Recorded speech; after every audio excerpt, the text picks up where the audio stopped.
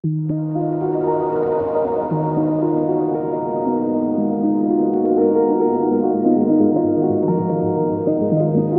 guys, it's Sarah. Welcome back to another video here on my channel. This is the compilation for all the videos I did talking about season 7 of the Vampire Diaries. Hope you guys enjoy!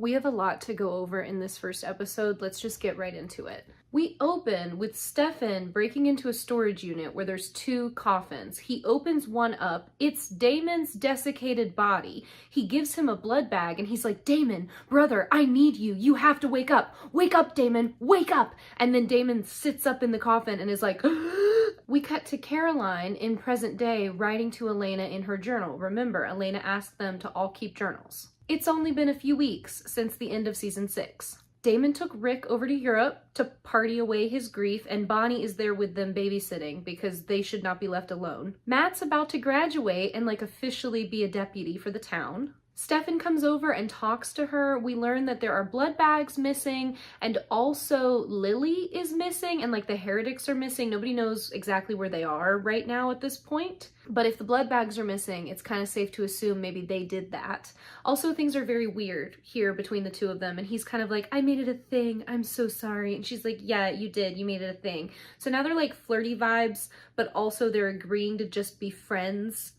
I'm sure that'll last a super long time. As Stefan walks away from Caroline, there's another girl also in the park writing on a bench in a journal. She's talking about how she's overwhelmed by the new world and she doesn't like it, and this is not the world she thought she was going to be coming back to. So it's safe to assume this is the first heretic that we're meeting. As she's walking across the street, she gets hit by a car, and then the couple that gets out of the car, the guy has been smoking, so he's like, "I'm so high right now, we have to just run away." And the girlfriend agrees, even though she wants to help. So they get in the car, they drive away. The heretic wakes up and is just like, "See what I mean? This place freaking sucks. These humans are the worst." We learn through this one, whose name is Valerie, that Lily has been keeping them kind of sequestered in this little house, and they're still on blood rations, and they're not really allowed to go anywhere. Let's meet them real quickly. Okay, so this is Valerie here. This is Beau. He doesn't talk. This is Mary Louise.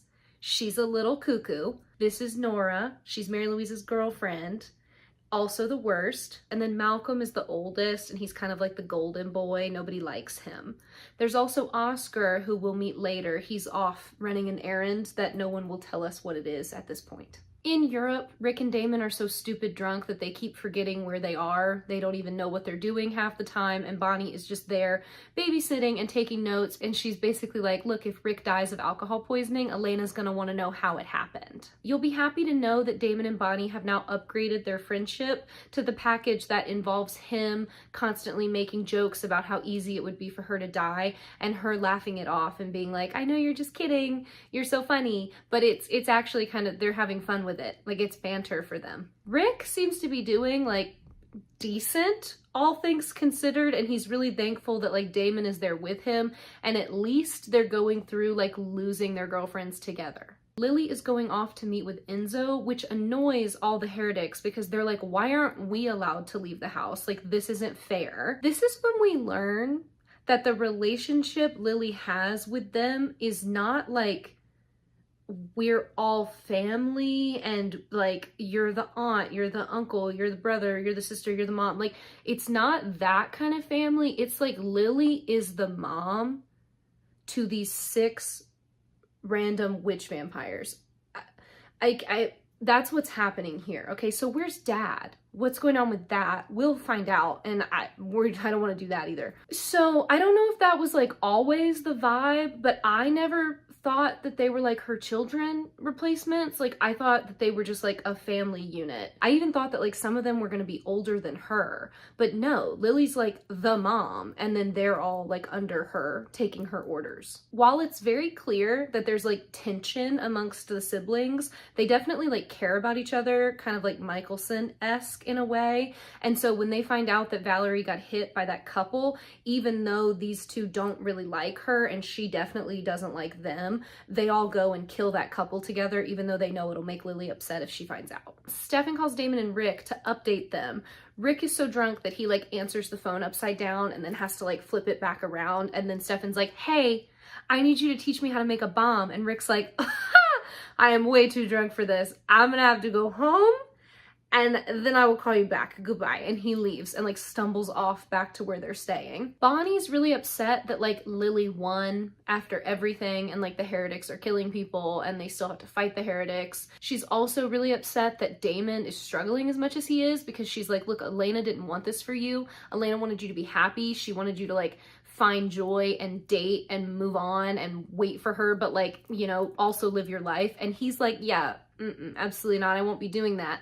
I'm in wallow in my misery mode, okay? I'm having a great time. He takes Rick's drink and finishes it and says that it's like the worst bourbon he's ever had. So she sips it and it turns out it's actually tea. We cut to Rick meeting with somebody that we can assume is a witch in secret. He's got this little red glowy gemstone and he's like, do you know what this is? He's basically trying to find a psychic medium or a witch that can connect to Jo in the afterlife so that he can tell her that he has the freaky glowy magic stone. This guy's a fake though, and so Rick and him get into a fight, and then the guy says maybe Jo is better off dead, so Rick beats the shit out of him. Lily meets with Enzo. She's also looking for that freaky magic stone that Rick has, and we know Rick has, and she is planning on sending Enzo after it. He's annoyed that he's like not part of the family yet, and she's like, in order for that to happen, you're gonna have to like completely turn your back on Damon and Stefan and like never be with them ever again. Can you do that? And because she's like super manipulative and kind of mean now, Enzo's like, yeah, I won't be taking orders from you, and he just refuses and leaves. Caroline's been watching the heretic house, so she now knows that Lily's gone and she's like, okay, Stefan, where's your homemade bomb? I need to go blow them up. So she goes over to the house pretending to be a neighbor bringing flowers while Matt sneaks in the back door and drops the bomb off. The girls, as I said, Nora and Mary Louise, they're kind of the worst. So they like stop Caroline and they're like, we really like your jacket. Give Nora your jacket. Wait a second, you didn't tell Nora that she looks good in the jacket. You can't leave without complimenting her. Caroline's playing along and pretending to be a human, but there's a 1-minute countdown on the bomb, so they need to get out of the house.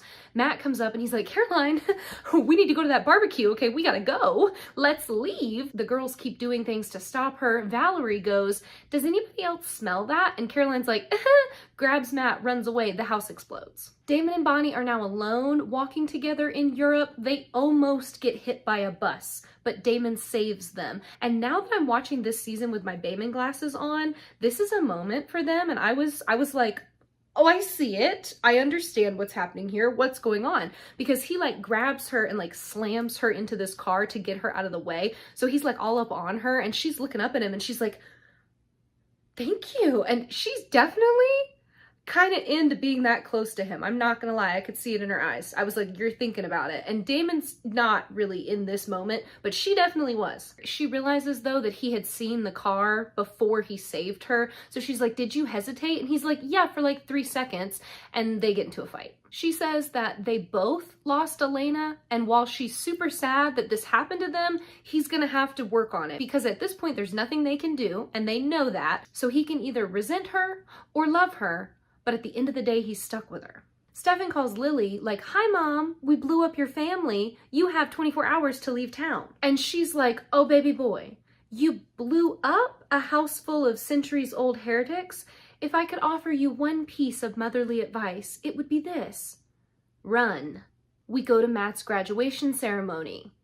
The heretic girls are there to attack. Find out like officially that Mary Louise and Nora are a couple. They hold hands, they have a moment. Mary Louise pulls away and Nora's like, it's the 21st century. It's okay. We're allowed to be together now. But clearly Mary Louise is still kind of like, yeah, I'm nervous though. So the girls do a spell that makes the sprinklers go off and then Valerie lights the water on fire. So it just becomes absolute carnage. Once everything's on fire, they start eating people. Bo and Malcolm also show up, so all the heretics are fighting the town right now and just killing everybody. Mary Louise and Nora attack Caroline specifically. Bo and Stefan are fighting. And then all of a sudden Lily shows up and she's horrified and she stops the fighting. She's devastated that the kids broke her rules and like went along with the fighting even though she gave them like strict instructions. And she's like, I sacrificed so much to be with you guys and this is how you repay me. This is how you treat our new town. So literally Matt's entire graduating class gets killed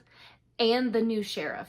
All gone. After, while everybody's getting cleaned up, Caroline and Stefan have a moment where he's got like a splinter in his neck and she has to like dig it out, and it's definitely getting flirty for them. Then we get like a joint perspective scene of Caroline and Matt updating Elena in their journals. They basically like made a fake evacuation plan for the town. They lied and said there was like an accident in the mines under the town and that's what started the fire, and so now everybody has to leave, and they just like force evacuated the town.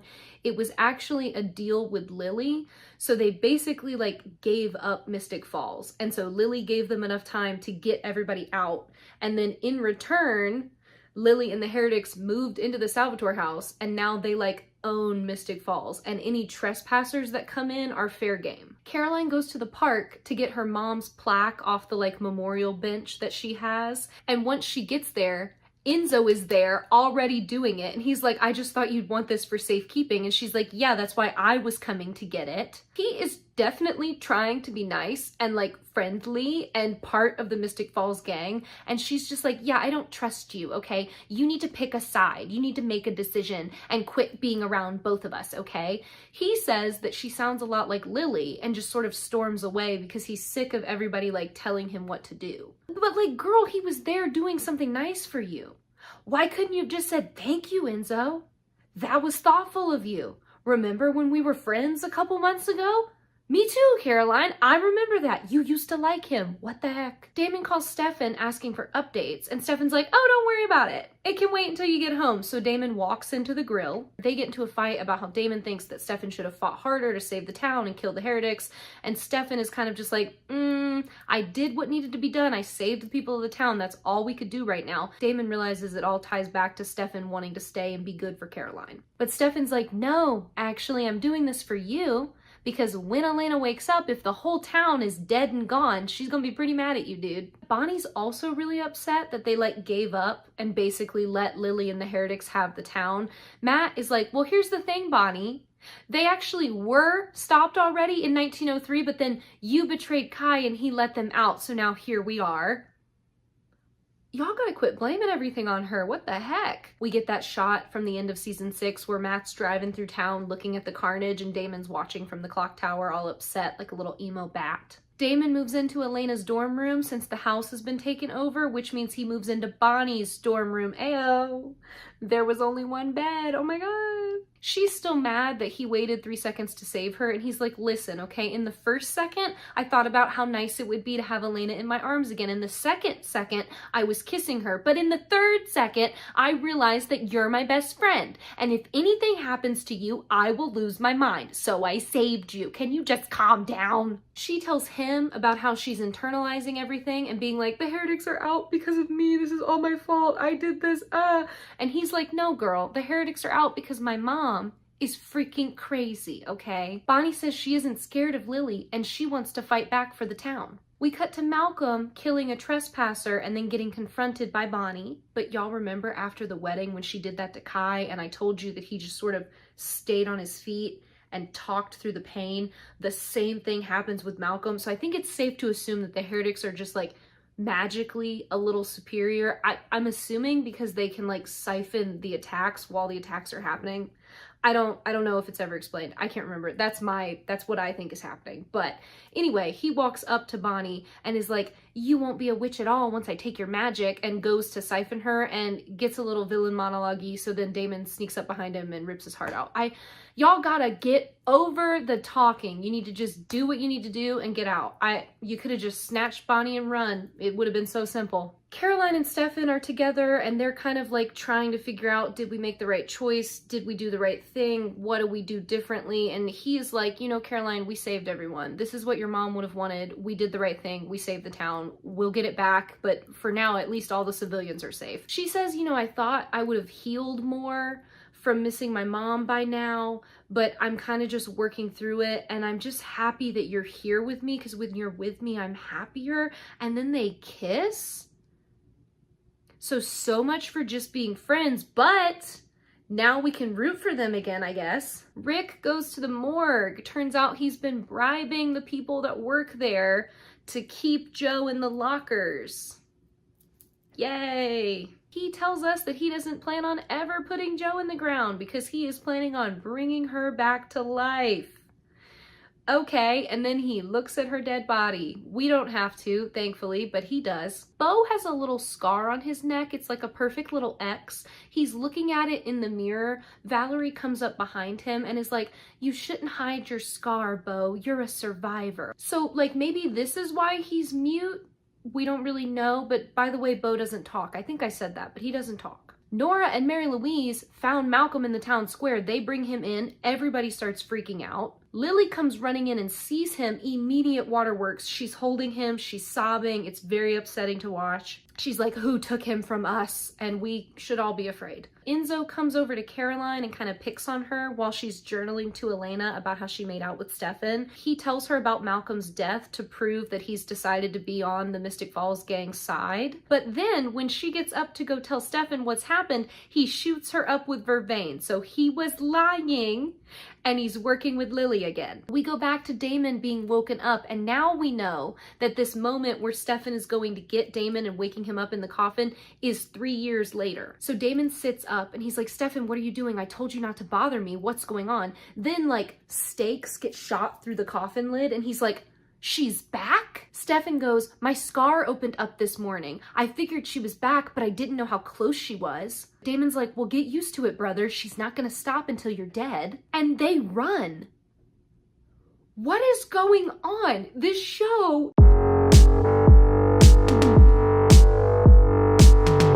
Okay, we open with another 3 years in the future flash forward. Caroline's working at a morning show. She gets told by her personal assistant that her fiance called and he wants to know if they can plan a trip near the wedding date to go back to Mystic Falls. She's like, he knows we can't go back there. What are you talking about? We go back to present time when the town's been evacuated. Some kids break in and are doing like Blair Witch style footage of like exploring the ghost town. They try to break into Elena's crypt, but then they get attacked. Matt shows up to save them from the heretics, but then he ends up getting knocked out, and then he wakes up still in the cemetery, but he's been like drained of blood. He's got like a little tourniquet on his arm. Rick is back at the college teaching. His class is now full because everybody wants to know what's going on in Mystic Falls, and remember, he teaches occult studies, so they're coming to him to be like, is it vampires? Is it ghosts? Is it witches? What's going on? He says everybody's fascinated by it because the reality of death is the most unbelievable thing of all. Bonnie and Rick talk. He lets us know that the heretics have now killed 10 trespassers. She's checking on him because she found out that he's trying to talk to Joe in the afterlife, and she's like, why didn't you just come to me first? At first he's like, you know, I'm over it, I've moved on, it's not a big deal. But then she wears him down and he's like, okay, so do you know what a phoenix stone is? Stefan's on patrol in town, making sure there's no trespassers around. He almost hits Beau with his car, and then when he gets out of the car, Beau attacks him so that Lily can come and talk to Stefan. He actually didn't know about Malcolm's murder yet because it was Damon and Bonnie, so he didn't have anything to do with it. Lily believes him, but she's like, I just wanted to tell you so that you would understand why we did what we did. We cut to Enzo tying Caroline up with vervain ropes. She's obviously uncomfortable, but he's like, just be glad it's me because the heretics are freaking crazy. She's a dummy, so she tricks him into loosening her ropes by being like, Enzo, this really hurts. Please, can you loosen them? So he comes back over because he's nice and he loosens the ropes a little bit. And what does she do? She grabs him around the neck with them and snaps his neck. Girl, on her way out, she gets stopped by the demon girls. Damon has moved out of the dorm and now he's living at the Lockwood house. Stefan confronts him and is like, dude, I cannot believe you were stupid enough to kill Malcolm. Now they have Caroline, you big dummy. So Damon goes running over to Lily to beg her to take him in Caroline's place, but she refuses. Also, Damon can't get inside the house anymore because Lily changed the deed, so now somebody else owns the house and they can't get in. Rick shows Bonnie the Phoenix Stone, but she's not really vibing with it. She's like, what does it do? You think it can bring her back to life? I don't think so. He like straight up snuck into a museum when they were in New York and stole it, guys. That's how like in this he is. She tells him it's pretty, but she can't really feel any magic when she holds it. Then she tries a spell because she's like, sometimes witches will like hide magic in the object. So I think she's like trying to break it open or something. But when she goes to mess with it, she gets these like crazy visions of people like covered in blood and dying and screaming with those weird little X scars on them. She tells him that she's pretty sure whatever magic's inside the stone is evil and they should quit messing with it. And this is when us and Bonnie realize, oh, Rick already knew that. That's why he didn't tell Bonnie. Okay. Stefan is now planning to sneak into the house via the tunnels, but they can't do that because they will not be able to get into the house until they figure out what human now owns the house and kill them. Damon's having a lot of fun fighting with Lily. He's like, it's so good to have a distraction, a nemesis, an arch enemy. Can we just take a minute to imagine how funny it would have been to have the entirety of season 7 be him and Kai fighting with each other? I want you to just imagine the pettiness that would have ensued if we would have just gotten a whole season of these two just being like, and I did this stupid thing to you, and then I did this stupid thing to you, over and over again. And then Bonnie's just in the middle, like, oh no, which one do I pick? I'd have watched the shit out of that. Anyway, Stefan says that in this situation, Damon is still the villain, and he's certainly not going to take his side in the Lily-Damon fighting. Mary Louise and Nora now have Caroline strung up in their room to torture her while they wait for the funeral to start. Nora comes in wearing an out-of-fashion dress. Caroline laughs. It upsets Nora. Mary Louise is crazy, so she stabs Caroline with a eyeliner pencil multiple times. She only stops when Caroline is like, look, Elena used to live here. I'm sure her stuff will fit Nora. Just let her wear one of her dresses. Enzo isn't allowed to go to the funeral because they need somebody to watch the house, and he's having a really hard time listening to Caroline scream and cry. Damon and Bonnie catch up. He tells her about Caroline. She tells him about the stone. Once again, she blames herself because she's like, if I wouldn't have been okay with you killing Malcolm, then Caroline wouldn't have gotten captured. You guys remember when I said that Kai being like, so I guess what I'm trying to say is, it's all your fault, probably wouldn't like affect her in any way? I lied. Bonnie goes to Matt to try to get his help in the Caroline situation. Remember when they bled Matt out? Yeah, it turns out that they didn't just do that for funsies. They like got the vervain out of him, tricked him into agreeing to sign the house over into his name, and then compelled him to never let the boys inside and also forget that all of that had happened. So that's fun. So now Bonnie needs to stop his heart so that the spell can go down when he dies, and then obviously she'll bring him back again. It's that thing she used to do to Jeremy for fun. Valerie goes to Caroline and gives her a book to stand on so that she's not just like hanging from the ceiling anymore. She offers to help because she also doesn't like Nora and Mary Louise, and we know this already, so us and Caroline were like, okay, nice.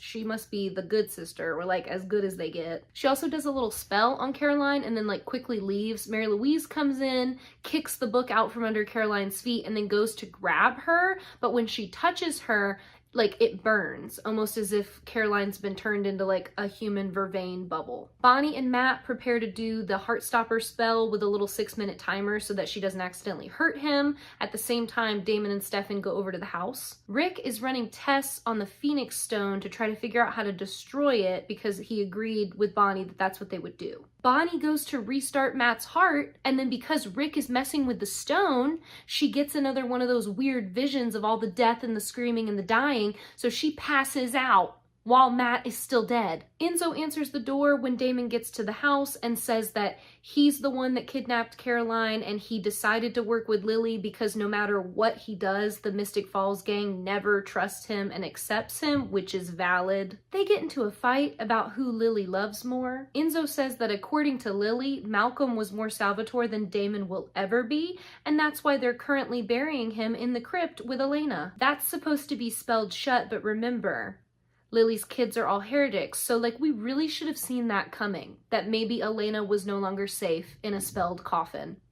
That probably should have been something we figured out a while ago. At the crypt, Lily orders the kids to go in, get the coffin, get Elena out of the coffin, and dump her body in the falls. Lily goes, she can spend the next 60 years of her life underwater. Bonnie wakes up next to a still dead Matt Donovan and quickly restarts his heart. Thankfully, he wakes up, or not thankfully, depending on how you guys feel about him. I go back and forth. He's annoying. Is it funny that he never dies? A little bit. It's a little funny to me that he just never freaking dies. He should have a long time ago, but he's not going to. Stefan gets in the house and saves Caroline, but he can't touch her either, so how's he gonna carry her out? Damon's over in the cemetery now, so he is not there to help Stefan with Caroline. He sees that the crypt's been broken into and the coffin is gone. He starts breaking stuff, and Lily is like, oh, you always threw the worst tantrums. She tells him that they put Elena under a cloaking spell, and now she's the only one who knows where she is. She picks on him a little bit with this like memory story where she's like, remember when you broke my vase?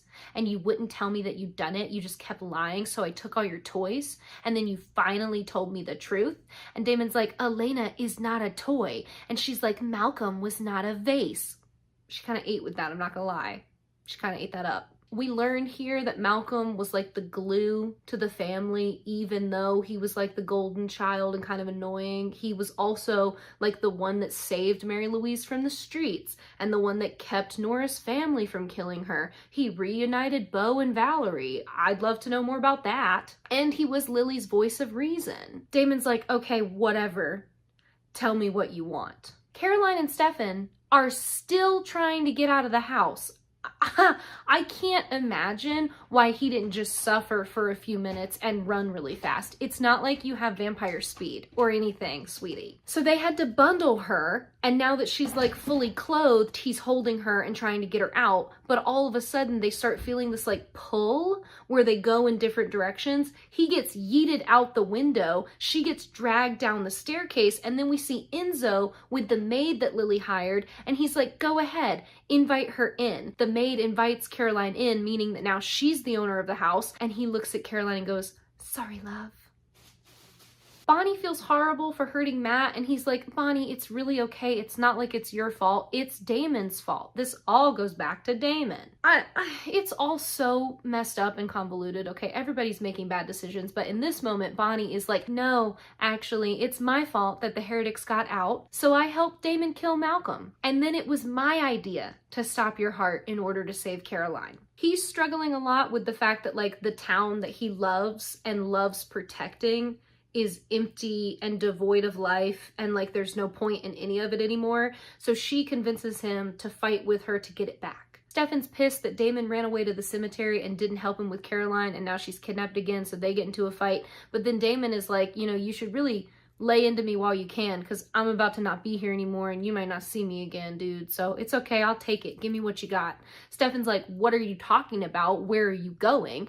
Turns out Damon made a deal with Lily. She will give him back Elena as long as he leaves town and never comes back. They realize, though, that Lily's actually punishing both of them to ensure that they fight. So that's why they took Caroline, because now Stefan's mad at Damon. Stefan is like, oh, okay, well then let's just not fight. And Damon's like, no, better plan. This is why I'm the older brother. You're gonna go to mommy and you're gonna play nice and you're gonna pretend to hate me so that you can get on her good side. And I am gonna go get that sixth brother that's missing, and I'm gonna use him as a bargaining chip to get Elena and Caroline back. Rick lies to Bonnie about destroying the Phoenix Stone and goes back to the morgue. Thankfully, instead of using Joe's body for this, he just walks over to a random cadaver on the table, pulls back the sheet, puts the Phoenix Stone on the person's chest. They wake up. Then when he takes the stone away, they die again. Enzo is in the Salvatore living room playing guitar. Kill me now. Lily comes to sit with him and she's like, listen, you really helped us out today. Would you like me to move Caroline to your room so that the girls leave her alone and you can have her? And he's like, no, actually, I don't care what happens to Caroline, okay? She can be with the girls, it's fine. He asks if she considers him part of her family, and she assures him that she does. She loves him just the same as all the other heretics. oh, I don't even want to say this next part. He looks her dead in the eye and is like, that's the problem, Lily. I don't want to be treated like one of your children.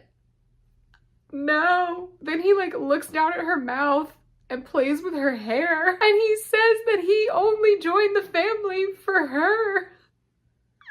I need to leave. She is shocked, like also a little into it. She's like, oh, he is cute though, okay. As he walks away, still holding his guitar, he's like, I'm taking a guest room in the East Wing, and just disappears.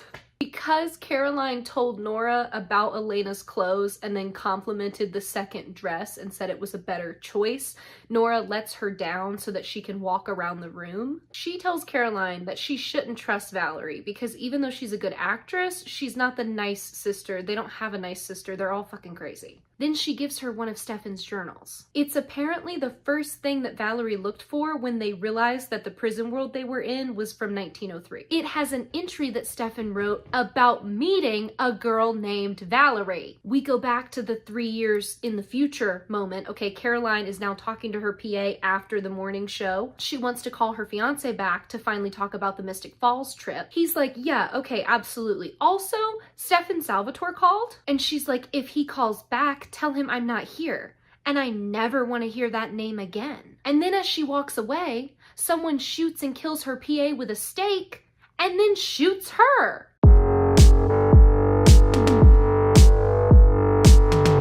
All right, we open this one still in 3 years from now mode. Stefan calls Tyler. He's trying to get a hold of Caroline, and Tyler's like, I don't want to get in the middle of whatever you guys have going on. And Stefan is like, no, you don't understand. My scar opened up and someone needs to tell Caroline. Tyler's like, yeah, okay, I'll tell her. You need to start running, Stefan. Stefan torches his little red car, but saves his journal before the car explodes. In the present day, Bonnie's writing to Elena to fill her in about how Lily kidnapped her and now they don't know where Elena's body is. But also she's still having those weird visions of the death stuff from the Phoenix Stone, and every time it happens, she like loses time to the visions. Rick is being shifty, and now Damon is staying with him to hide from Lily. So Damon just keeps moving houses. Bonnie comes over to make sure that Rick actually destroyed the stone. He lies again. Damon invites them to Myrtle Beach because he's ready to go find Oscar, which is that missing 6th heretic brother. Caroline is now reading all about Stefan's time with Valerie while Nora and Mary Louise torture her for funsies. Stefan calls to check on her and she asks him who Valerie is, and he's like, what? Are you talking about one of the heretics? Valerie comes in and takes the phone from Caroline and then also starts torturing her a little bit. Stefan is like, Caroline? Caroline, are you there? What happened? And then gets off the phone and sees Lily outside trying to learn how to drive. He pretends to be mad at Damon to see if he can soften her up to freeing Caroline, but it's not really enough. Then he asks if one of the heretics is named Valerie, and she's like, yes, actually. Valerie worked in Lily's TB ward, so Lily knew her first. Turns out Lily sent her to see Stefan. So we get a flashback of Stefan at the town fair in Mystic Falls and Valerie showing up and him meeting her. Caroline then wakes up with Valerie and is like, look, can you just tell me what happened? Like, who were you to Stefan? And Valerie is like, oh, I was Stefan's first love. I'm sorry? Lily is walking back / giving us a little bit more detail about the whole, like, I deserted my kids arc, but now she's saying that when she was getting ready to go to Europe, she needed to know that they were safe, so she sent Valerie to check on Stefan to ensure that he was doing okay before she left. Also, she had a boyfriend, and that's why she was leaving to go to Europe, was because of the boyfriend. All we learn about him right now is that his name is Julian, and he's the man you're not supposed to fall for. Oh God, I don't like him. We get another flashback where we can see Julian being weird. He's at this fair too, doing like a kissing booth thing, even though at this point, we can assume he's still dating Lily. I don't like this guy. He's being all weird, watching Valerie and Stefan talk to each other. Stefan assumes that Julian must be her dad, and she's like, yeah, no, absolutely not. But Julian is like, you know the rules, like Lily told us not to get too close to him. You're breaking the rules. You need to come home with me. We need to leave. Valerie tells Julian she's got it under control and he's overreacting, but then back in present day, she tells Caroline, yeah, no, I absolutely lied. I was down bad for Stefan immediately. Upon meeting him, I was like, that's the man I want to marry. That's my little human golden retriever. Sign me up. Caroline initially is like, I've actually heard this story before. Catherine Pierce did the same thing. She had to compel him into loving her too. Valerie's like, joke's on you. I wasn't a vampire yet. I was just a witch, exiled from my coven. She had a little amulet though, okay, that had magic in it that she could siphon from in case of emergency. Oh, okay. So we do, in fact, have a historical record of safely giving the siphons away to draw power so that they don't feel like they're not witches. I wonder if we have record of that in the coven archives. I can't stand your ass. I hate you, dude. Back at the fair, Valerie and Stefan use her magic to hide from Julian so that he can't catch them. They go off together and Caroline's like, so what happened next? And Valerie's like, I'm not gonna tell you that initially. And then when Caroline pushes her, she's like, okay, I was Stefan's first time. Get it off my screen. We have to watch. Damon, Rick, and Bonnie have gone to Oscar in Myrtle Beach. The plan is for Bonnie to use a spell, Rick to shoot him with some vervain, and then Damon's gonna snap his neck so they can kidnap him. But Bonnie would also like to see if he can siphon away the visions she's having, since the visions are magic. That's a good plan. It will probably work. The siphon powers, they can kind of do anything, so I'm sure it'll be fine. They go to the hotel that Oscar's staying at. Oscar opens the door, and instead of freaking out, he's like, whoa, Damon, Salvatore, you're alive? Oh my god, bro, come in. This is incredible. Inside the hotel, he's got body after body after body. He's just been eating people for several days. He turns to Rick and he's like, friend with the vervain gun, could you holster that so I can feel a little bit more comfortable? Thank you. He says, of course he knows who Damon is. He's Lily's son. So when Valerie was sent to check on Stefan, Oscar was sent to check on Damon. He's a weird little dude, guys. He's got fun energy. I really like him. Also, he's hiding from Lily. That's why he's in Myrtle Beach. Stefan is now teaching Lily how to drive. He says that Valerie was just a distraction to the pain he was feeling about losing Lily and then Damon going away to war. We get a flashback to post-hookup where he takes Valerie to Lily's grave and he tells her that like he brings flowers every day. It's been 6 years, but he's still trying to like repent for his failures. We learn that the day Lily was taken to the sanitarium, he was sent to like get flowers for her tea and he didn't get home in time. And by the time he got home, she'd been sent away because she'd gotten worse. And he's always believed that if he had just run a little faster, he could have saved her. Valerie is like, oh, no, clearly your dad lied to you because the flowers he sent you after don't have any medicinal properties, okay? So you could not have done anything with those. Also, you were 10, so I'm sure he just wanted you out of the house so you didn't have to watch. That sucks, though, that you didn't get to say goodbye. Your dad sucks, dude. Yeah, he does. You guys remember Giuseppe? The worst guy around. I mean, bad fathers.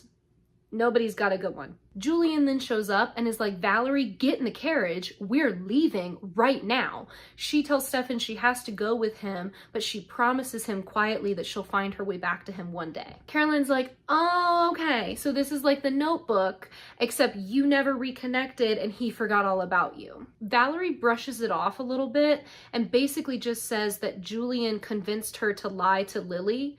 And she says like, no one's ever been able to not give Julian what he wants. So basically, she just got on the boat with the family and went to Europe and left Stefan behind. Oscar tells the trio that he has been just doing whatever he wants for a while now because he doesn't want to be with Lily and the family. He just wants freedom. They tell him that if he'll siphon away Bonnie's visions, they will not tell Lily where he is. And he's like, absolutely, come here, Bon Bon. And he takes Bonnie's head and starts siphoning the visions away. It works.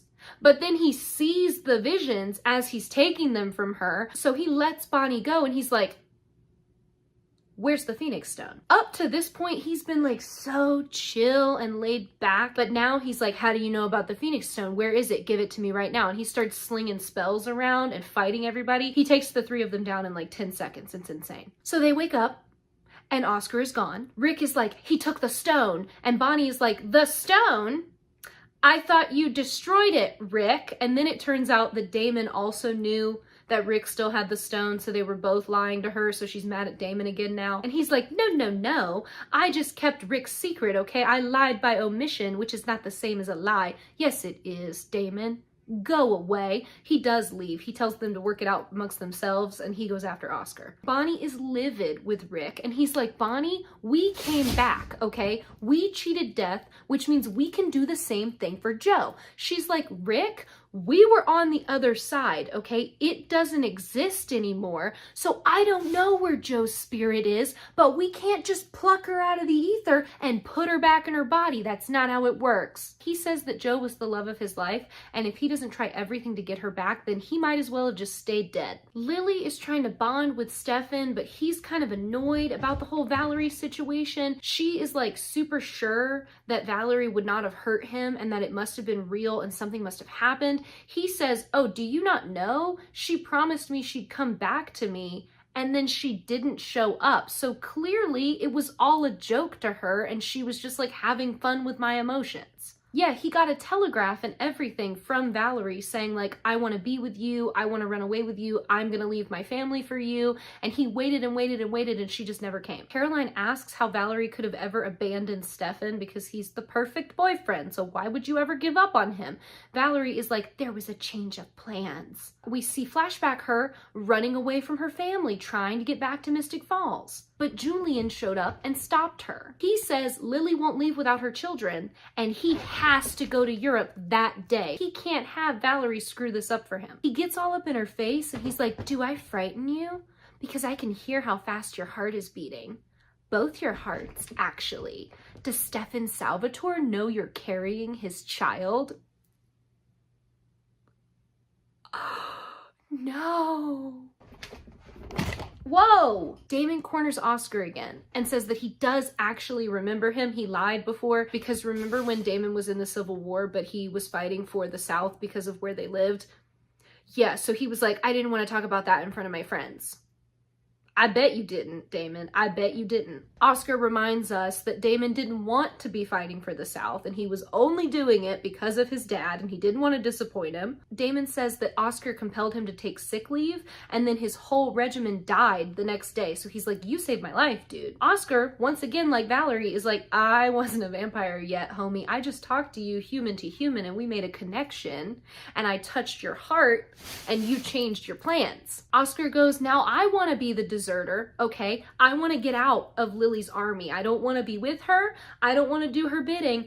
I just want to vibe, all right? I just want to have a good time and enjoy my life. Let me go and we don't have to fight anymore. He also gives him like a little piece of advice and he's like, a lot of people want the Phoenix Stone and you are better off far away from it. They get into a fight. Oscar's absolutely gonna win, but then Bonnie shows up and she's on like X Games mode, so she does like a really scary spell on him, and then Rick shows up, shoots him up with Vervain, and they knock him out. Bonnie finds the stone on Oscar, gives it back to Rick, and is like, never lie to me again. Caroline's still locked up reading the journal.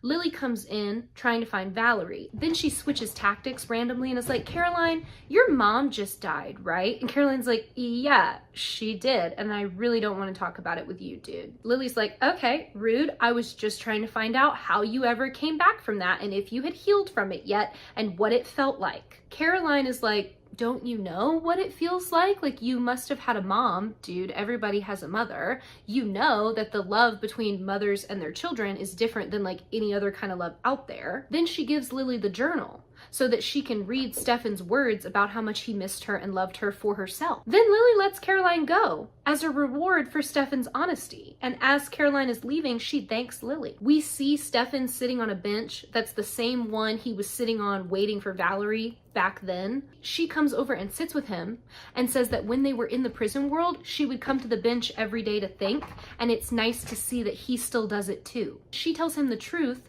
which is that when Julian came and stopped her from leaving that night, He beat her and he knocked her necklace off and it broke so she couldn't get to the magic, so she was defenseless. He killed the baby and she nearly died, and then she woke up on the boat. Julian had lied to Lily and said that he found her like that and was like, oh my God, Valerie got robbed and mugged. This is terrible. We need to go to Europe. Lily gave her her blood to heal her, and so Valerie's better, but now she's trapped under this like truly unhinged man that's like very evil. And Lily is like so smitten with him, okay? She just thinks he's the best and trusts him completely. Trigger warning once again for self-harm. Valerie so badly didn't want to live under Julian's thumb that she took laudanum and then drowned herself in the bathtub, but I don't know how she didn't realize she still had Lily's blood in her system, so she wakes up and she's the first heretic. I take back what I said about Lily being smart and coming up with this idea on her own. Turns out it was an accident. Anyway, Valerie tells Stefan that she's so sorry for everything. And then we see that she's actually been cloaking herself. So this whole time she was talking to him, he didn't know she was there. I actually kind of love that scene specifically, not gonna lie. Bonnie is now helping Rick, but she explains to him that because Joe's spirit is not just like waiting behind a veil for them, they are straight up doing necromancy in the woods. Then Rick takes Bonnie to the morgue and shows her Joe's body to be like, I've been paying off the workers so that we can keep her preserved. She's still in there, I know it. It's so upsetting. He assures Bonnie that he knows what he's getting into, but he can't do it on his own, and she agrees to help him. Damon calls Lily to be like, I have Oscar. Unless you give me Elena, I will kill him. He tells her that he has a new family too, and he'll do anything to protect them.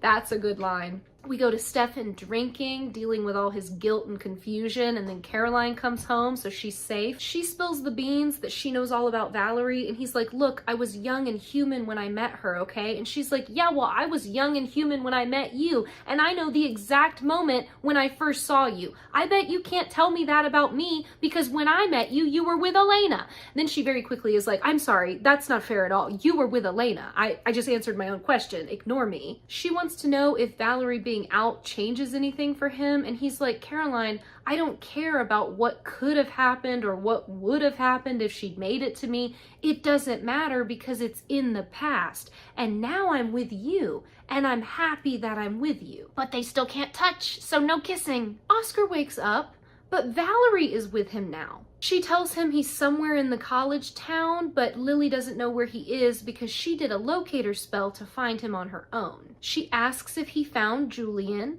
which is what he was sent away from the family to do. He says, yes, I did in fact find him weeks ago, but I have been hiding from everyone because I wanted to party. She also kind of plants the idea in his head to like bargain chip Julian's location in order to get out of the family, and he's like, sister, that is a brilliant idea. I will in fact be doing that, thank you. She tells him he has a sweet soul and he's been a very good brother to her, and then she reaches into his chest and rips out his heart and says, but Julian is the devil and I can't risk Lily finding him. Y'all, I told you I don't watch this season every time, so I definitely forgot about the Valerie and Stefan arc. Completely slipped my mind. Forgot Oscar. Forgot he died in the first episode we meet him in. Completely forgot that. So when he showed up, I was like, oh, am I gonna like this one? And then I was equally devastated when he died. And also I forgot Julian because I blocked that MFer out. I don't like him. I don't like him. I don't like him.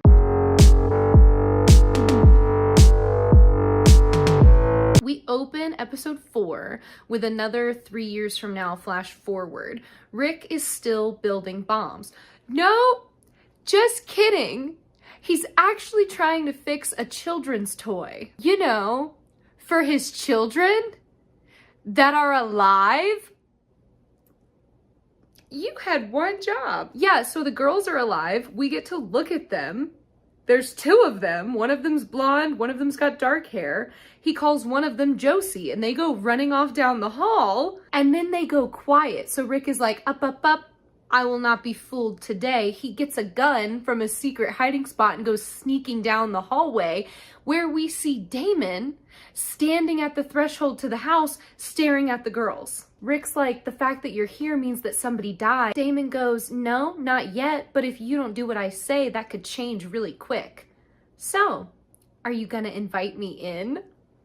Present day, we see Rick at the morgue with Joe's body. He tells the worker that he needs the place to himself for the day and like bribes him off with more money. Lily calls Damon asking to hear from Oscar before she gives Elena back to him. He goes into the building and finds Oscar's dead body stuffed in a closet. Stefan is upset with Damon for making all of these ridiculous decisions about how to get Elena back and like getting them in more and more trouble. So now he's refusing to help. Enzo walks into the Salvatore kitchen to find Valerie making breakfast for Oscar since he's supposed to be coming home that day. And Enzo is like, that's so sweet, especially given how late you got home last night.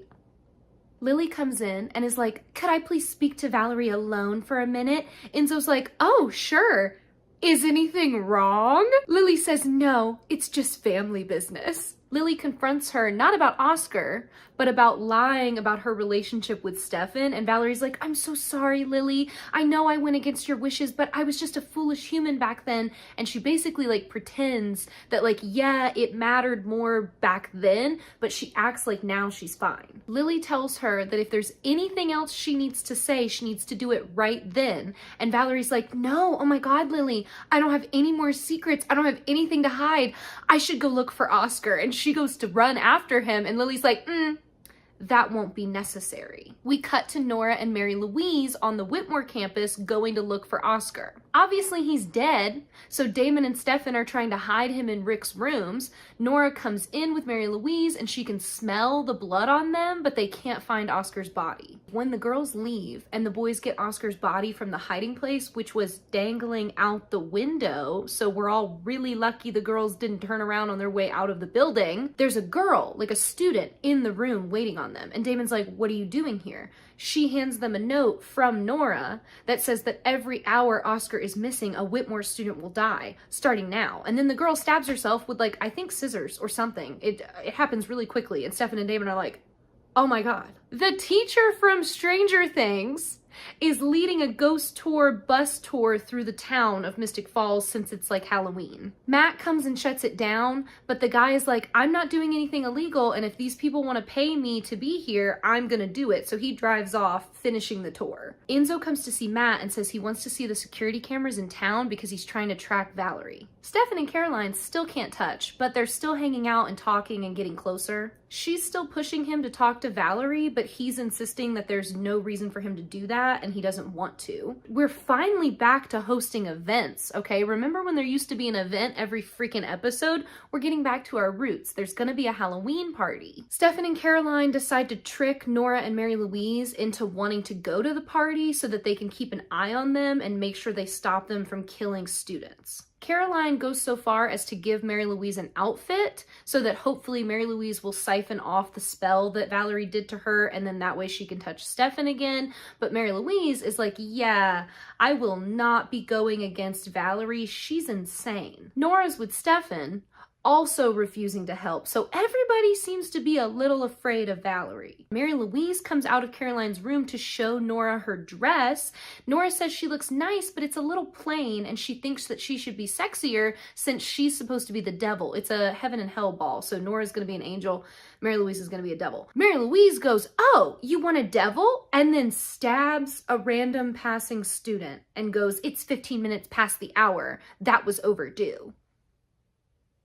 I don't think Valerie's the one I'm scared of. We go back to Rick and Bonnie standing over Joe's body, trying to figure out what spell they need to use to make the stone work. But then Damon comes stumbling in with Oscar and he's like, we need to start here, please. At the party, Caroline tells Stefan she wasn't sure if she could count it as their first date. And he's like, this is definitely our first date.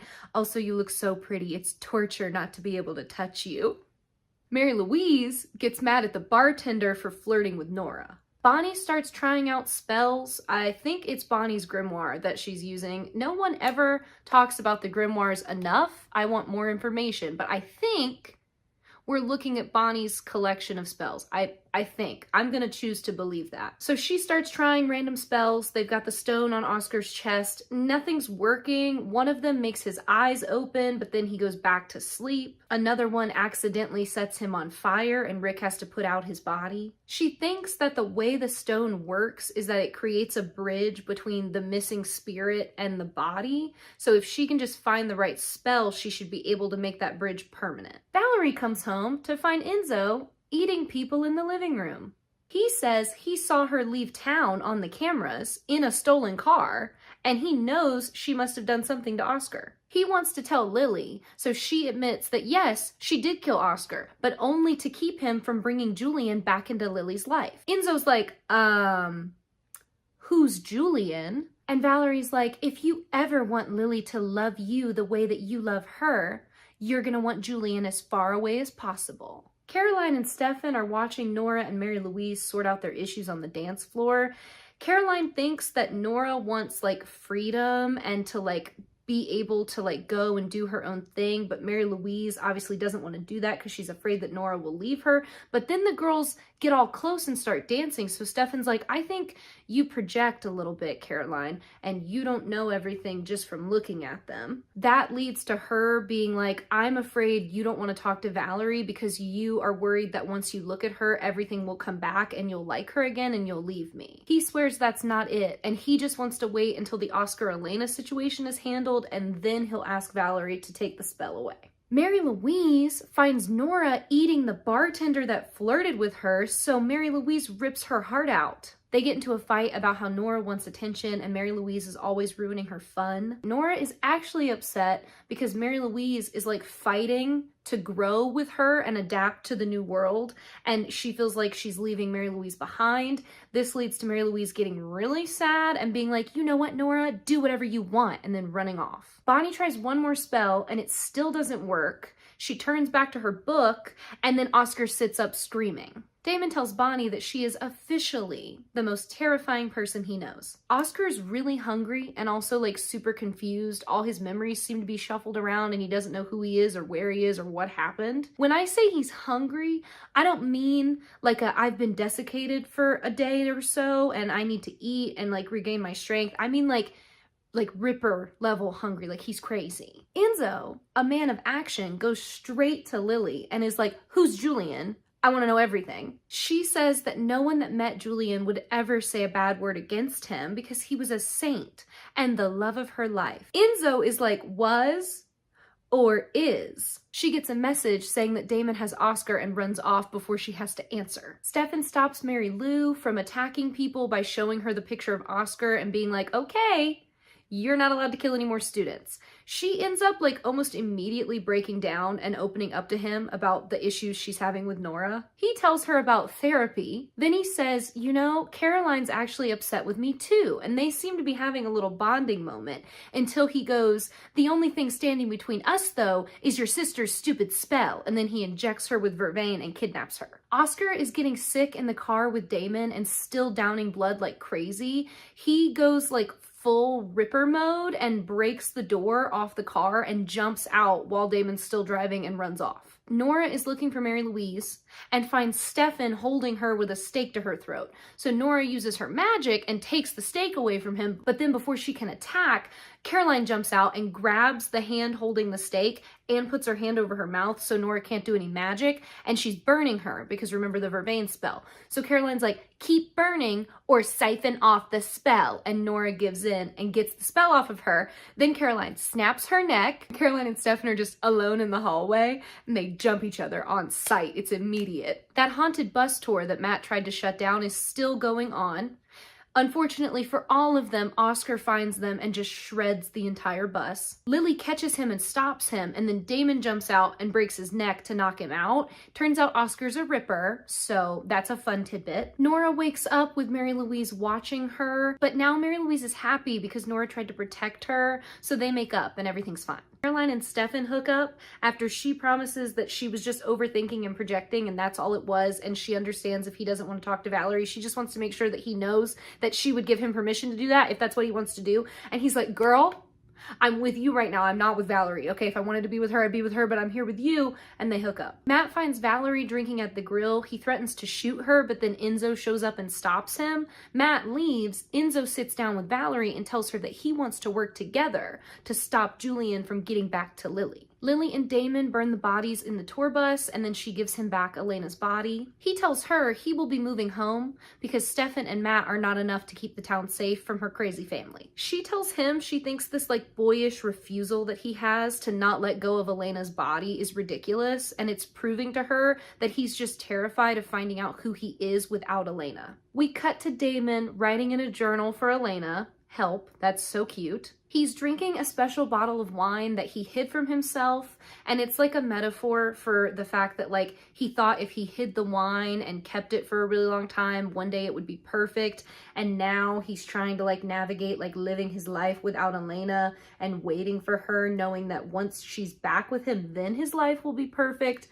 Let that make sense if you want it to. It doesn't matter. Basically, he's decided he agrees with Lily and he needs to figure out who he is without Elena, because up until now, that person was a bad friend, a bad brother, and a bad son. But he believes that Elena rubbed off on him enough that he could try to be a good person without her, and he wants to do that. We see Bonnie with Rick doing that spell that worked on Oscar on Joe. Lily is taking care of Oscar, who is still sick. And Tyler takes Elena's coffin away. Damon reminds Elena one more time that she's still with him, even if her body is far away, and his heart will always be in the coffin with her. And then Joe opens her eyes and looks at Rick.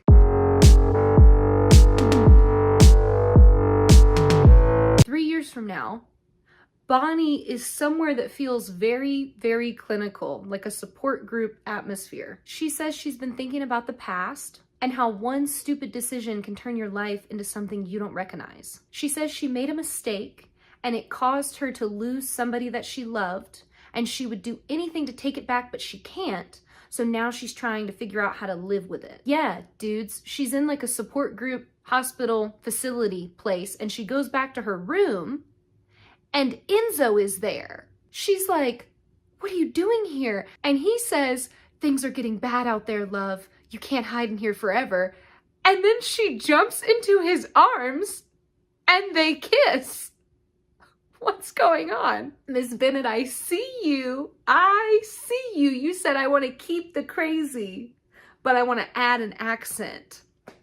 I see you, girl. We're going to get into this, but I'm just going to say what I've already said on TikTok, which is that it's absolutely unhinged behavior after everything she did and said to my boy in season 6 for her to be making out with Enzo and be best friends with Damon and kind of flirt with him every once in a while. It's just crazy unhinged behavior, girly pop.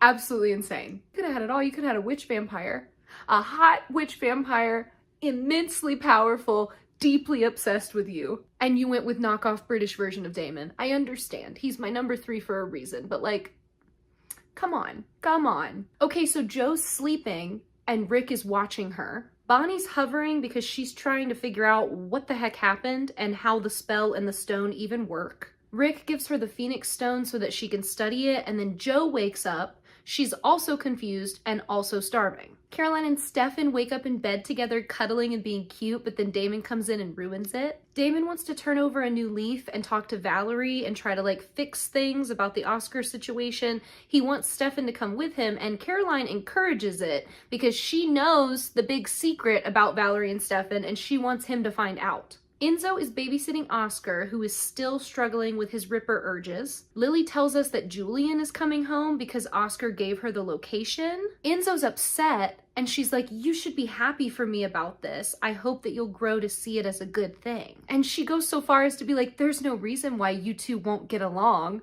Girl, be so for real right now. Valerie is hunting for Julian. Damon wants to find out why she killed Oscar. She admits it, but instead of bringing up Julian, she attacks him, and then Stefan shows up and stops the fighting. Caroline's frantically studying, trying to pretend like Stefan and Valerie aren't off in a car together. Bonnie comes in and picks on her about finally being with Stefan, but then also makes some jokes about how she needs boy help. And she's like, "Miss Cuddles is starting to judge me, okay? She knows that I need a man in my bed, but we can't find one." Put the bear down, Bonnie. Put it down. Valerie explains to the boys that Julian was like super evil, ripper monster dude, but Lily refused to see him for who he was, and so she just believes that he was this perfect saint. Damon brings up that Stefan was absolutely crushed and wrote like 10 pages about how much he missed Valerie and didn't want to lose her when Valerie left him back in 1903. Stefan is like, it's not like she cares one way or another because this is all a big joke to her. And Valerie's like, can we please just drop it? Jo is settling into being home with Rick, but she still has no memories or like a good grasp of the world. Like she doesn't know what a TV is or takeout. She's just deeply confused. Also, she eats meat now, and I hate that for her, but I will say that Rick tries to be like, honey, you don't eat meat, don't do that. And she's like, why wouldn't I eat meat? And she eats it anyway. But then Rick cuts his hand and she goes into doctor mode and she's like, oh, it's not serious. Do you have any bandages? I can fix it for you. And like handles his wound. Stefan calls Caroline to keep her updated on how the trip is going, and from the background, Damon is like, do not worry, Caroline. I've implemented a no hanky-panky zone, okay? Stefan and Valerie will not be falling for each other on my watch. Valerie then catches Stefan asking Caroline out on a date that night, and she gets upset. Then she tells the boys that they're stupid, and Julian is not alive, he's already dead. They just need to burn the body.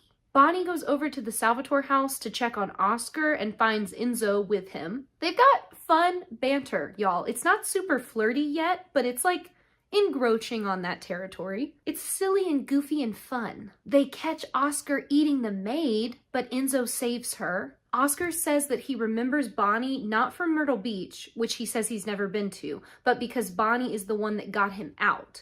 Then he sees the Phoenix Stone. She asks him if he knows what it is, and he's like, there. You got me out of there. Valerie, Stefan, and Damon get to the location where Julian's body is being kept. It's a freaking coffin emporium, so they have to open all of them to find him.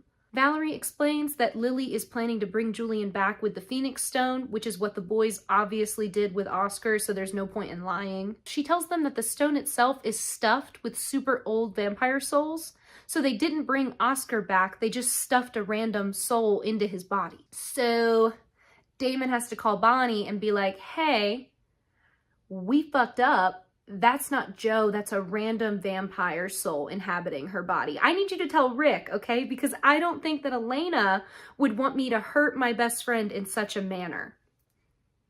Remember when you said you were going to stop being a selfish friend? Damon, what happened there?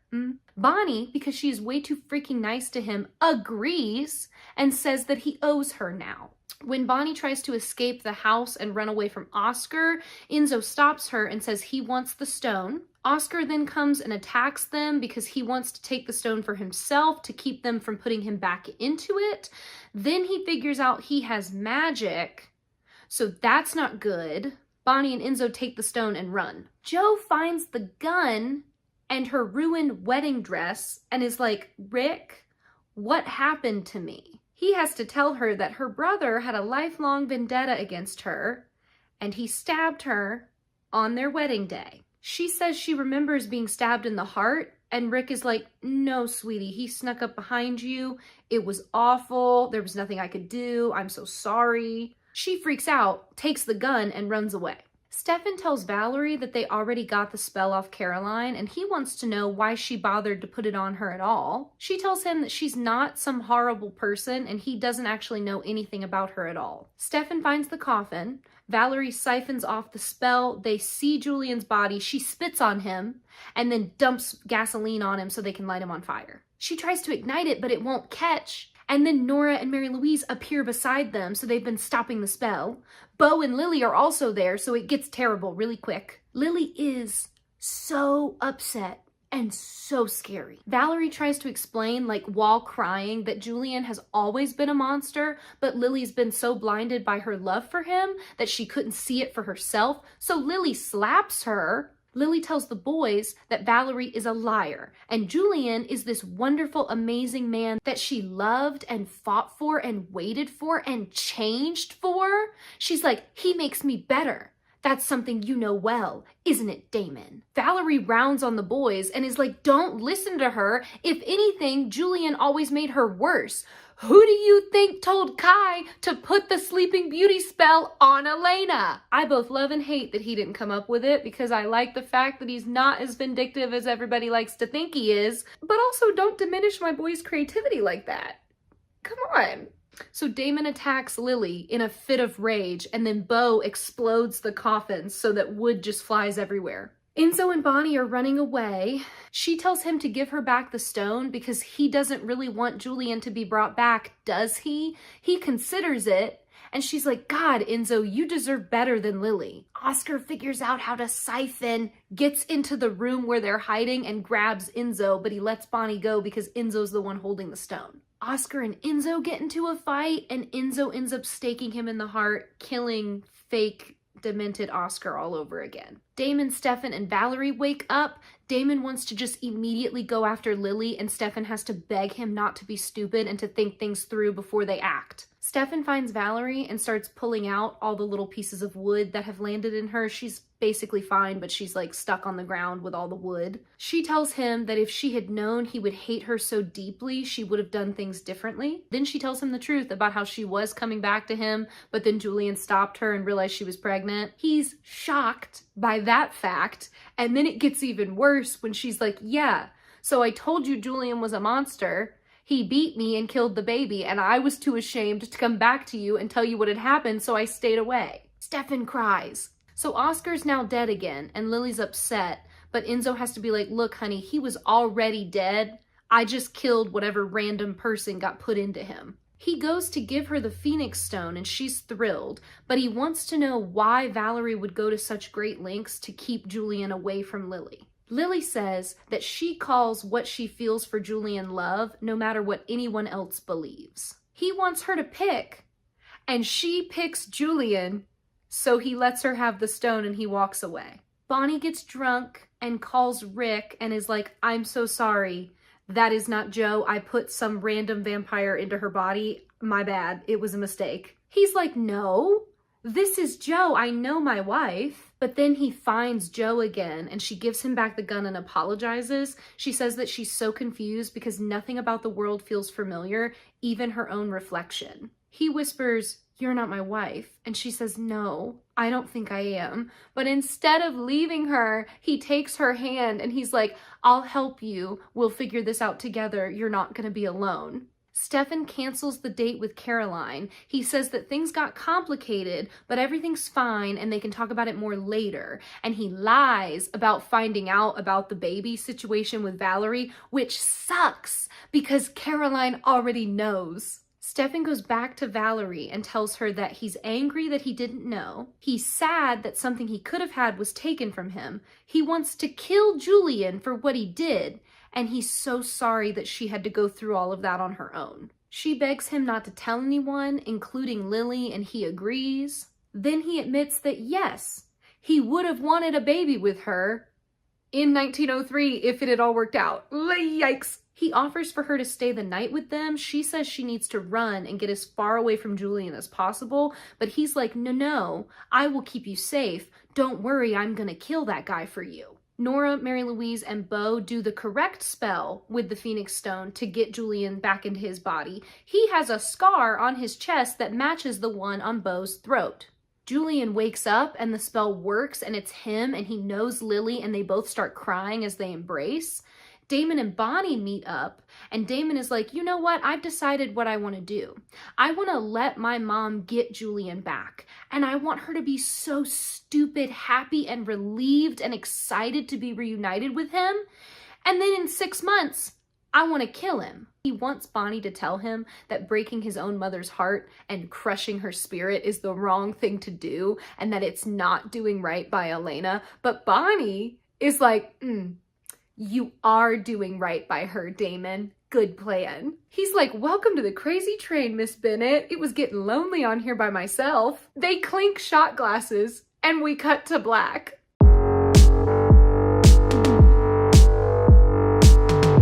We're back in Rick's house with Damon and the girls. Damon asks, how long's it been since you talked to your fiance? Rick goes, she texted me earlier, but she's probably not on her phone because she doesn't want to be on it before the broadcast starts. Damon's like, look, Stefan's being hunted again, and it's only a matter of time before Caroline is next. I'm gonna throw up. Then on the TV, we see Caroline saying that she has a message for Stefan, and she's all bloody because remember she got attacked. If the fiance comments aren't disgusting enough, you guys are in no way prepared for everything that scene and the following episode that I'm about to tell you about entails. We get a flashback of Stefan teaching a kid to shoot a gun to go hunting with him. It's like back in the 1903 time. It's his kid. I'm tired. Then the little boy Jacob goes missing and Stefan's just standing in the woods screaming for him. Then he wakes up and it's a dream and Caroline's like, who's Jacob? Who are you talking to? Valerie wanders into the room in a towel because remember she stayed the night. Stefan explains to Caroline that they're just helping Valerie stay safe from Julian and that she's not going to stay with them forever. Caroline's like, I'm failing to see how her being in danger is our problem, but he asks her to trust him anyway. We get a nice fun scene of Beau and Julian back in the Salvatore house running around the house fencing. They're like flipping over the stairs and jumping over furniture and it's fun. I like it. Lily catches them and is like, boys, boys, boys, take it outside. Julian is super cheery and happy and excited and thrilled to be awake and alive and home to the point where even Lily is like, honey, you're being a little weird. You're being a little too happy. He's also being weird about her neck while he's kissing her. So maybe he's also struggling with bloodlust. Beau goes over to the boys and delivers a note from Lily inviting them to a dinner party to introduce Julian and like create peace amongst the families. It's very Michelson-esque. Rick is watching clips of the wedding from pre-Kai showing up. Bonnie calls to tell him that Joe's wandering campus and she really should not be out and about on her own. Also, she's been invited to the Julian party, so she can't handle it for him. Damon isn't going to go to the party, but Stefan is. Damon tells him about his plan to kill Julian in 6 months, and Stefan listens. And then he's like, small problem with that, brother. I'm gonna kill him tonight. Tensions are high between Caroline and Valerie while Caroline tries to help her pick a new town to disappear to. Valerie is like, look, I don't want to fight with you about this. I don't care that you're with Stefan now. I just want to move on and leave this whole mess behind me. Caroline then realizes that Stefan does in fact know about the baby and Julian and all of that, which means he lied to her. Valerie is like, oh my goodness, I mean, he promised me he wouldn't tell, but to be honest, I didn't think you were going to be included in that. Now listen, this is another writing issue for me because I don't think Caroline should get as upset about this once she knows that Stefan promised Valerie he wouldn't tell, because it's very Stefan behavior to be loyal, and Caroline's lying to him about knowing. So she could very easily just be like, Stefan, I need you to know that Valerie told me first, and I was worried that you were going to be upset, so I didn't tell you, and I was waiting for her to tell you, and then she did tell you, and you didn't tell me that you knew, and now we're in this mess. It's like, girl, you walked yourself into this situation, walk yourself out. Julian's getting real weird with Nora, okay? I don't like his energy amongst the girls that are supposed to be his daughters. He tells her he will try to get Lily to loosen her grip on them so that Nora can have more fun like she deserves. Mary Louise comes in to get Nora for the party. Nora makes fun of her dress. But then Julian is like, there's absolutely nothing with what you're wearing, Mary Louise. You look gorgeous, as always. Sir, no, knock off the weird energy. So the party that Lily is throwing is like a whole big thing with all these different compelled guests to prove that her family won't eat anybody.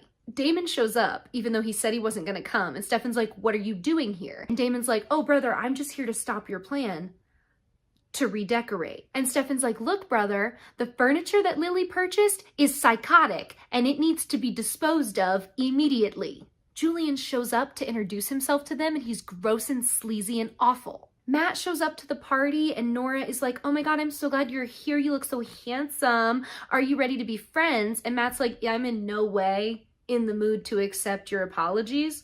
I am just here for my friends. Mary Louise comes over in a new strapless black dress looking all spicy. She tries to get flirty and like pick on Matt, but Nora's trying to behave now. So she's like, you're making it all worse, Mary Louise, and then takes Matt away from her. So Mary Louise is just standing there like, what am I supposed to do?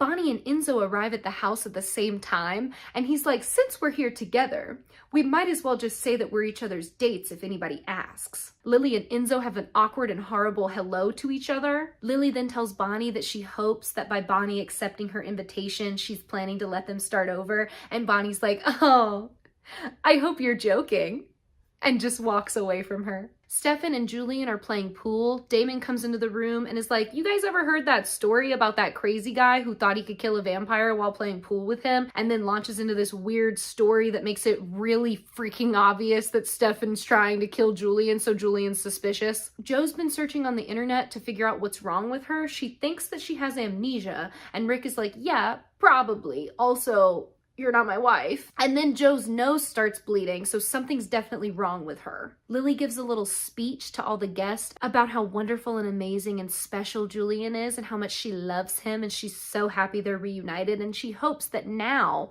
the town can reach a state of peace. Julian seems to be closest with Beau. He tells him that he's a little bit afraid that his time in the stone did something to his mind, and he's not as sane as he's pretending to be for Lily. He tells him that Oscar had something of his, and he wants Beau to find the car to get it back for him. Julian then introduces himself to Enzo, and he pretends to think that Enzo is part of the staff, like the caterer for the party. Bonnie comes over after he walks away and is like, that was painful. You really need to pick up your dignity. What's wrong with you? And then she like puts her hands on his chest and starts like adjusting his tie. And he's like, what are you doing? And she's like, Lily's watching. Didn't you ask me to be your date so that we could make her jealous? And he's like, maybe.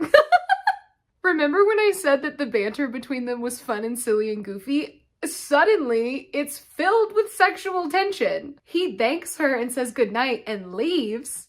And Bonnie's standing there in front of the fire blushing. Caroline comes over to help with Jo and gives her vampire blood, but it doesn't work, and if anything, it makes Jo sicker. Valerie's also there, and she's like, are you guys a bunch of idiots? Clearly, putting a vampire soul in a human body is not gonna work. She's a corpse that was supposed to stay a corpse, and now she's dying again. Caroline snaps at her and is like, can you cool it? That's the mother of his dead kids. And then Valerie is like, oh my God, I can't believe I did that, because obviously she lost a baby too, so now she's even more upset. Mary Louise is off hiding from the party, feeling foolish about trying to impress Nora. Julian finds her and once again tells her she looks beautiful, and then compels one of the maids to let them drink from her. Mary Louise doesn't want to go against Lily, but Julian's like, I won't tell if you won't, and then they eat the maid. Then Mary Louise goes running off to find Nora and kisses her in front of the whole party. A random guest walks up to Bonnie and is like, do you know where the high school is? I don't remember my name. I'm quitting my job. Do you know where the high school is? And Bonnie's like, well, you've clearly been compelled. What's going on? The boys realize that Lily and Julian took over Damon's room, and she got rid of all his stuff, so he's even more mad. Stefan once again is like, we need to take the house back and kick Lily out, and killing Julian is the first step in that plan. But Damon's like, no, it will be better if we wait. Matt comes in with a bottle of bourbon from Damon's special stash. When Damon snatches it and drinks it really quickly, it's filled with vervain, so he knocks himself out. Stefan then tells Matt, take Bonnie and go. It's about to get ugly. Stefan confronts Julian in the kitchen. They fight and Stefan throws him into the fire. Lily comes into the room and is like, what's going on? She puts Julian out, and then Julian and Lily stand up together and face Stefan as a unit. Damon wakes up and hears the fighting and quickly comes downstairs to save Stefan. Lily wants to know what she did to hurt the boys so badly. When they try to leave, Julian is like, sit down, sons, or I'll seat you myself. He explains that the Phoenix Stone is kind of like a hell dimension, and his time in there made him a little crazy because every day he was forced to kill Lily, and the only thing that kept him sane was knowing that he would never actually hurt her, so it couldn't be real. That turns into him threatening the boys. They get into another fight. Julian is older and therefore stronger than both of them, so he almost kills them both, and he only stops because Lily is like, absolutely not. Boys, get out of here. Jo is dying all over again. Rick is sitting with her, and I hate it. She remembered her name and says that she's pretty sure she's called Florence. He says, "It's nice to meet you, Florence. I'm so sorry I put you through all of this." She tells him that she understands that he just wanted his wife back, and she's so sorry that she's not Joe, because Joe was a lucky woman and Rick would have made an excellent husband. He says it's been so nice to hear Joe's voice again and thanks her for letting him say goodbye. She whispers, "Goodbye, Rick," and dies. Caroline is quietly watching from the doorway, which is unfortunately very important. Bonnie and Matt go to the high school and find that random guest now wandering the hallways hooked up to an IV, and then they find a whole classroom of compelled humans hooked up to IVs. Valerie is watching the videos from the wedding now, except like the aftermath, like post-explosion, when the Geminis were all surrounding Kai and chanting. Caroline's like, "Oh my God, turn that off. What's wrong with you? Rick doesn't need to hear this right now." And Valerie's like, "Hold on. That was not a spell to send him to a prison world." She says it was actually the Geminis attempting to save the next generation of twins.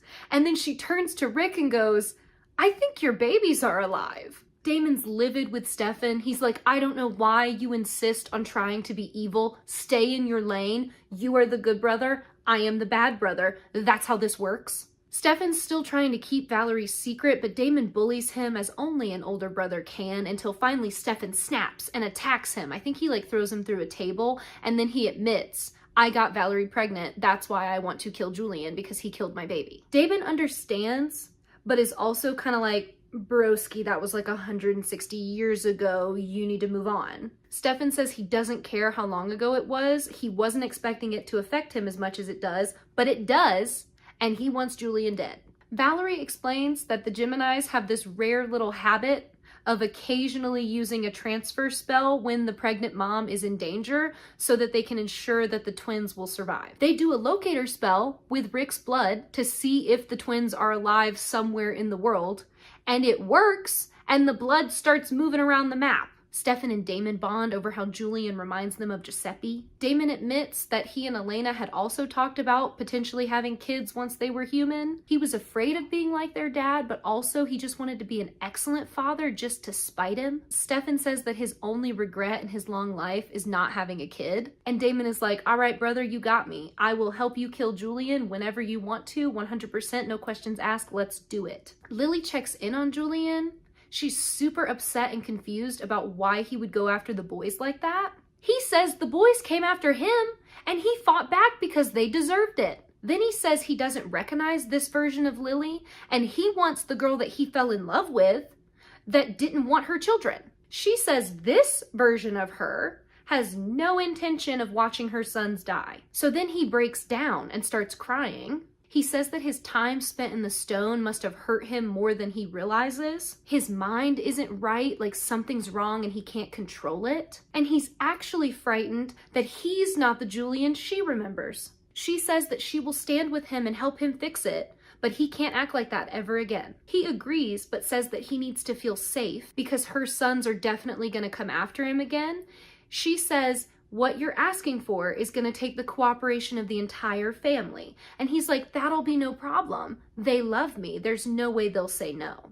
Valerie is finishing the locator spell with Caroline and Rick, but the blood goes off the map and like goes onto the table. So Caroline's like, "Dudes, this isn't working. This is cruel. You shouldn't be doing this to Rick. Don't get his hopes up. Clearly it's broken. It's not working." But then the map ignites, which is what Valerie said would happen if the spell worked and the twins were alive. Valerie looks around the room and she's like, "This isn't possible. The babies, they're here." Caroline's like, "Floating in the ether? What are you talking about?" Valerie looks at Caroline and goes, "They're not on the map, Caroline. They're inside of you."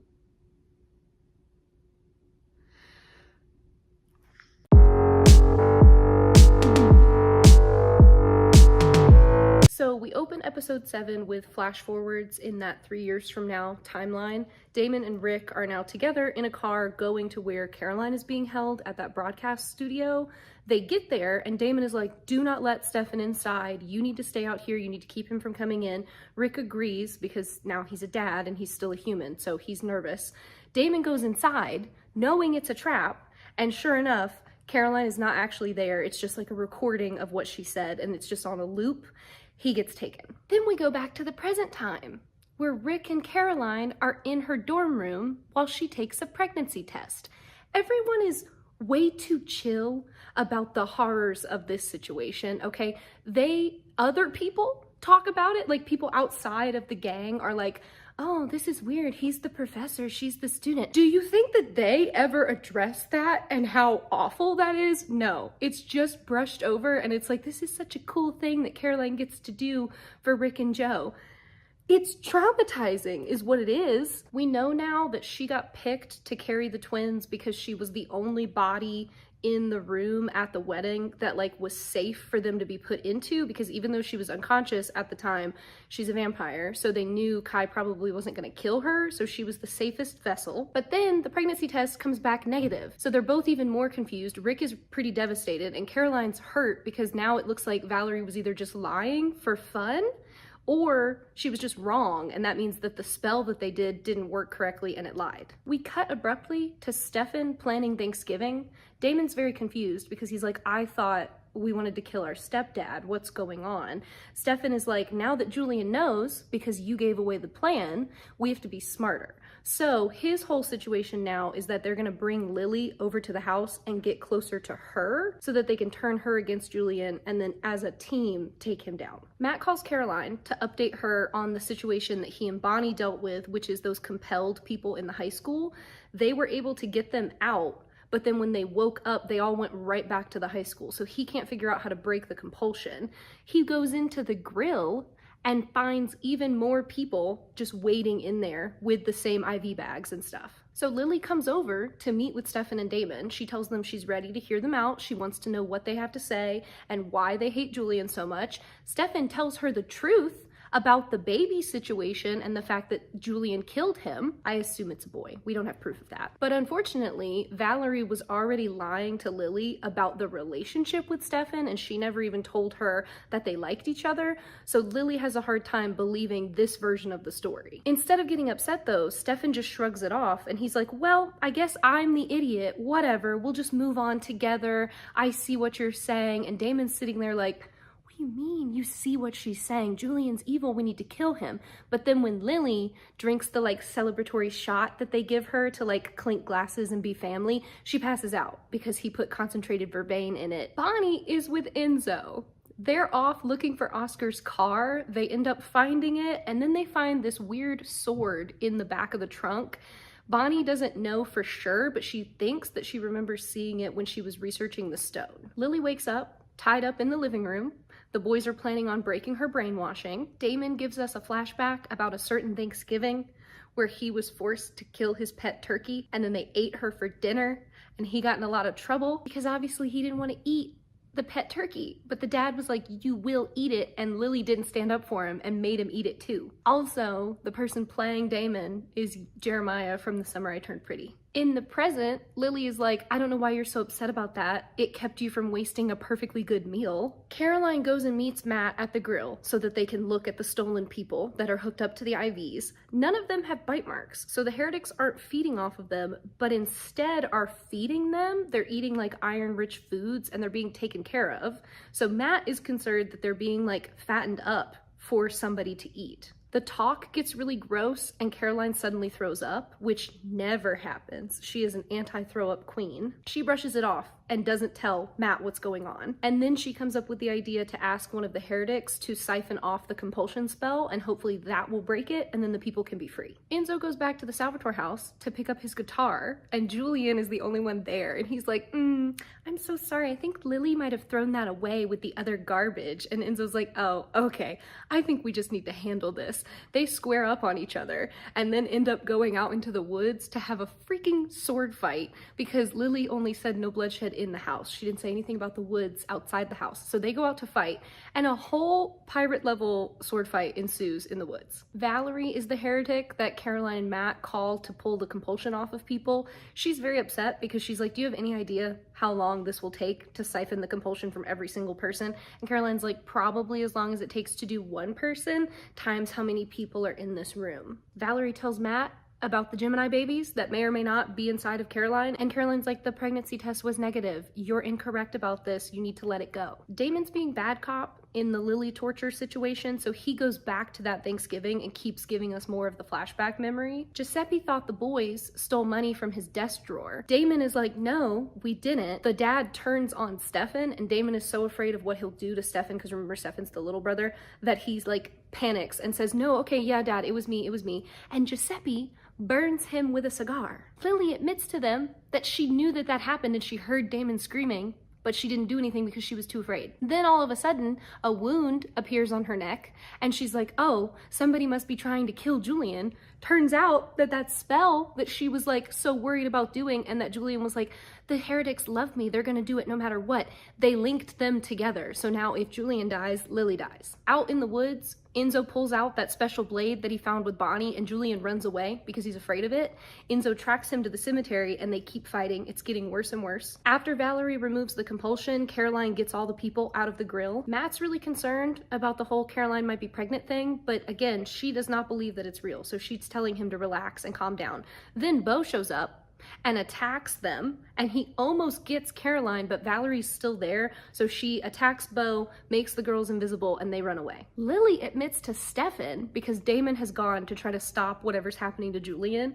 She tells Stefan that she knew about the money being stolen on that Thanksgiving because she was the one who stole it. She was trying to save enough money to get them train tickets to run away from their dad. Turns out though that Giuseppe figured it out, so he hurt Damon for nothing. He took the train tickets that she'd bought and he hit her, which was a regular occurrence, and he told her that if she ever tried to leave again, he would take the boys himself and leave before she could. This goes against kind of what we already knew about her, but now she's telling Stefan that everything she ever did was to protect them. So like she stayed with Giuseppe because she knew that if she left, they'd be in more danger. At the pirate fight in the cemetery, Julian gets Enzo disarmed and is about to kill him when Damon shows up and knocks him out. Enzo tells him about the special sword and how he's pretty sure that it was made specifically to kill Julian. So then Damon takes it and stabs him through the heart, even though he knows it will kill Lily too. Bonnie goes by Rick's office to get a book that she left and finds him drinking and very sad all on his own. So she sits down with him. She's doing research on the blade. She figures out that it is connected to the stone, but unfortunately, without the stone in the hilt of the sword, it's just a blade.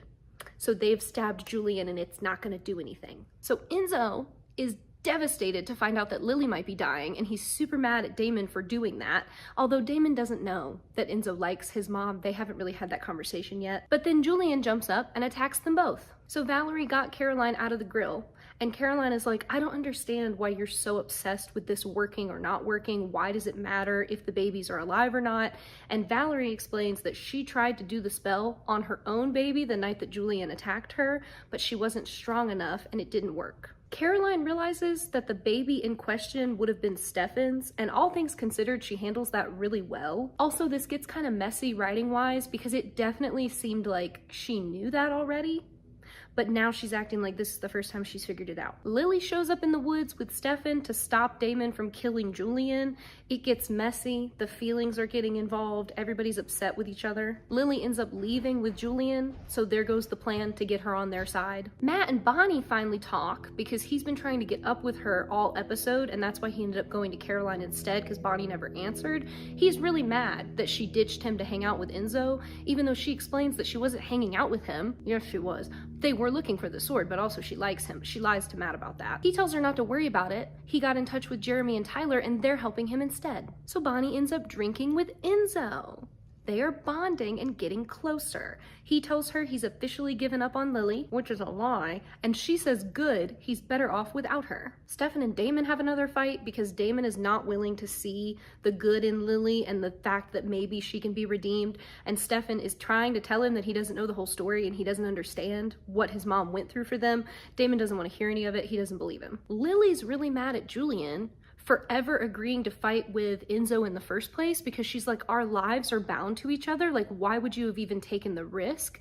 He says they were just boys being boys, and it was just a silly little argument. She was never in any real danger. She asks him about Valerie and the baby, and he lies and says he has no idea what she's talking about, and he would never do something so repulsive. He's a manipulative little snake man, so he comes over to her and cuddles her, and it's just like, I would be devastated if anything happened to you. You know that, don't you? Do you forgive me? And she goes, Of course. Then we get a flashback from that Thanksgiving after Giuseppe had hit her and she's like cleaning up her face. He comes into the room and says he's so sorry. He just got angry because he doesn't want to lose his family. Can she forgive him? And she says, of course. So she's lying to Julian. Rick and Caroline go to an ultrasound because Valerie is still insisting that the babies are there and they're real. But they can't see the babies and there's no heartbeat. I'm telling you, this is so uncomfortable. Like, I don't want to watch this unfold. And again, the nurse that's helping them is just so weirdly comfortable with all of it. Valerie comes in after the ultrasound goes badly and is like, I'm gonna try something. She siphons off a cloaking spell, so the babies are in fact growing inside Caroline. Cool, amazing, wonderful. I hate it so much. Lily goes back to the boys and says she can finally see Julian for who he is, and she's sorry that it took her so long. She says she's not gonna let him hurt them anymore, and she has a plan.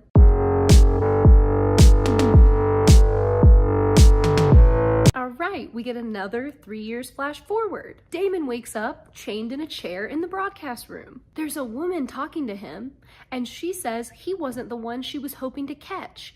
It's Lily. He says, Mom, it's been a long time, and then passes out again. In the present, Lily wakes up in bed with Julian, pretending everything's fine while he cuddles up on her. Meanwhile, Stefan, Damon, and Enzo are discussing the new plan. They need to get Julian's blood, and then they can unlink Lily and Julian from each other and kill him. It's gonna be hard though, because Beau, Mary Louise, and Nora are back at the house with Julian, and they're all really happy and excited. They're cooking breakfast together as a family, having a great time. Stefan says they're gonna have to deploy the nuclear option, which is Valerie telling her siblings the truth about the baby. So, okay, the kids are making breakfast because it is Mary Louise and Nora's anniversary. They've been together for I want to say 130 years or something like that. Lily forgot, not great, but Julian lies and is like, no, this was your mom's idea to make breakfast. We're actually throwing you guys a huge surprise party tonight. You're gonna love it. Caroline writes to Elena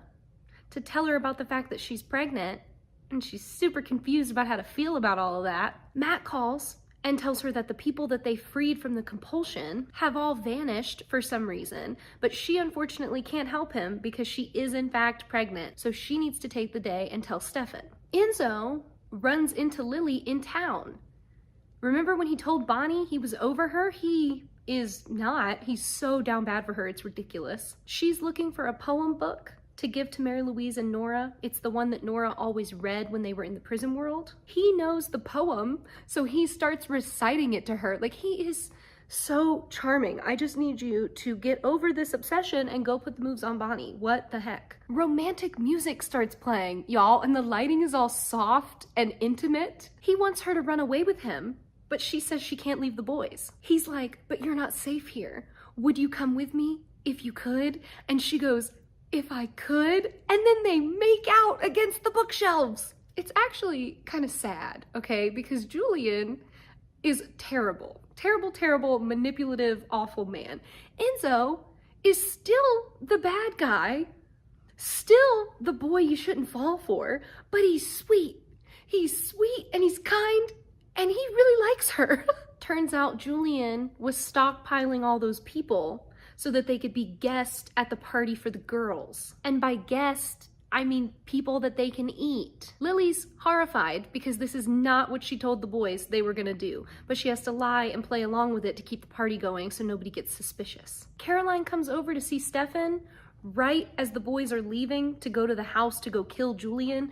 Valerie is a real one though, so she grabs Damon and she's like, we should go on ahead and let these two come after us. And Damon's like, okay, whatever. So they leave, and that means that Stefan and Caroline can talk. She tells him everything and he handles it pretty well, but also they don't have time to talk because he needs to go kill Julian, and this is the tiny window of time that they have. So he's like, I promise we will go over all of this, but I'm not upset and we will figure it out. Mary Louise is planning on proposing to Nora because now they can be together legally and it's so cute. But the ring she has picked out is really small. So Julian gives her huge. It's so big. It is absurd looking on her finger, but he says it was a princess's ring that he stole while she was being murdered. And that's the one that now she's gonna give to Nora. It's very romantic. Lily gives Nora the poetry book, and she loves it. These scenes, because they show the difference between Julian and Lily as parents. Like, Lily remembers this sweet, special detail about a book that Nora loved that she always read to the family, and specifically to Mary Louise. And then Julian's just like materialistic. And so it's just like this pretty shiny wedding ring, where Nora would have loved the one that Mary Louise was gonna give her, even though it's small. During the party, Julian grabs Lily and sweeps her into a slow dance. There's like opera music playing. Turns out it's Beau singing. So we know that at some point Beau did talk, and he's over in the corner like listening and watching them dance all happy. Then he ruins it by being like, I want to know why you're not indulging in the guests. Why aren't you having fun like the rest of the family? He says that he thinks she's afraid to go all in because she's worried that the boys won't like her if she's her true self. She gives in and bites somebody because she's trying to play along and keep them from figuring out what's going on. But then right as she does that, Damon comes in and catches her. She quickly runs outside after him to tell him that she was faking it and she's done with Julian, and it was just to keep him from noticing that something's wrong. And Damon is a jerk, and he's like, I'm never gonna forgive you, so it doesn't matter if you're faking it or not. Like, you're never gonna repair our relationship. I hate you. I want nothing to do with you. You're not my mom anymore. Leave me alone. Nora brings the poetry book to Mary Louise and reads it to her, and it's really sweet. And then Mary Louise just pops out the little box and proposes. Obviously, Nora says yes, and they're kissing right as Valerie comes over and ruins the moment by being like, we need to talk. Matt catches Enzo eating somebody in the grill. Get it together, babes. What the heck? She wasn't even compelled to be quiet, y'all. She was struggling, and he was just eating her and enjoying it. We sure know how to pick 'em, don't we, Bon Bon? So yeah, Matt and Enzo get into a fight about how Matt is pathetic and he can't do anything with one gun against a town full of vampires and heretics, and he really just needs to give up because Mystic Falls is lost forever. But then when Enzo goes outside, he gets jumped by like a tactical vampire hunting team. They come from the roof and the alley and the other buildings. They have an armored car that they throw him into, and he gets kidnapped. Beau, Mary Louise, and Nora are very upset that Valerie has shown back up into their lives and she's ruining the special party night. But Lily is there, and she insists that they need to hear their sister out. While they're talking outside, like in the greenhouse, Julian gets cornered by Damon and Stefan. The trio listens to Valerie's story, but they don't understand why Julian would have ever done such a thing. Like, what would he gain from that? And Lily is like, me. He knew that if I knew I had a grandchild, I wouldn't leave and go to Europe, and he needed to run. They're all horrified to be like, grandchild? It was Stefan's kid? Valerie is like, yeah, it was. So now you guys have to pick. Do you believe me or do you believe Julian? Beau like rushes forward all angrily, and it looks like he's gonna say something. And then he just collapses and hugs Valerie. Nora believes her too and gives her a hug, but Mary Louise can't make sense of it, and she's like, I don't believe you, you lie. I think Julian's telling the truth. Nora's very upset that Mary Louise doesn't take Valerie's side. And then Lily sits down in a chair and asks Beau to hold her hand. Everybody's like, what's going on? Valerie explains that she's bracing herself because the boys start attacking Julian and Lily can feel all the pain. So Stefan gets the blood from Julian, and then he ends up seeing Lily, and he tells her about the fact that Caroline is pregnant. She tells him that all he can do is tell Caroline that he loves her and that he will be there for her and stay with her, but also he needs to know that she is going to be willing to sacrifice everything for the twins because they're going to be her kids. He reminds her that she's gonna be okay and she can start over without Julian, and he still loves her and she hasn't lost him. He assures her that Damon will come around too, it's just gonna take time. They left Julian and Damon alone, and nobody gagged Julian, so he's just going on and on about how stupid it is for the boys to want to save Lily because she doesn't really care about them and she never took care of them, and why would they want their mom back? What's the point? Valerie comes in and tells him to shut up and spits on him again. But then Mary Louise comes in, and she's upset that they've tied Julian up and they're trying to kill him, and she wants to know for sure who's telling the truth. Damon yells at her, so she knocks him and Valerie out, and Julian's like, that's why you've always been my favorite, Mary Louise, and they escape. Stefan calls and tells Caroline that he loves her and that no matter how weird things get, he will stay with her and they will handle it together. And she's like, are you sure? Because it could get really weird. And she's right.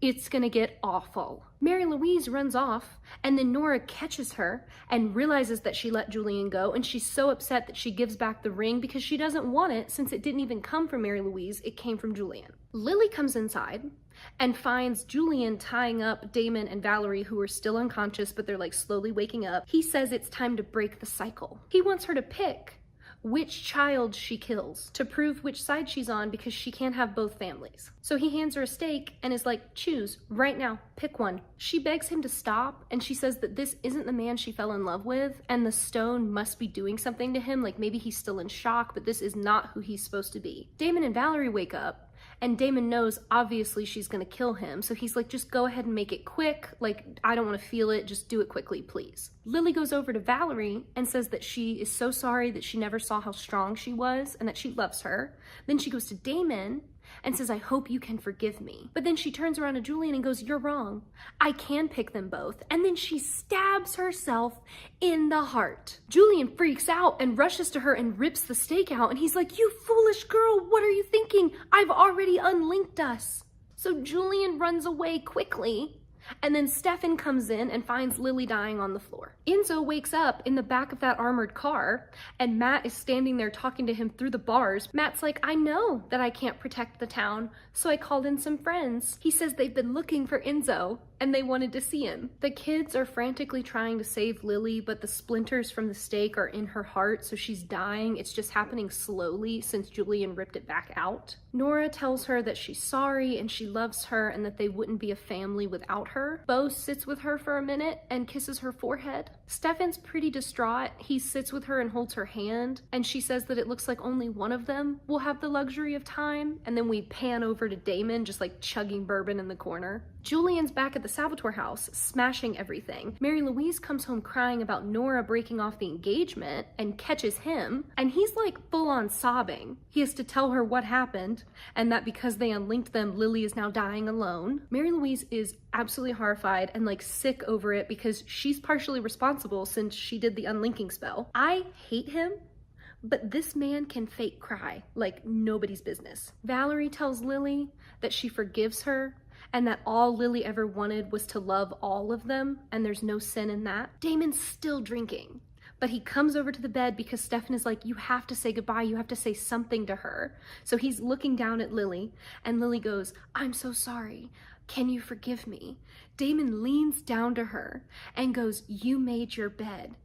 Enjoy your nap. And she dies. Stefan's just standing there behind Damon, absolutely sick, sobbing. In the 3-year jump, Damon's still tied up in the broadcast room. He wakes up again, calling out for his mom. She comes over and is like, you know, I don't think I can save you. You were poisoned with werewolf venom. You're gonna die any minute now. He tells her there's something he's wanted to say for a long time, that he's so sorry. And then she starts laughing at him and she's like, Mom, you must really be having a bad trip. Her face changes, but we don't get to see who she is. And then Damon blacks out again.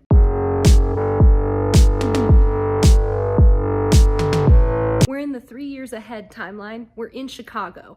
Stefan is packing a bag. Valerie walks into the room and tells him not to go, and if he is gonna go, she should at least come with him. He goes, she's already taken 2 people that I care about. I won't let her have another one. And then they kiss. Quick side note, my husband and I are planning on probably moving to Chicago like within the next 6 months. Y'all got any advice? If anybody lives there, let me know down below. So the boys carry Lily's coffin out to the family cemetery and they're gonna bury her, but Nora and Valerie are the only 2 that come because Mary Louise is still hiding with Julian, and Bo was so upset that he couldn't handle going to like the funeral. Nora speaks over the coffin about how her real mother betrayed her and turned her back on her, but Lily took her in and loved her always. Valerie says that Lily knew her at her brightest and her darkest, and yet she always saw the light in her. She brought the cream violets, which are the flowers that baby Stefan was going to get for tea when Lily was taken to the sanitarium and she died. She brought those for him, so he's able to give those to Lily. So Stefan wants Damon to give the eulogy that he was never able to give when she died the first time. And Damon is like, okay, you were a terrible mother in life, and you were a terrible mother in death. You're right, Stefan. That does make me feel better. So Stefan gives her the flowers and he cries over her body and he tells her that he's so sorry and he will make this right. It's Christmas time now, guys. We've officially hit December. Caroline is helping out in the college town with like donations for kids, and she is so pregnant. Stefan is chasing Julian down with Damon because remember Julian ran away. But that means he's missing things like the birthing classes and the appointments. You know what that also means? Rick is the one going to them with her. I hate it. While they're looking for Julian, they're like several towns over searching for him. Damon is constantly picking on Stefan about the fact that Caroline is pregnant and how clearly that's gonna ruin their relationship and break them up. But Stefan's like, no, it's gonna be fine because Stefan is rational and he's thinking of it like a surrogate situation. But Damon is reminding him that freaking Rick is a barely functioning alcoholic, and there's no way that type A Caroline is gonna pass the babies along to Rick and never worry about them again. Valerie goes to get her things from the Salvatore house, and Mary Louise is still there. Mary Louise thinks that Valerie lied about everything and like kept the secret for so long and used it when she needed it to gain sympathy with Stefan and get him back. Valerie gets really nasty and is like, you know what? Nora is gonna bloom without you. Speaking of, Nora is trying to make friends, so she goes to Bonnie, who's helping Caroline with the donations and stuff while Caroline goes to baby classes. She's nervous, but Nora seems to be genuine, so Bonnie agrees to let her help. The boys find a pub that is filled with dead Santas, so they're on Julian's trail, they're getting close. Damon, for some reason, wants to be cautious about everything, but Stefan's ready to just get it over with and attack. They call Bonnie for backup, and she's like, you know what, I think I have somebody I can ask for help, and she plans on talking to Nora to see if she can help them. Caroline, just like everything in her life, takes the birth really seriously, so she's reading like all the books, she's studying for class, basically like she's in school. But Rick is actually handling it really well, and he's been reading every single book that Caroline reads because he wants to keep up with her. Remember when I said that people are shit-talking them though? That's what's happening at the class. Like there's all these people whispering around them about how he's a professor and she's the student, and because she's a vampire she can hear everything. She gets so upset that she like does her vamp face and her eyes turn red and the black veins show up, and Rick has to be like, whoa, don't eat the people in the class, oh my god, and it's the hormones, so she has to run off because she's afraid she's gonna attack. Bonnie tries to sneakily get close to Nora, but Nora's smart and she sees right through it. And she's like, just tell me what you want. I'm feeling generous. It's Christmas. I'll help you. I don't care. Damon is denying that he feels any guilt about what happened to Lily, but Stefan can tell that he's lying because Damon is doing the deflecting thing that he does. Julian comes spinning back into the pub looking for his phone, still completely hammered. Turns out he isn't planning revenge. He's just grieving. He says that Lily meant everything to him. The boys are like, yeah, right. He starts yelling, and then he's immediately like, whoa, I'm sorry. I'm just upset. But then he pulls out the scary Phoenix Stone sword and explains that when the stone is in the hilt and the sword works correctly, when you stab a vampire through the heart, they die and their soul goes into the stone, which is what Florence, the girl that like inhabited Joe's body for that episode, she said that, where she was like, I got stabbed in the heart, and Rick was like, no, your brother, he stabbed you in the back. That's what she was talking about. Julian tells the boys that he spent 100 years in the stone, and Lily is the one that saved him, and he was so happy to have her back. But then they took her from him. So now he's insane again, and Damon was like, I'm sorry, your behavior the last month has been you being sane? And Julian's like, yes, and now I'm gonna be your problem forever. So Bonnie asked Nora what the different towns that the boys have been tracking Julian to could have meant, and Nora is panicking now because those are old towns where Julian used to live. So she's like, the boys need to run. Turns out, yeah, Julian was planning revenge. He has been collecting his old friends from the different towns that he lived in to go after the boys as a group. Damon tries to immediately run away. Stefan is like, no, let's stay and fight. So Damon like explodes a couple bombs and then they run out of the pub. Bonnie is trying to talk Nora through the breakup and like genuinely be her friend and offer her support, but Nora is so upset about Mary Louise leaving and lying to them and helping Julian. She's just like very distraught about it, and then Mary Louise shows up to talk to her. She asks Nora if she's gonna apologize for calling off the engagement and insists that Julian is sorry about what happened and Valerie is lying. But Nora's like, girl, I believe our sister. Mary Louise wants to get back together, and she's like, when are we gonna stop fighting? Are you gonna like pout for a few days and then we can be back together? Like, what's the plan? And Nora's like, no, that's not what's gonna happen. We're done. It's over. So Mary Louise freaks out and is like, you must have been planning this the whole time. You didn't want to be with me anymore. Caroline and Rick have left the baby planning class, and now they're like having a snack together. She is suddenly worried that drinking blood might hurt the babies, and he's like, okay, hold on, calm down. You're a vampire. Whatever you need to eat is gonna help them. It's fine, don't worry about it. He's trying to comfort her, but she's spiraling and she ends up attacking him, like throwing him up against the wall, and then she runs away, freaking out about her hormones. So Damon wants to run and flee the town before Julian comes after them, and Stefan is like, you know what?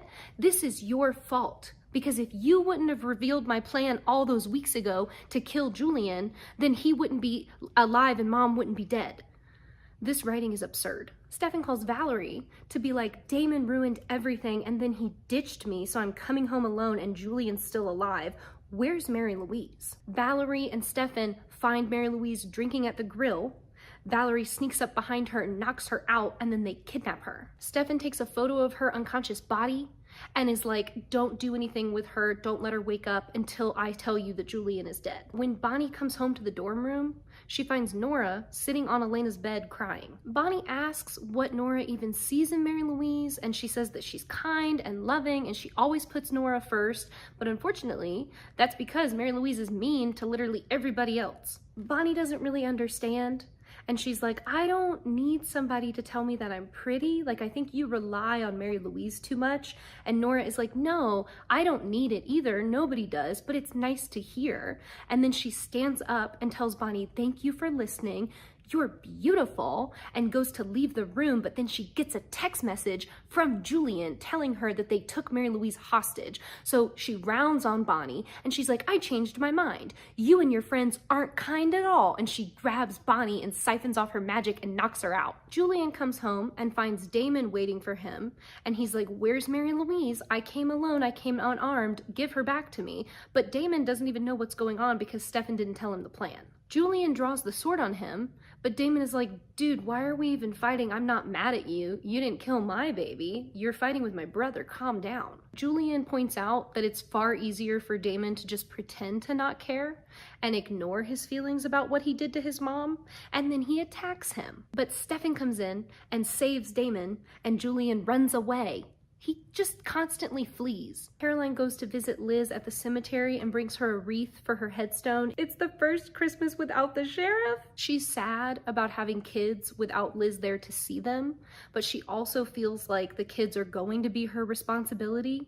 Like she's gonna be their mom, sort of. So she wants to do everything correctly, but also she just wants to like sit with Liz and talk to her about it and go back to like how things were when they were in high school. She's so young and inexperienced, and this is just sad and awful and so not what she deserved. I hate it so much. Julian comes back to the house. I don't know why he ran in the first place. He gets into another fight with the boys, and he's older and stronger, so he's winning.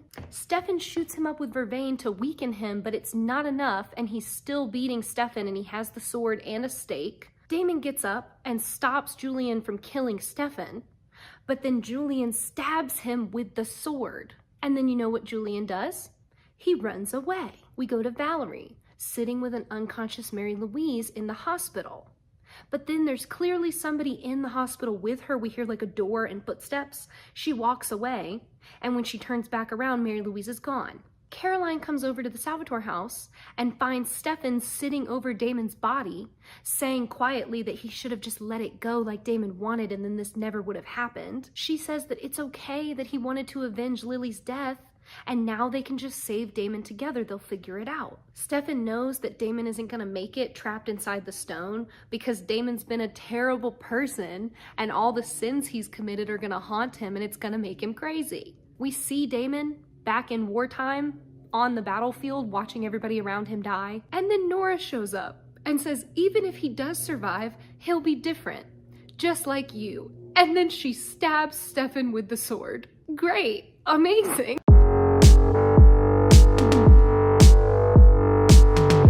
So the boys are in the Phoenix Stone. We're gonna focus on Damon first, all right? He's back in the Civil War. He's watching people get shot. He's getting shot. People are dying. And then all of a sudden, Henry is there. I know, I forgot about him too. Henry from the tomb vampire that they tracked down to that random apartment house thing, and then they killed him. Remember, it was Damon and Rick, they killed him. He's back. Stefan is sending him letters. This is around the time that Valerie left Stefan, so he's all like mopey and sad and emo back at home. And Damon is like, "Excuse me, sir, I need leave to go see my brother." And they're like, "Yeah, no, we're in the middle of a war." And he's like, "I will do anything to go home to see my brother." So he gets sent to a farmhouse to pick up some deserters and bring them back to camp so they can be arrested.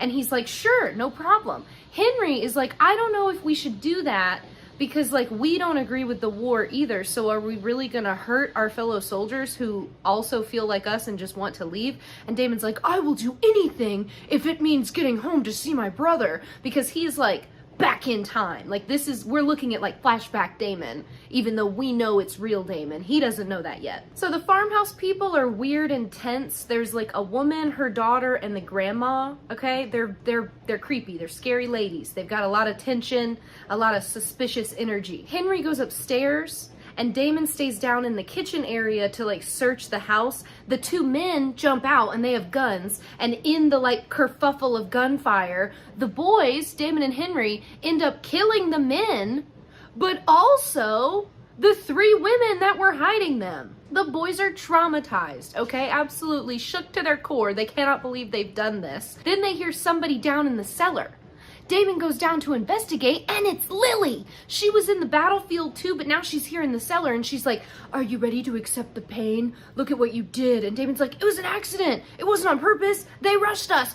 Not taking responsibility, because he never does. She explains that he's trapped in the stone, and the longer he keeps his trauma at arm's length, the longer it's gonna take for him to get out. And he is just like, "Oh, wonderful. This is the worst." But then he wakes up on a table surrounded by candles, and the stone's on his chest, and Bonnie's there, and she's like, "Oh, thank God, you know who you are. I got you out. This is incredible. I'm so thankful. It took forever." He says it feels like he's only been in there for a day, and she's like, "Oh, my good bitch, you've been in there for 3 months." He doesn't have any weird side effects, but Bonnie is bleeding because she's been doing too much magic and it's draining her. Stefan is still in the stone, and Damon's mad. He's like, "Okay, Bonnie, I don't care if it kills you. Get Stefan out right now." And Bonnie's like, "Okay, fine, I'll try my best." Like mid-collapse, even in the hellscape world, they're abusing her. They go to get Stefan, but his body has been stolen by Julian. They end up finding him by making Bonnie do a locator spell, even though Caroline and Matt don't want her to do that because she's dying from using too much magic. Damon goes to Julian anyway. Julian is like, "What's up? How are you faring? I want you to sit with me so we can discuss our mutual traumas from being in the Phoenix Stone. Also, your brother is 2 feet to the left on the bar covered in gasoline. One wrong move and I'll light him up like a bonfire." Julian realizes that Damon isn't actually working through anything, and he's like, "All right, well, I guess you're still resisting the pain." And then he lights Stefan on fire. Damon starts freaking out, trying to get him to put him out, but then Lily shows up again, so he's still in the stone. He wakes up in the Civil War again, restarting that day with Henry when they go to the farmhouse. He's getting to be more like his vampire self every time they redo it, so he's a little bit sassier now with the women. He speed runs getting to the farmhouse so that they can just get on with the day. This time he keeps Henry in the room with him, and he makes the women like stand clear of the door and put down their weapons. But then the men shoot up from the floor, so they still kill everybody. Then he wakes up again with Bonnie. He explains, "Look, Stefan has been taken by Julian," but then Stefan's in the room with him, so then they talk. Stefan says that his loop was like this awful repeating wheel of all the bad things he'd ever done, and Damon still is like, "Oh, mine wasn't like that. It was fine. It was just like 2 days reliving the same day." And Stefan's like, "Are you still resisting the pain? Did you not feel anything? What's wrong with you?" So Damon realizes, "Oh my God, I'm still in the stone." So he rips out Stefan's heart to hit the reset button. He wakes up again in the tent with Henry, and this time he's like, "Go get your gun." In the real world, we see that Stefan is already out of the stone. Bonnie is like tirelessly trying to get Damon out, but she says it feels like the stone is hiding his soul, so she can't get to him. Everybody's tense. Stefan and Bonnie are very snippy with each other. Stefan explains to them that Damon's not going to get out until he submits to the suffering. And because Damon is the way he is, he's probably never going to do that. So they're never going to see him again. Damon is hella himself now in the Spirit Stone. Okay, he's basically like his normal personality. And Henry is like, who are you? And what have you done with my sweet, shy friend? Damon's figured out that this is the day where things started to go wrong for him. And he started to feel guilt and like have blood on his hands. But he believes that Stefan helped him. So if he can just focus and get to Stefan, then it'll all be better. This time when they get to the farmhouse, he makes the women stand outside with Henry. And then he goes down and he's like, all right, boys hiding in the cellar, throw out your weapons. And they throw out a grenade. He wakes up again and goes back to the farmhouse. This time he's like, I know you have a grenade.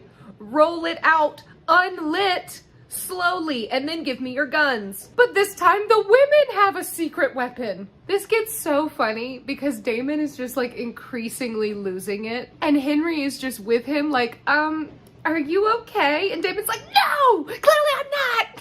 The last time he goes into the farmhouse, he asks the general in charge if he can just bring them back dead. And the guy's like, yeah, that's fine. So Damon tries that, but the grandma pulls the gun out again. And he's like, I'm really starting to hate the three of you. The next time, he just decides to desert himself and walk his way to Stefan without even going to the farmhouse. So he blows up Henry and like half the camp and escapes. Even though he goes the opposite direction, he still ends up at the farmhouse and Lily is there. She says he needs to hide because the deserters are coming for him. And she's like, you're not listening to me, son.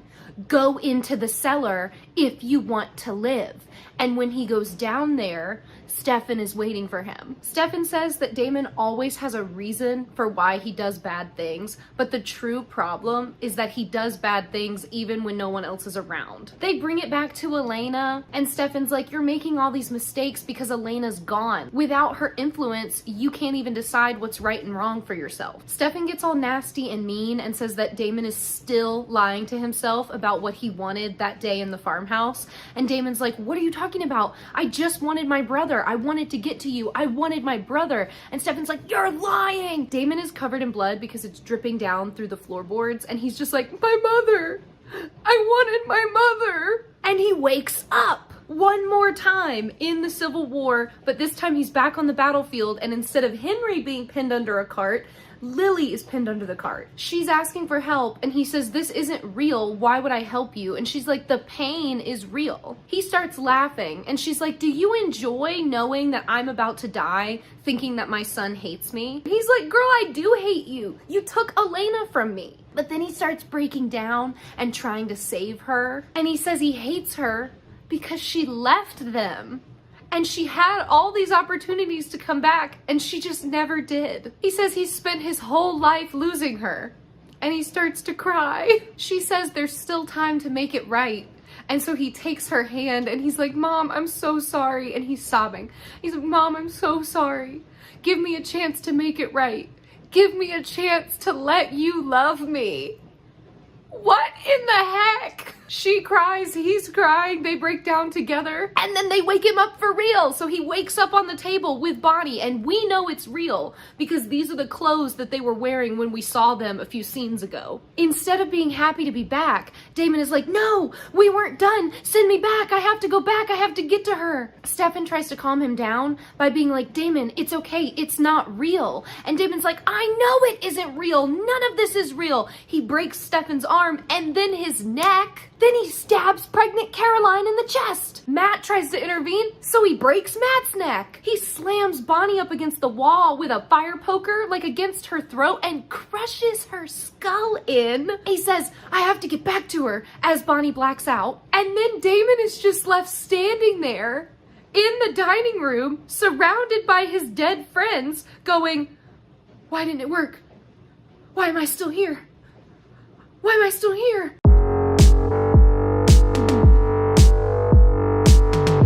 We open with Damon still standing in the carnage of the dining room like, oh my god, what did I do? What did I do? What did I do? What did I do? And he panics. He rushes to Matt and gives him his blood, and Matt wakes up, and then Damon turns and he sees Bonnie and he's like, oh my god, Bonnie, no! He scrambles over to her and like quickly gives her his blood. He's crying again. He's like, I'm so sorry. I didn't know I was out. I didn't know where I was. I didn't mean it. Bonnie wakes up, and then Caroline vervains him to knock him out. The end of the last episode into this episode, probably my favorite scenes from season 7. I'm not even gonna lie to you. So then Damon wakes up, chained to the wall, and he's like, yeah, this feels right. This feels correct. I deserve this. Stefan is having nightmares to being in the water, probably the quarry. We can expect that.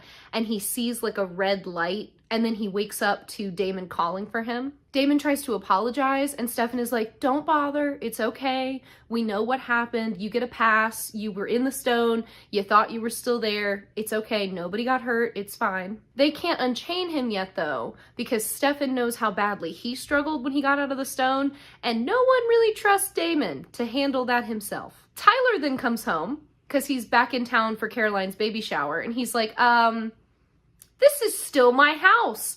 Why is Damon chained to the wall? Also, why is the town a freaking nightmare war zone? Damon's like, oh my god, nobody told you about the deal with the heretics? Damn, dude, I thought you were more in the loop than that. And Stefan's like, yeah, that's actually not what he's talking about, Damon. Turns out Damon has been unconscious in the stone for weeks.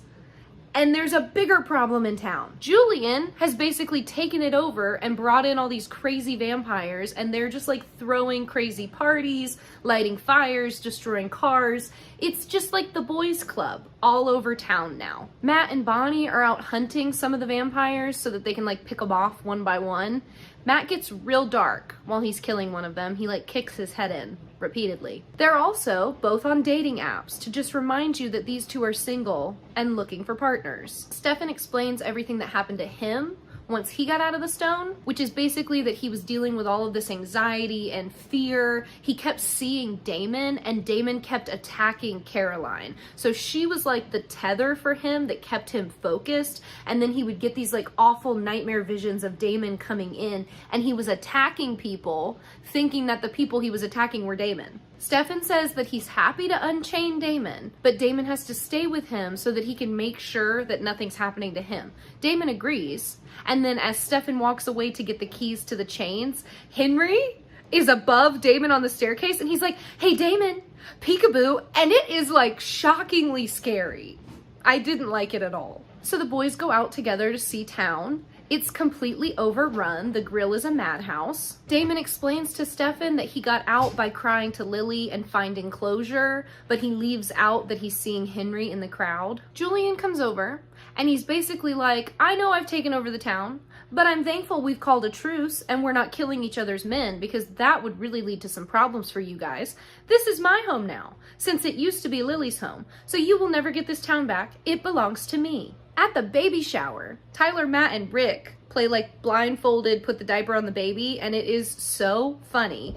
Caroline's initially horrified, and she's like, I'm supposed to give these children to that wreck of a man, but then Rick like is the only one that does it successfully, okay? Matt puts the diaper on the baby's head, and Tyler pops the head off the baby doll. Rick looks at them and he's like, neither one of you are ever allowed to babysit. What's wrong with you both? There's weird chemistry between Rick and Caroline, and I would like, personally, to crawl out of my own skin, okay? He uses the low register flirting voice on her.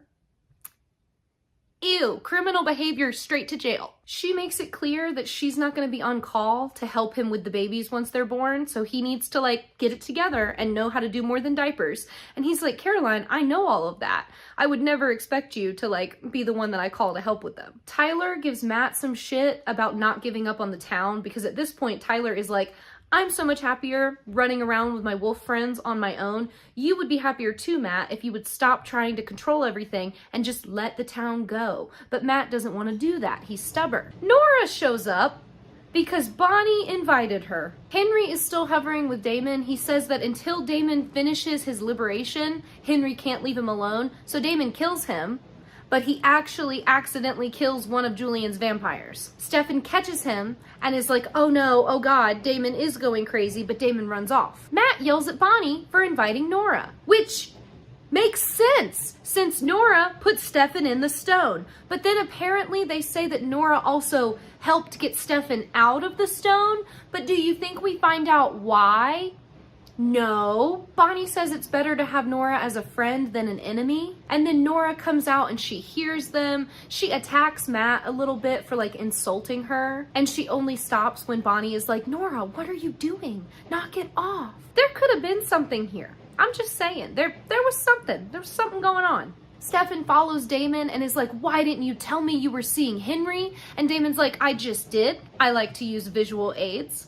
10 out of 10, very funny. Stefan tells him a little bit more about the fact that he was dealing with visions of Damon hurting Caroline. It got to a point where Stefan himself was getting really scary and violent. He pushed Caroline away, even though, like I said, she was the only good thing that he was like clinging to. He ended up getting so upset that he nearly burned Damon's body so that they would never get him back and Damon would be gone forever. Caroline stopped him because she reminded him that even though he was struggling, he would never actually hurt Damon no matter what. And then the boys get attacked in the car. Stefan wakes up very slowly in the car. He sees Damon beside him, but Damon is fine. And Damon says to him, I'm okay. I'm not the one you need to be worried about. Quit trying to save me. And then we see that Julian is like dragging Stefan out of the car while he like completely wakes up. He's mad. And he's like, if you kill any of my vampires, I will kill you and your brother. Also, Damon was never in the car. Stefan was alone talking to himself. Tyler goes to meet Damon to get out of the baby shower because it's weird seeing Caroline pregnant with Rick's twins. Damon wants to see Elena, but Tyler's like, no, you told me never to take you to her coffin even if you begged. Damon threatens to kill everyone at the baby shower, so Tyler agrees. Matt checks his phone while driving and then gets pulled over by Officer Penny. She thinks he's drunk, so she makes him get out of the car and then she arrests him. Tyler takes Damon to the coffin, and as Damon is about to open it, Tyler goes to get a gun. And then when Damon opens the coffin, it's actually Henry, not Elena, so that's very confusing. Tyler pulls the gun on him, and Damon gets so upset that he smashes Tyler's face in, and it is so graphic. I forgot. Henry tells Damon that he can't be free until he finally lets go of what it is that's holding him back. Stefan tells Caroline that his time loop always ended with him and Damon drowning in the quarry together, and the only way he survived was letting Damon go. He says he will never be happy as long as Damon is in his life, but Caroline doesn't believe that. Damon gets gasoline and lights Henry's body on fire in the coffin. Except, yeah, it's actually Elena's body. Yeah, that's what's happening. Then Henry pops up beside him and is like, good job, you've finally reached liberation. I can go now. You've let go of the thing that holds you back. Goodbye, Damon. Damon tries to stop the fire, but he can't, so we watch Elena's body burn. Bonnie goes to see Nora to find out why she was so mean to Matt, and Nora says she's a little on edge, and then she shows her a white postcard with a red X on it. It's from the Huntress. I forgot that the notes from her were red X's. I'm a genius. I've been using red X's the whole time. I'm so smart. Just pretend I did it on purpose, guys. The Huntress is a vampire hunter who marks her targets by putting an X on them, like Beau's scar and the Stefan scar from like the 3 years in the future timeline. She will not stop hunting them until she puts them into the stone. Matt gets taken to jail, and he's getting flirty with Officer Penny until she brings out the bag of vampire hunting weapons and is like, you want to explain what this is? So that's not going to end well for him. Caroline's going through all the baby clothes from the baby shower, while also realizing that Rick is planning to go to a college. He applied and got in as a teacher at a different college far away. She starts spiraling about letting them go away with him and being so far away, and he's confused because he has no plans to stay in Mystic Falls. He's like, I absolutely will not be living anywhere near vampires with my children. Also, you told me you didn't want to be a part of their lives. I thought that was the plan. She's clearly upset, but she's like, oh my god, yeah, you're right. That is the plan, Rick. You're being so smart. You should leave. Take your babies and run. Damon's home, but he's having a meltdown. Stefan comes back and tells him the end of the story, which is like, the only way I was able to get out was by letting you go. And Damon's like, I'm not surprised. I kill everything I love. I ruin everything. You're only gonna thrive if I'm not here, brother. He says he's dark and he's always been dark, and all the light from the friendships that they offer him is just keeping him from being who he truly is. And Stefan's like, what, a terrible person? We know that, Damon, but that's not all you are. You're also my brother. Damon goes to tell him about what he did to Elena, and then instead is like, we're out of bourbon. We need to go get more. Then we go to the 3 years from now timeline. We see Matt come into the broadcast room and save Caroline from the little box she was stuffed into. He's being really aggressive and mean with her. Turns out he's working with the huntress because he officially turned his back on the vampires. Ratty Matty truly begins.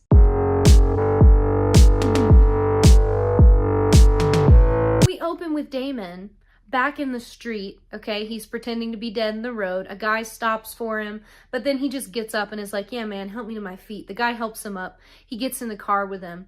Damon's wallowing in self-pity, and then he ends up eating the guy anyway because he's in his dark boy era once again. Caroline's journaling to Elena about being worried about the Stefan and Damon situation. Stefan comes in, bringing her lunch. They're gonna go look for Damon together, but then she gets weird stabbing pains in her stomach. She stands up and collapses on the bed. Matt's still in jail. He's been saying that he confiscated all those weapons from like thrill seekers since the town is like a madhouse now. Penny doesn't believe him, but she still lets him go. She's definitely flirting with him, and she lets him know that the town that she's in has been getting calls from people who lived in Mystic Falls that moved out. Now they're being allowed to come back in, and Matt's like, oh, that's not good. Yeah, so Julian is bringing the humans back to town so that they can be blood bags and also give their homes to his vampire friends. Valerie comes in and hands Julian a postcard from the huntress, and she's like, this was delivered to me by mistake. Nora and Bonnie do a locator spell to find the huntress, and they figure out she's in Ohio, which feels very random to all of them. Mary Louise comes in, and she gives us some huntress lore. Her name is Raina Cruz. And Mary Louise also got a postcard. Bonnie wants to go with them, and Mary Louise is like, absolutely not. We don't need to bring you anywhere. But Nora is like, I want Bonnie to come because Bonnie's smart, and I trust her far more than I trust you, Mary Louise. So the trio is going on a road trip. Julian's terrified, okay? He's standing in the grill with Valerie staring after her in shock. He sends one of his vampires after her, and then Damon cuts off his head with like a piece of paper, I think, like a menu maybe. He's egging Julian on in hopes that Julian will kill him because he's so sad. Stefan's with Caroline at the hospital. The nurses are saying that she's fine, but when Stefan checks on her, her hand is desiccating. Damon and Julian get into a fight. Julian realizes that he's in that self-destructive spiral. He says the only reason why I cracked like a little scrambled egg was because I lost Lily, so you, son, must have lost Elena. Damon's like, yeah, dude, I burned her alive. And Julian's like, ooh, let's play a little game to help you feel better. Bonnie, Nora, and Mary Louise are in the road trip car on the way to Ohio. The huntress is still alive because she was spelled to hunt vampires for her entire life, similar to like Jeremy and the Hunter's Mark. Mary Louise is in the back seat because Bonnie called shotgun, so Nora and Bonnie are up front like flirting and being giggly, and Mary Louise is just sitting in the back losing her mind. Valerie comes over to the hospital to check on Caroline, but as she's like siphoning the desiccation situation, the babies like bite back from inside Caroline's stomach, and Valerie's like, whoa, what the heck was that? Turns out that both the twins are siphons, and they're draining the magic from Caroline's vampire blood. The witchy trio gets to the hospital in Ohio where Raina's supposed to be, and they find an old woman strapped down to a bed in the psych ward. Julian takes Damon to Vampire Fight Club. No, I am not kidding. He's like, if you want to feel real pain, get in the ring. Matt goes to the house of the person that was supposed to come back that Penny knew, that she said worked at the same station as her. He gets into the house and the guy is dead. Penny shows up because she followed him because she didn't believe what was going on. They get attacked by the vampire. Her gun doesn't work, but Matt's does, and he turns around to her and he's like, if you're gonna wear a uniform in Mystic Falls, you need wooden bullets.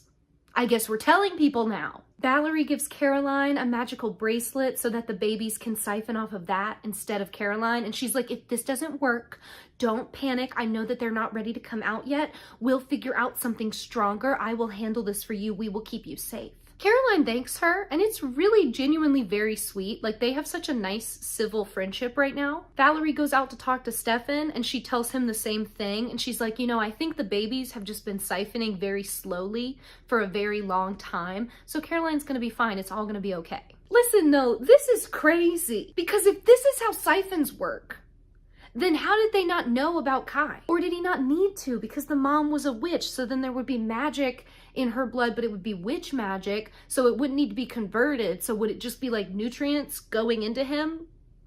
I don't know. And later on, in season 8, we're gonna find out more information, and it's gonna make this situation make even less sense. So what's going on in the writer's room? I need you people to get it together. You don't give me a character like this and then make his lore messy, okay?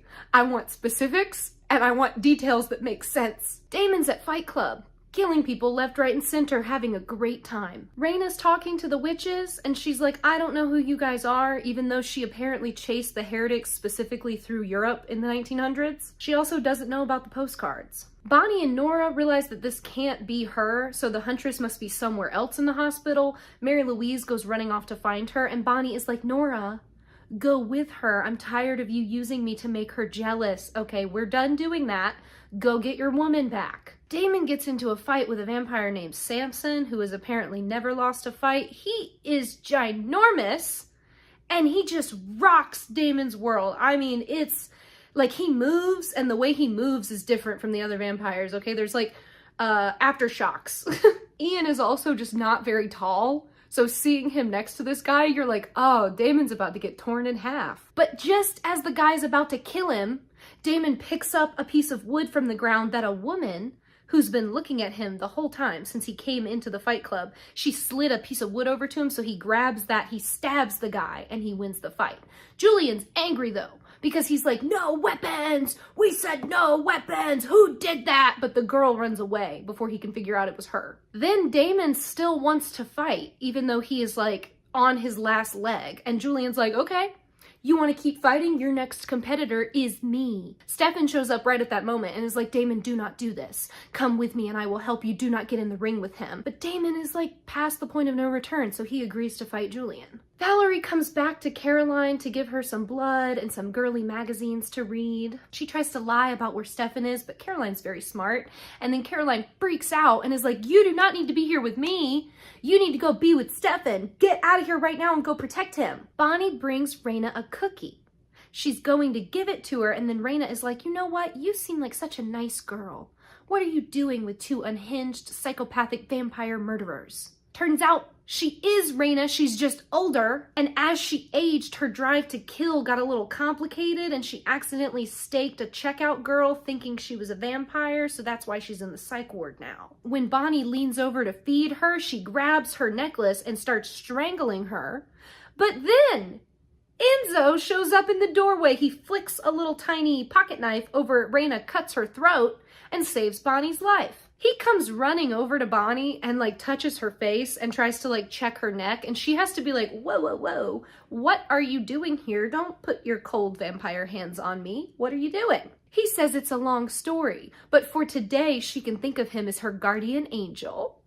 Damon and Julian are fighting now, and it is brutal. Julian gets him pinned, and Damon's like, go ahead, rip my heart out. Julian's like, not that I don't want to do that, but are you sure? And Damon's like, do it. So Julian starts like pressing his fingers into his chest. But then Valerie shows up and she knocks Julian out. Stefan pops up, cloaked in the ring, and grabs Damon. He says if he lets Julian kill him, Stefan will kill Julian on sight. All the people watching are gonna tear Stefan apart, and he's like, but if you don't care, then whatever, we'll just do it right now. We'll just let me die.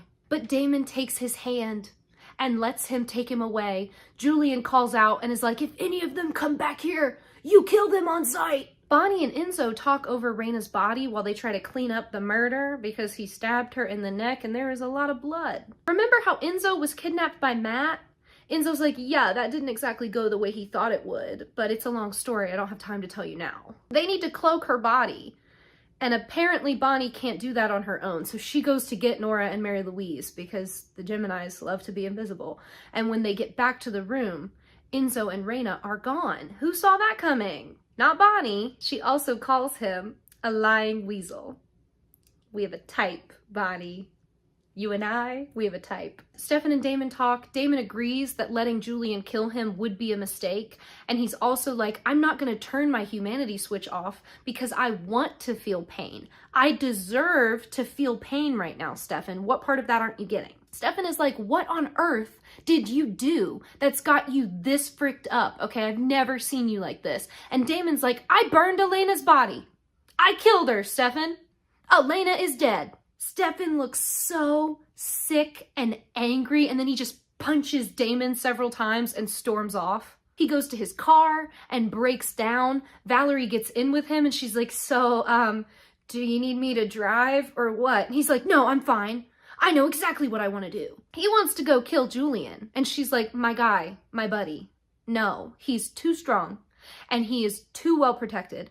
That will not end well for us. Stefan's like, I don't want to be smart anymore, Valerie. I want him dead. Matt and Penny drink together after he tells her about the fact that his hometown is overrun by vampires. She thinks he's crazy for having not left. And he's like, I couldn't leave. I had to try and make a stand. I'm only telling you this because I know some of you really hate him, and this line specifically gives me the ick, but she looks him in the eyes and goes, I knew you were cute, but I didn't know you were also insanely brave. No.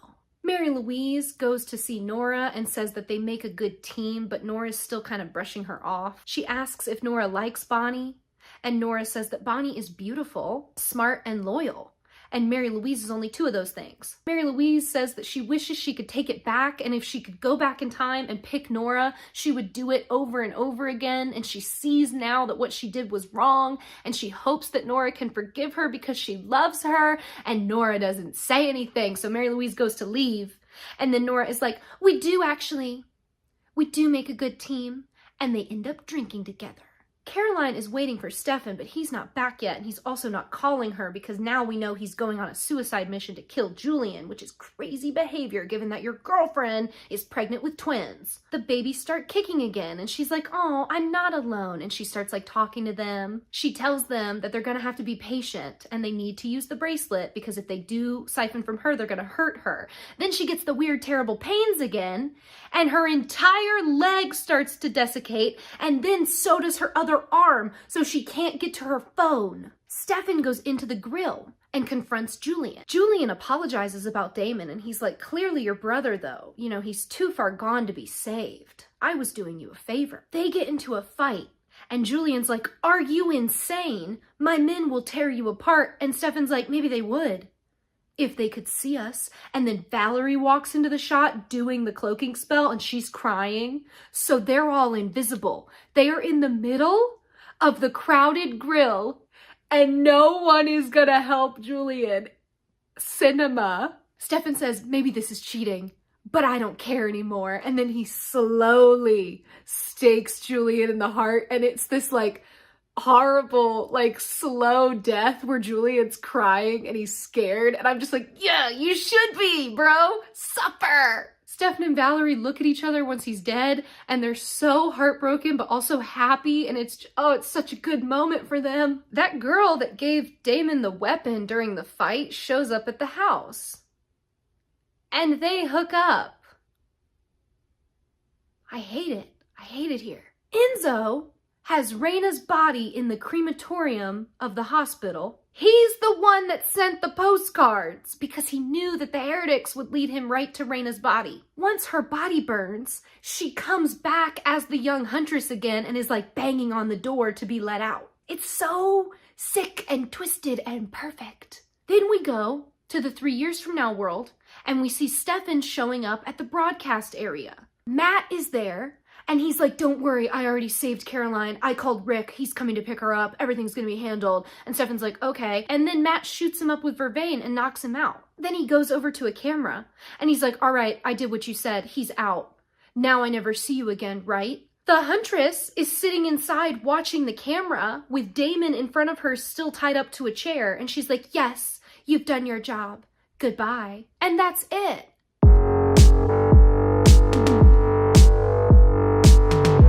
We We open up with a flashback from the 1800s with young Reyna being trained by her hunter father. So he is one of like the hunters like Jeremy. She wanted to be a hunter like him, but he didn't want that life for her. However, he did agree to like train her. We flash forward to 15 years later where now she looks like the Reyna that we saw in the last episode, but he still doesn't want her to go fighting with him. We go back to Reyna still in the hospital, waking up with Enzo and another vampire or somebody from whatever these people that Enzo's working with are. She can't break through the glass at first, and then she body slams it and breaks through. So she's much stronger than we thought she was. Damon is still with that vampire girl. Her name is Crystal with a K. Bonnie comes over and Damon's like, oh, you gotta go. He kicks her out, even though she was having a great time. He clearly is like very upset and feels guilty. Bonnie comes in, he's panicking, trying to keep her from figuring out what happened. Bonnie says that she's upset because of what happened with Enzo and how he lied to her and took Reyna. And then she finds the girl's shorts. Stefan finally gets back to the hospital to see Caroline and finds her nearly desiccated in the bed. They have to go in and do an emergency C-section to get the babies out because clearly the bracelet situation isn't working. He is freaking out, watching everything unfold and trying to keep Caroline safe, and he doesn't want anything to happen to the babies. Valerie is there supporting him through it and kind of getting a little bit closer than she should. This is around the time where things start to shift and you can kind of start to see that maybe there's still something there with them, kind of after Julian dying. That's where this starts happening. He also doesn't know how to tell anybody about what happened to Elena and the fact that Damon killed her. Bonnie picks on Damon about the hookup with Crystal, but she also reminds him that Elena told him to live his life. So she's like, you don't need to feel guilty about this. Like, I wish you had higher standards, but it's fine. Elena's not gonna care.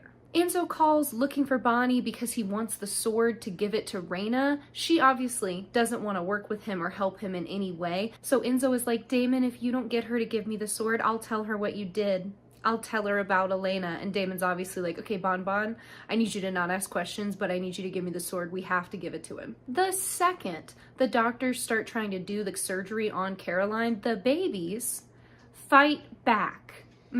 From the womb, the babies like throw the knives, they throw the doctors. It's wild. Turns out they don't want to be born because they don't want to leave the safety of Caroline's womb where they have a constant supply of her vampire magic blood. It's a terrible nightmare hellscape. What do you mean? The babies don't want to be born. No. The vampire that Reyna's dad in the flashbacks was going after was actually Julian. So Julian kills that whole hunting party and then he's about to kill Reyna's dad when Reyna shows up. She says that her dad is a hunter, so if Julian kills him, he'll get given the hunter's curse and then he'll go crazy. So he's like, okay, new plan. You kill him for me, and he compels her into killing her own dad. It's heartbreaking, but her dad is like, this isn't your fault. Remember that this isn't your fault. He's making you do this.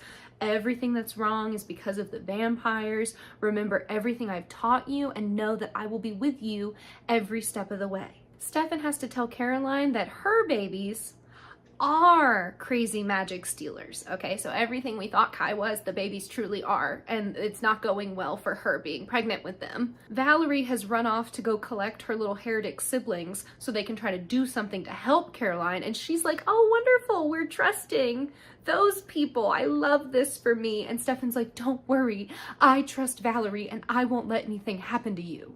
Damon, Bonnie, and Enzo meet up to do the sword handoff, but Enzo is tied up in a chair because Reyna was using him to get the sword. Damon turns to Enzo and goes, do you remember that Thanksgiving when we were locked up in the Augustine cells and I told you through that hole in the wall that was between our cells that I was thankful for you? I take it back. Reyna shoots Bonnie to get the sword, and Damon throws it outside and says, go fetch, so she has to go get it. We go back to the flashbacks, and we see Reyna being turned into the huntress by the shamans after her dad's death. They make her immune to magic, which means that in the future, Bonnie will not be able to do anything to stop her. And then they sacrifice themselves to give her extra lives. So she's not completely immortal, but she has, I think it's like 9 that she's able to go through. And then each time she like catches on fire and is reborn like a phoenix. So Reyna goes after Julian and the heretics. I'm pretty sure this is the only time we ever hear Bo speak, and he is singing because they're like leaving a party. He gets stabbed in the throat which is why he no longer talks. Raina marks both Julian and Beau with the sword. They flee to New York City, but Raina obviously follows them, and that is where she stabs Julian and puts him in the sword before the kids can run away with him. Rick is racing home to try to get back to Caroline and the girls. Stefan is like in communication with him to let him know that he's there and he's trying to keep everything safe. The heretics agreed to help, so they're all there standing over Caroline doing some kind of spell. I think like the idea is that they're giving the twins their magic so that they're okay with coming out of Caroline. And it's working, but then Beau's scar opens up, so it stops everything. We go to Damon giving Bonnie his blood in that room where Enzo is still tied up, and it is so sexually charged. This is a Damon moment right here. And Enzo is just in the background like, hello, please stop looking at each other like you'd like to have sex on the classroom floor. I am still tied to this chair. Nora calls and tells them that Raina is going after Beau, and she does not stop until she gets the vampire that she's marked. So Beau is currently the one she's after, but once she marks him, she'll just kill every vampire in the vicinity, and right now, all the vampires are in the freaking hospital with Caroline. Nora and Mary Louise want to run with Beau to keep him safe, and they don't want to split up because they're family. Valerie is like, they have to go, Stefan, because Stefan wants them to stay, obviously, and help Caroline. But Valerie's like, I will stay, and I will do the spell. Even though the girls are like, you could die. The babies could drain you and you could die. Valerie's like, I have to do what's right. I have to try my best to help Stefan's girlfriend. Damon calls, and Stefan is like, I cannot believe that you gave Raina the sword. You are a big dumb idiot. Sit still. Don't do anything else. You keep making everything worse. Damon is like, oh, Bonnie, I really screwed up. So obviously he's not going to sit still. He's not going to do nothing. And he is, in fact, going to make it all even worse. The girls are running with Beau, but then Raina stabs him, putting him back in the stone. The girls have to leave his body behind, and then Raina lights him on fire, so there's no way we can get him back. Stefan head dives on Caroline during the surgery to visit with her and take her on a little date. It's really sweet, and he points out what all of us with sound minds are thinking, which is that she has been giving everything to these babies and Rick for months, and it's about time she just had a moment of peace to herself. Bonnie makes it up to Caroline and tells them that Beau is dead, which obviously really upsets Valerie. Damon is attacking Raina alone to make it up to Stefan because he feels like if he sacrifices himself with Raina, then that will ease everybody's burdens. Rick shows up to be there with Caroline, and so Bonnie is like, Rick's got it from here, Stefan. You need to go save Damon's life. Damon's honestly kind of kicking Raina's ass, but she's really strong even for a hunter, so she starts getting the best of him right before she can give him the final blow because he's basically been like, go ahead and send me back to hell. I've already been there, and what I'm living through right now is even worse. She goes to stab him, and then Stefan jumps in front of the blow, which means that he is giving up any chance of being with Caroline because now he will have to run forever. Raina will never stop hunting him and he will never be safe. So he turns to Damon and goes, see you around, brother, and then runs out. The babies get taken out. They are both happy and healthy. Rick is so thrilled. And before you ask, in this moment where Rick is looking at the daughters, he does not turn to Caroline to check on her and make sure she's okay, even though she's unconscious and open on the table. Damon goes to Enzo.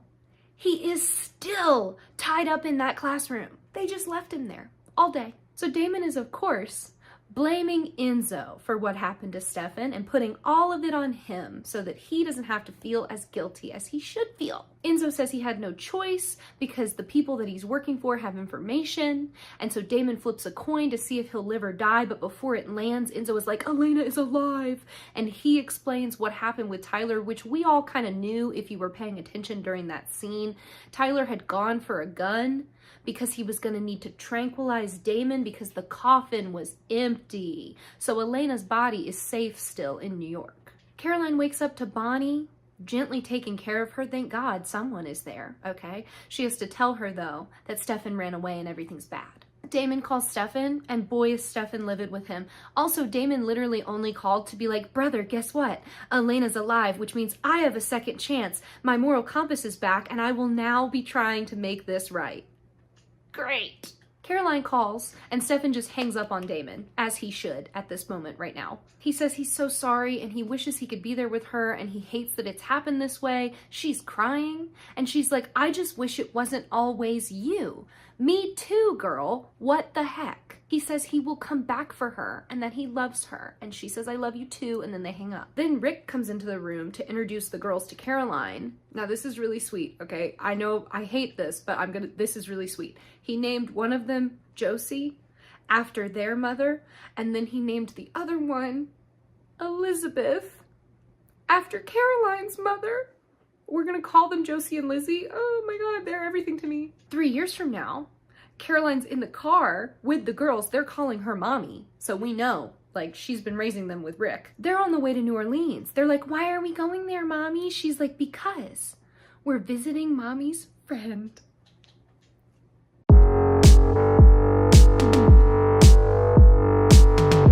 Bestie babes, we are in the 3 years from now timeline. Caroline is strolling into New Orleans looking for Klaus Michelson, but unfortunately for all of us, she gets told that he's been gone for 3 years and nobody knows where he is. You had me and you lost me. Where is he? Let them see each other. What's going on? Valerie is helping Stefan run to a safe house that's in New Orleans, so they're on the phone. His phone starts to die though, so he has to pull over to stop. Valerie tells him frantically, oh my God, don't do that. You can't stop moving even for a second. And she's right, because he is in this gas station for all of like a minute, maybe a minute and a half tops, and here comes Raina busting in to kill him. He manages to get away though, gets back in the car, gets back on the road, hightails it out of there. Bonnie and Damon go meet Enzo at this big fancy house in Virginia. The people that he's been working for and this place that they're at, it's called the Armory. They're a group that collects supernatural artifacts and they keep themselves out of history. So that's why we didn't know about them until now. This is definitely a place that Rick should have known about. Enzo is currently hunting Raina for them, and he's helping because they have something that he wants, so there was like a deal made. Remember when they kidnapped him for Matt? They never actually tortured him. They just made a deal that if he hunted Raina, then they would give him information on his family because remember, he's an orphan. The plan is to use Stefan as bait to trap Raina because they want her back in their collection. Bonnie and Damon agree because it sounds like a great trade-off. Rick goes to Caroline to be like, hey, I'm moving to Dallas today. So I hired a nurse, I'm taking the girls, we're out of here. Caroline is like, oh my God, right now, today, are you serious? You don't have a house, you don't have a job, you don't know the school districts you need to live in. What are you talking about? So she wants to go with him to help, because she says she would rather be useful than sitting at home in Mystic Falls waiting to find out if Stefan's gonna get killed by the huntress or not. Crazy, nonsense, stupid behavior, and you know what? Rick agrees. So they're going to Dallas together. Stefan stops this time at a bar in New Orleans. That is the safe house he was going to. Klaus is there. He doesn't tell him about the mark though, okay? So he's lying about why he's in town. He says that he's actually hiding from Damon because Klaus is like, this is very suspicious that you've just strolled into my town randomly and you've come to the bar that is secretly a place where witches and spells can't track you. Klaus asks how Caroline is doing, and Stefan is like, oh, my buddy, my pal, we are not drunk enough for this. So they start drinking so that Stefan can give him the rundown on the horrible Gemini baby incubator plotline. Nora and Mary Louise are grieving the fact that they've lost so many family members, which they have. It's been a whirlwind this season. Nora's excited though to start over and have a fresh chance at life with her, so she gives her a ring pop ring to signify them still getting married to each other. And then that woman, Alex, that works for the Armory and made the deal with Enzo, sneaks up behind them and they get kidnapped. Damon calls Valerie to tell her about the Stefan Armory plan to do a little switcheroo and capture Raina. And Valerie's like, the Armory? They tried to do the same thing when Beau got marked and they were perfectly content to let him get killed if it meant they could get Raina. You cannot trust them. Get out of there. We will think of another plan. Bonnie and Enzo talk while Damon is talking to Valerie. Bonnie's super disappointed in him because they were kind of on the way to being friends and now he's just thrown all of that away and he's cheating and lying and doing whatever it takes to get the information he wants. And he's like, girly pop, I was sent to a workhouse at 4, okay? I've never had a family, and at 27, I died sick and alone on a boat. So I think I'm entitled to do whatever I need to do now to get what I want. Damon strolls in, lying about where Stefan is so that they can escape. And then when Enzo confronts him, he's like, yes, because I think the armory is a bunch of crazy people and I will no longer be working with you. Goodbye. So Enzo knocks them both out. Wait until you're outside, Damon. Don't tell him that in the hallway. Damon wakes up in a cell with Tyler strapped down to a table hooked up to IVs. Turns out Tyler's been unconscious since Damon like smashed his head into the pavement like a little watermelon, okay? Now it's a full moon though. So Tyler's gonna heal and wake up in the room with Damon and kill him. Unless, of course, Damon will give up where Stefan is, but Damon refuses. And Enzo's like, that's fine. We've got a couple more hours until the moon comes up. Take your time. Enzo wakes Bonnie up next. She's on a couch, okay? She's not in a cell. He tells her what he's done to Damon and Tyler, and then he picks on her about the fact that she likes Damon so much because Damon is crazy and immoral. And he makes Bonnie's moral compass go because she can't decide what to do when Damon's around because she knows right from wrong, but also she loves Damon. So she wants to protect him at all costs. And Enzo's like, isn't that funny? Isn't that silly goofy that you're willing to put aside things just to keep him safe? And I'm like, yes, Enzo. It will be even funnier in a few more episodes. Also, he took her magic. So magic, she can't use it and it can't be used on her right now. Damon's trying to break out of the cell. Tyler wakes up, realizes what's going on, and is like, oh, great. This is perfect. Just what I wanted this full moon. It is at this moment during this scene with Tyler and Damon that I recognized these cells. I can't wait for season 8. Give me strength to get there because, oh my God, I'm so excited. They're trying to keep Tyler from turning by like injecting him with sedatives to keep him semi-unconscious. It's not working. It's just slowing it down. Damon says that he doesn't want to kill him now that he knows that Elena's alive. And Tyler's like, oh, so you would kill me if you thought she was still dead? And the answer is yes. Yes, he would. Enzo is keeping Bonnie from helping, so he's not letting her go into the secret room where Damon and Tyler are being kept. That's like locked behind like a special door that you need like an access code to get through. She's like, when did you become this person? Like, what happened to you to make you this way? And he's like, look, the old Enzo tried to do things the nice way. It didn't work. So now, yes, I'm willing to be the bad guy if it gets me what I want. When you found out that Damon was hurt, you jumped up and you didn't care what you had to do to save him. That's what I want for myself. You're gonna get it, Enzo. Give it a couple more episodes.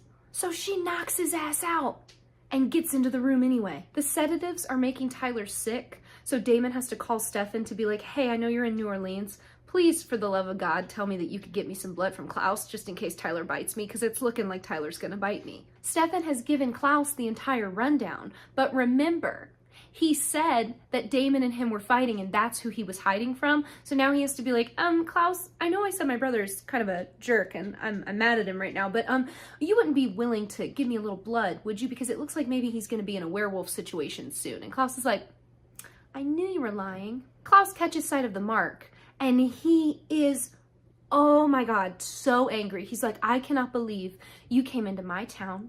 You hid in my bar where my family sleeps. What were you thinking, Stefan? Now you've lied to me about all of it? Ask me for a favor again and I'll kill you myself. So if Stefan would have just told him the truth, Klaus probably would have helped him because he obviously doesn't want Caroline to be upset. But Stefan lied. So now it's this big whole mess and he gets kicked out of the bar and has to start running again. Klaus is gonna leave too, and then Caroline calls and he picks up the phone. She is like so shocked to hear his voice and be talking to him again. He hears one of the girls crying because Rick took one and walked away. So now I think Caroline's with Josie. It doesn't really matter. He's like, pick her up. And Caroline does. And she slowly stops to cry. Stefan and Klaus had already talked about this, but Klaus made it very clear that he knew Caroline was going to stay with the girls because he knows Caroline. Stefan truly and completely believed that she was just going to give the girls up and like run away with him. I don't know why he thought that, but he did genuinely believe that. Klaus was like, you're a big dumb idiot. That's never gonna happen. So now he's talking to her, giving her advice on the girls. He even offers to give her Hope's hand-me-downs. Sedate me, I can't take this. She's crying and freaking out about Stefan, so he tells her not to worry. He will personally make sure that Stefan stays safe.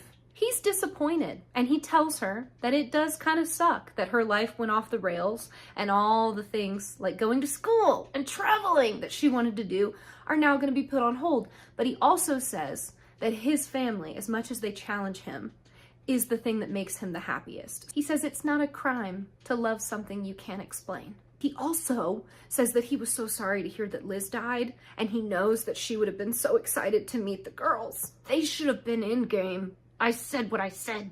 Damon is now banging on the cell windows with an IV stand. If only there was a way to shatter those.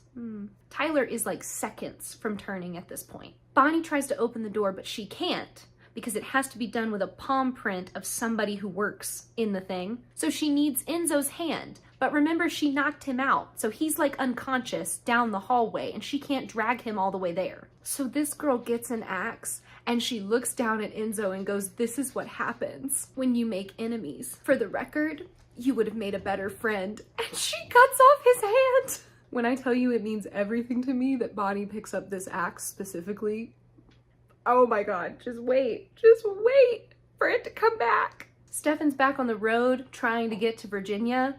Matt and Valerie get a frantic phone call that Raina's also on that road. Sure enough, she shows up and shoots his tires and then shoots him, and she's nearly about to kill him when Klaus shows up and stops her. Stefan accidentally ended up in werewolf territory, so they have to run, leaving Raina's body behind. Tyler terrorizes Damon about how no matter what, everybody's always going to be in danger. So like right now specifically, if they open the door, Tyler will also kill Bonnie. Bonnie shows up with Enzo's hand and Damon's like, "Don't open the door. Tyler's right. You need to run." She doesn't listen. She opens the door. Tyler runs out really quickly. He attacks Damon. She tries to stop him. He attacks Bonnie, slams her into the window, and she crushes her skull in again.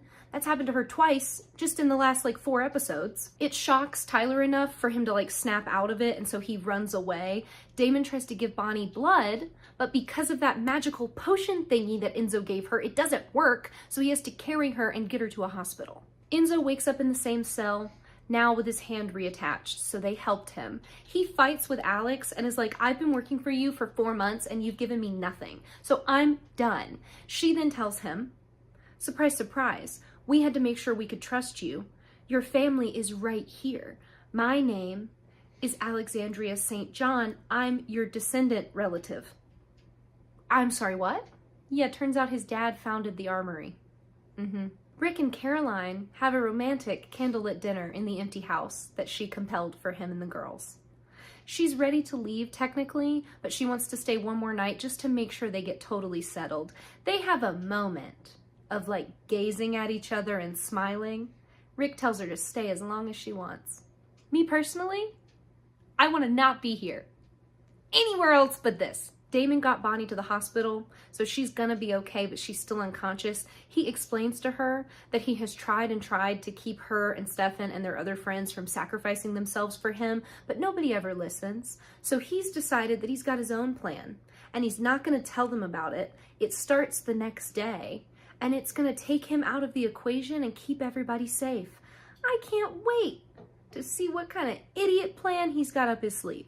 Stefan and Klaus are running together now. Klaus asks if Stefan loves Caroline. Stefan's like, "Why would you ask me that?" And he's like, "Well, I'm assuming you do, because you got stabbed protecting her, right?" And Stefan's like, "Actually, I got stabbed protecting my brother." And Klaus is like, "Oh, well then you need to let Caroline go, because you're never gonna stop sacrificing her and your relationship for your brother, clearly." They don't go to the train station like Stefan thought. No, Klaus is taking him to a witch that he thinks can help with his problem.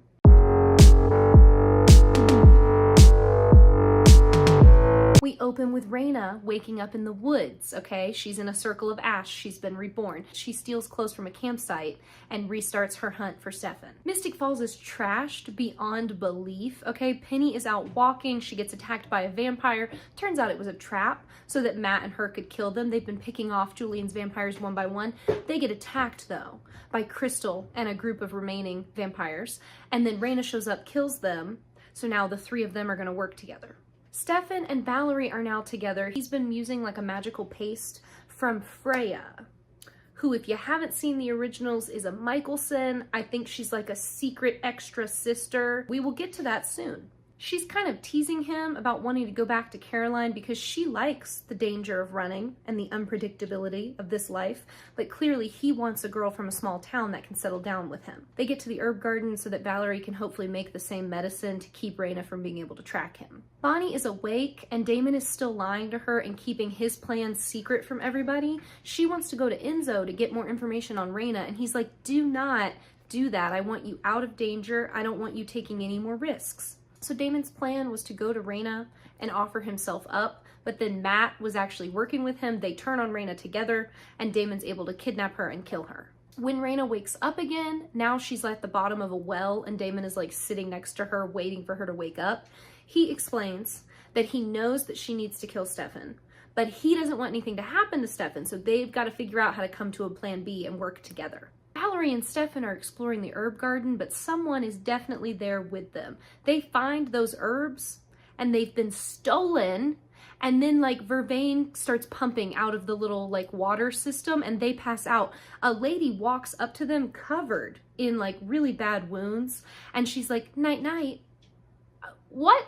Enzo and Bonnie meet up and it's very tense. He's been trying to apologize, but she kind of wants nothing to do with him at this point. Alex comes out and apologizes to Bonnie herself and is like, we did what we thought we needed to do. Enzo went against protocol. It wasn't supposed to go down that way. We want to work with you. Let's start over. They have the shaman's bodies, the men that gave up their lives for Raina. Turns out that they stay frozen in time until Raina dies, and then whichever one is like connected in that moment desiccates completely and turns into like a mummy. They're supposed to have 3 left, but when they get into the room, there's only 2, which would mean that Damon only has to kill Raina 2 more times before she dies forever. Damon and Raina are talking about how maybe, since he changed when he had Elena, if Raina had somebody, she could change, and then she could stop trying to kill Stefan. It turns out that once upon a time there was a guy, but before we can find out more, Bonnie texts Damon and tells him that there's only 2 lives left, so he just kills Raina immediately. The body obviously turns into a mummy in the room with Enzo and Bonnie. So then he's like, girl, what did you just do? Tell me right now or I'll kill you. She straight up looks him in the eye and is like, oh, does it hurt when your friends go behind your back and lie to you? Stop reusing these scenes. Knock it off. He explains that she's a big dumb idiot, and every time Raina dies, not only does she come back stronger, but if she dies the final time, any vampire that she's marked with her sword will also die. Valerie and Stefan wake up. That was kind of a useless scene because that woman was just afraid of them, and once Valerie woke up and explained what was going on, she was like, oh, no problem. I'm not fighting with you, so they're free to go, but the herbs have been stolen. Matt explains to Penny why he helped Damon, which is that he's friends with some vampires and they're not all evil, and it's complicated. She's like, but didn't Damon kill your sister? How can he be good? And if Stefan is good, does that mean he doesn't eat people? And Matt has to be like, Stefan actually can't eat people because when he does, he kind of goes crazy and we call him a ripper. So it's complicated. She gets real nasty about how maybe he lost his town because he never made a real stand. And if he truly wants vampires gone, he needs to put his foot down and make it happen. Bonnie frantically calls Damon to tell her about the situation with Raina and Stefan being linked. Damon's like, don't worry about it. I put Raina in a shallow grave. She'll wake up underground and drown in the dirt. But then when he finds out what will happen, he obviously has to rush to the grave and start frantically digging her out. Caroline's being a super nanny mom with the girls and helping and having a really good time with all of it. Stefan calls and tells her that unfortunately he can't come visit like they planned because the herbs are missing. He wants her to come with him instead and like tap out Valerie and run with him for a little while so that they can see each other. And Caroline wants to stay with the girls. She also asks if he wants to move to Dallas so that they can be closer to Rick and the twins, which really hurts Stefan, but Valerie is there and she's like, yeah, I saw this coming, Klaus saw this coming, I'm not sure how you didn't see this coming, honey. Then his mark opens up even deeper and he starts dying on the side of the road with Valerie. That's because Raina is dying, but Damon gets her out. Blood doesn't work, mouth to mouth doesn't work, he's giving her frantic CPR, suddenly she wakes up. So Stefan's fine, but Damon is now in terrible danger because Raina is super strong and super scary. Raina admits that the man she loved was a vampire and she killed him. They start fighting, but before she can kill him, the armory shows up and she gets taken down by an absurd amount of tranquilizers. I'm talking like 20 in the front and the back. It's crazy. Alex tells Enzo, oh good, I'm so glad we caught Raina. Excellent work. Get Bonnie Bennett back here because she's another person we need to capture. Enzo's like, I'm sorry. No. Stefan comes home to Damon now that he's free of Raina, but he's upset to find out that they can't kill her. This means that he will never be able to settle down with Caroline, even if that's what he wants, even if it's complicated with Rick and the twins, because no matter what, he's in danger and being with her puts her in danger. Damon is like, I'm excited to find out how you handle all of this. And then he gives Stefan 2 letters, one for Bonnie, one for Rick. He explains he's a bad brother when he's not with Elena, so he's gonna go ahead and take himself out of the equation. Yeah, he's planning on desiccating himself in a coffin next to Elena's and just waiting until Bonnie dies and Elena comes back. Stefan's like, after everything I've done for you, you're gonna turn your back on me right now when I actually need your help? He begs Damon to stay by being like, if you care about me at all, do the right thing, stay with me, what's wrong with you? But Damon truly believes that he's doing the right thing by leaving, and he's lying to Stefan, okay? Because obviously we know, all right, that he was trying to save Bonnie and Stefan by leaving, but he's just telling Stefan that he's being selfish. So he leaves. Matt comes over to see Stefan, and even though Stefan's in a bad mood, Matt's like, I don't really care. I need to talk to you. See, I've been thinking about some things. I've been thinking about humans and vampires, and how no matter what, the vampires are always going to be above the humans, and how I want my town back, because this is my home. He threatens Stefan with blackmail footage of all the vampires doing bad things in town, and he's like, get out, or I will send this to people. Stefan goes to Dallas and gives the letter from Damon to Rick. Also, he gives him a bottle of bourbon. It's real cute. So Rick will die without ever seeing Damon again. This is his goodbye letter to him. He explains the truth, which is that he's miserable and he doesn't think he can keep living without Elena and keep screwing up and putting everybody in danger because he can't make the right choices. It's so dumb. It's so dumb. Stefan sees Caroline with Rick in the house and they're like happily holding the babies. So he leaves without talking to her and decides to let her go. And you know who he calls to keep running with him? Frickin' Valerie. Damon goes to NYC to get into the coffin to be with Elena. But then Bonnie shows up and is like, you were actually gonna do this without saying goodbye. Enzo was telling the truth. She's devastated that he would ever think this is a good idea. And she's like, if we're supposed to be friends, then you're gonna listen to me, okay? I don't approve of this. I think it's a terrible idea. You're being selfish, and I am so upset that I will never see you again, and you were gonna take away my chance to say goodbye to you. You've hurt me, Damon. She starts to cry and tells him to remember that when he goes to sleep. He tries to say goodbye, and she's like, oh, no. You don't get to do that anymore. And she leaves. But Damon is Damon, so he gets into the coffin anyway.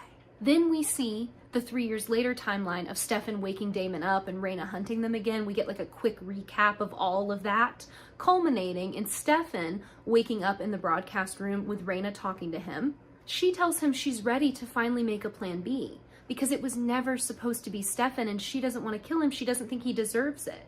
She wants to transfer his mark to Damon and kill Damon instead. Stefan's like, you just want to pit us against each other. I won't do it. And then Damon, who is very sick because remember he was given werewolf venom, he comes stumbling out and he's like, it wasn't her idea, brother. It was mine.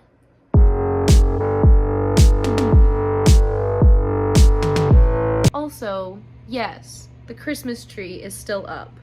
So that tells you where I'm at right now. We open with the 3 years from now timeline. Stefan and Damon are talking. Damon is trying to convince him to let him take the mark because Stefan doesn't want to.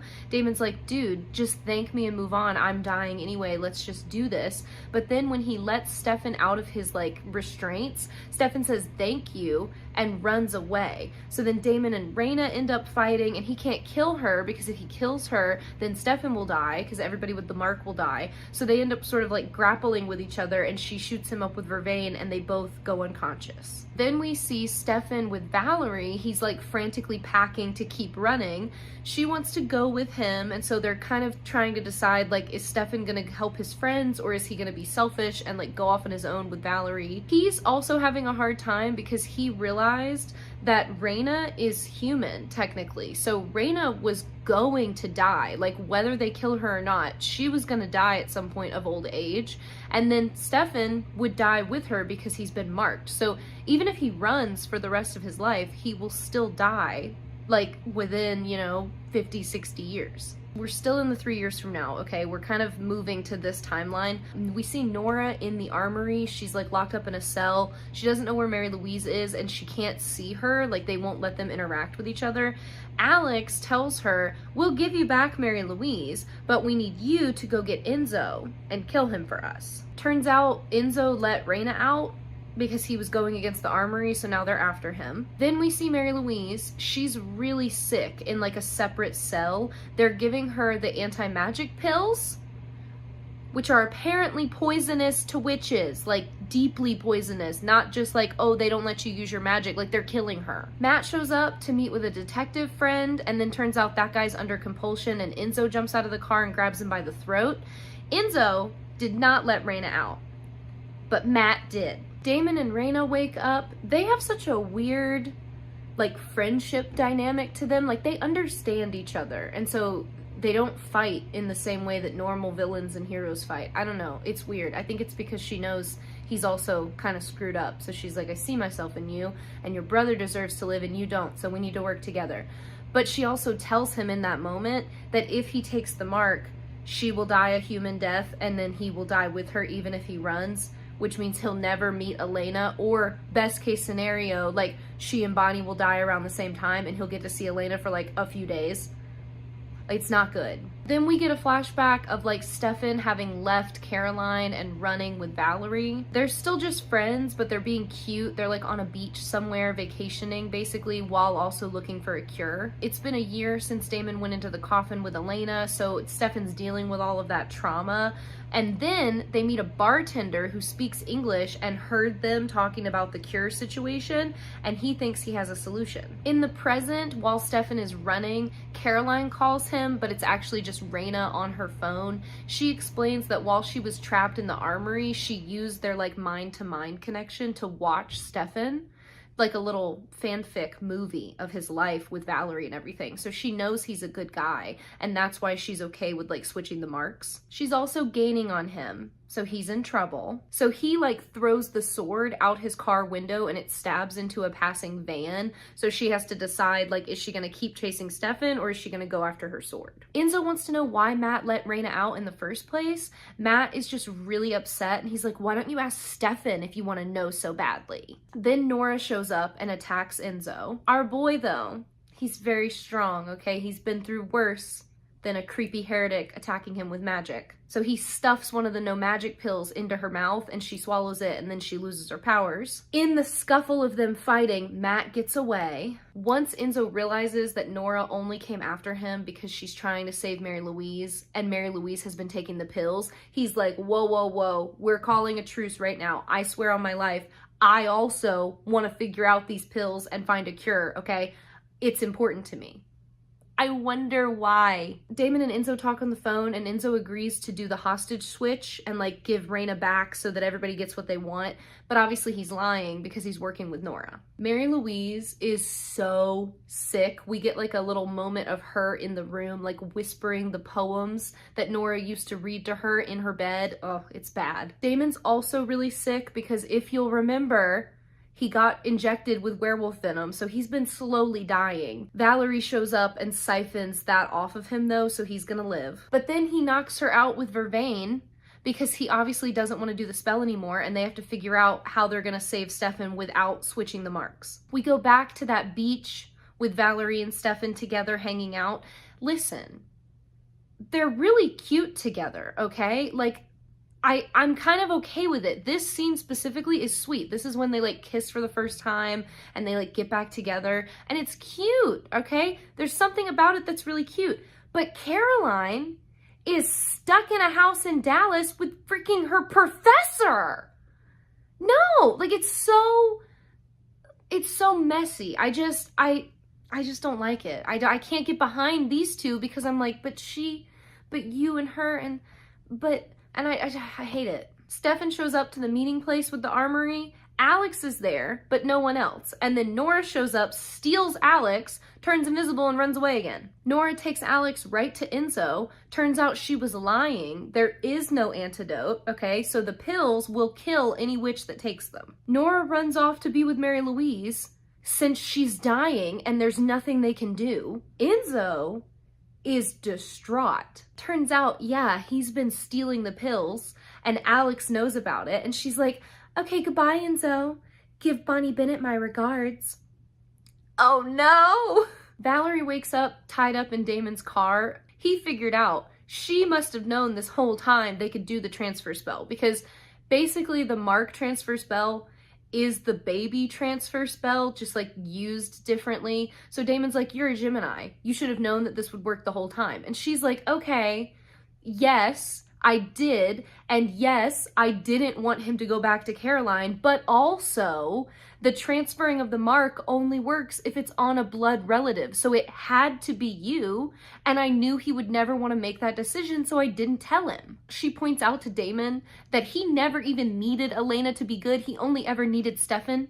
And he still chose to leave because nothing's ever good enough for him. Damon calls Stefan and says he's changed his mind and he's not going to take the scar, but he has a plan, which just upsets everyone because he can never be trusted. Like, he will say one thing and then the second it's better suited for him, he'll just do something else. He's so selfish. It's definitely like his biggest character flaw. And I wish we got development for it, but instead he just gets worse. Then Stefan gets shot and attacked by Raina in the parking lot. I think they're at like an airfield.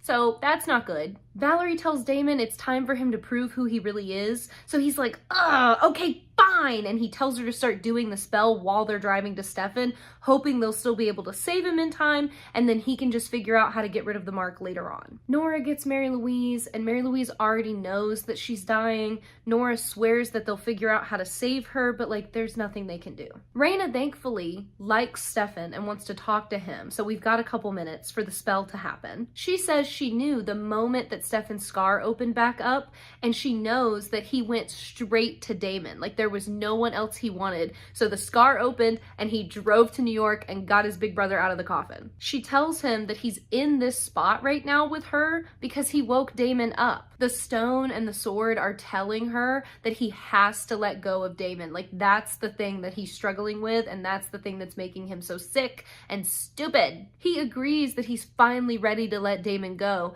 and she's like, okay, I hope it helps you survive in there. And then she stabs him with the sword. So he's back in the Phoenix Stone. We get a voiceover of Caroline leaving Matt a voicemail. She's basically saying that she knows something more must have happened and she just wants to understand why he would have helped Raina. Then we see him walking up to a tombstone.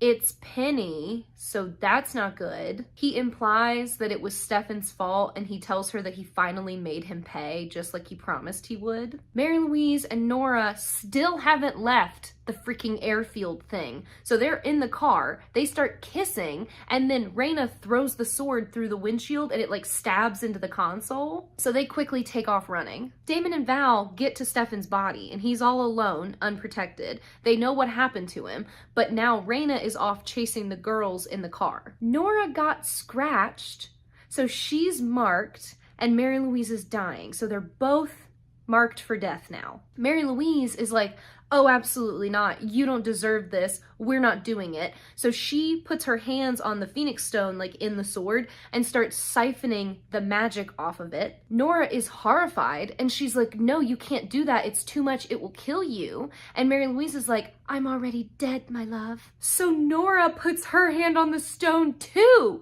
And Mary Louise is like, no, you can't. And Nora's like, there is no living without you. Are you kidding me right now? She recites their favorite poem one last time while they're siphoning the magic and driving recklessly into a field. The stone starts to crack open and Raina is in another car behind them, like also physically in pain. The girls say, I love you. And then the stone explodes, the car blows up, and they both die. Raina pulls over next to them, still alive, but screaming. Damon is with Stefan's body, promising to bring him back, but yeah, the stone blew up. So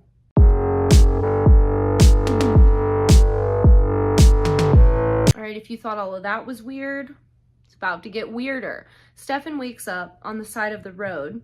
There's been an accident. There's a bus on fire. He wakes up and is like, where am I? What's going on? He's in different clothes. It's very confusing. He stumbles over to the bus and starts pulling people out of the bus. The EMTs arrive.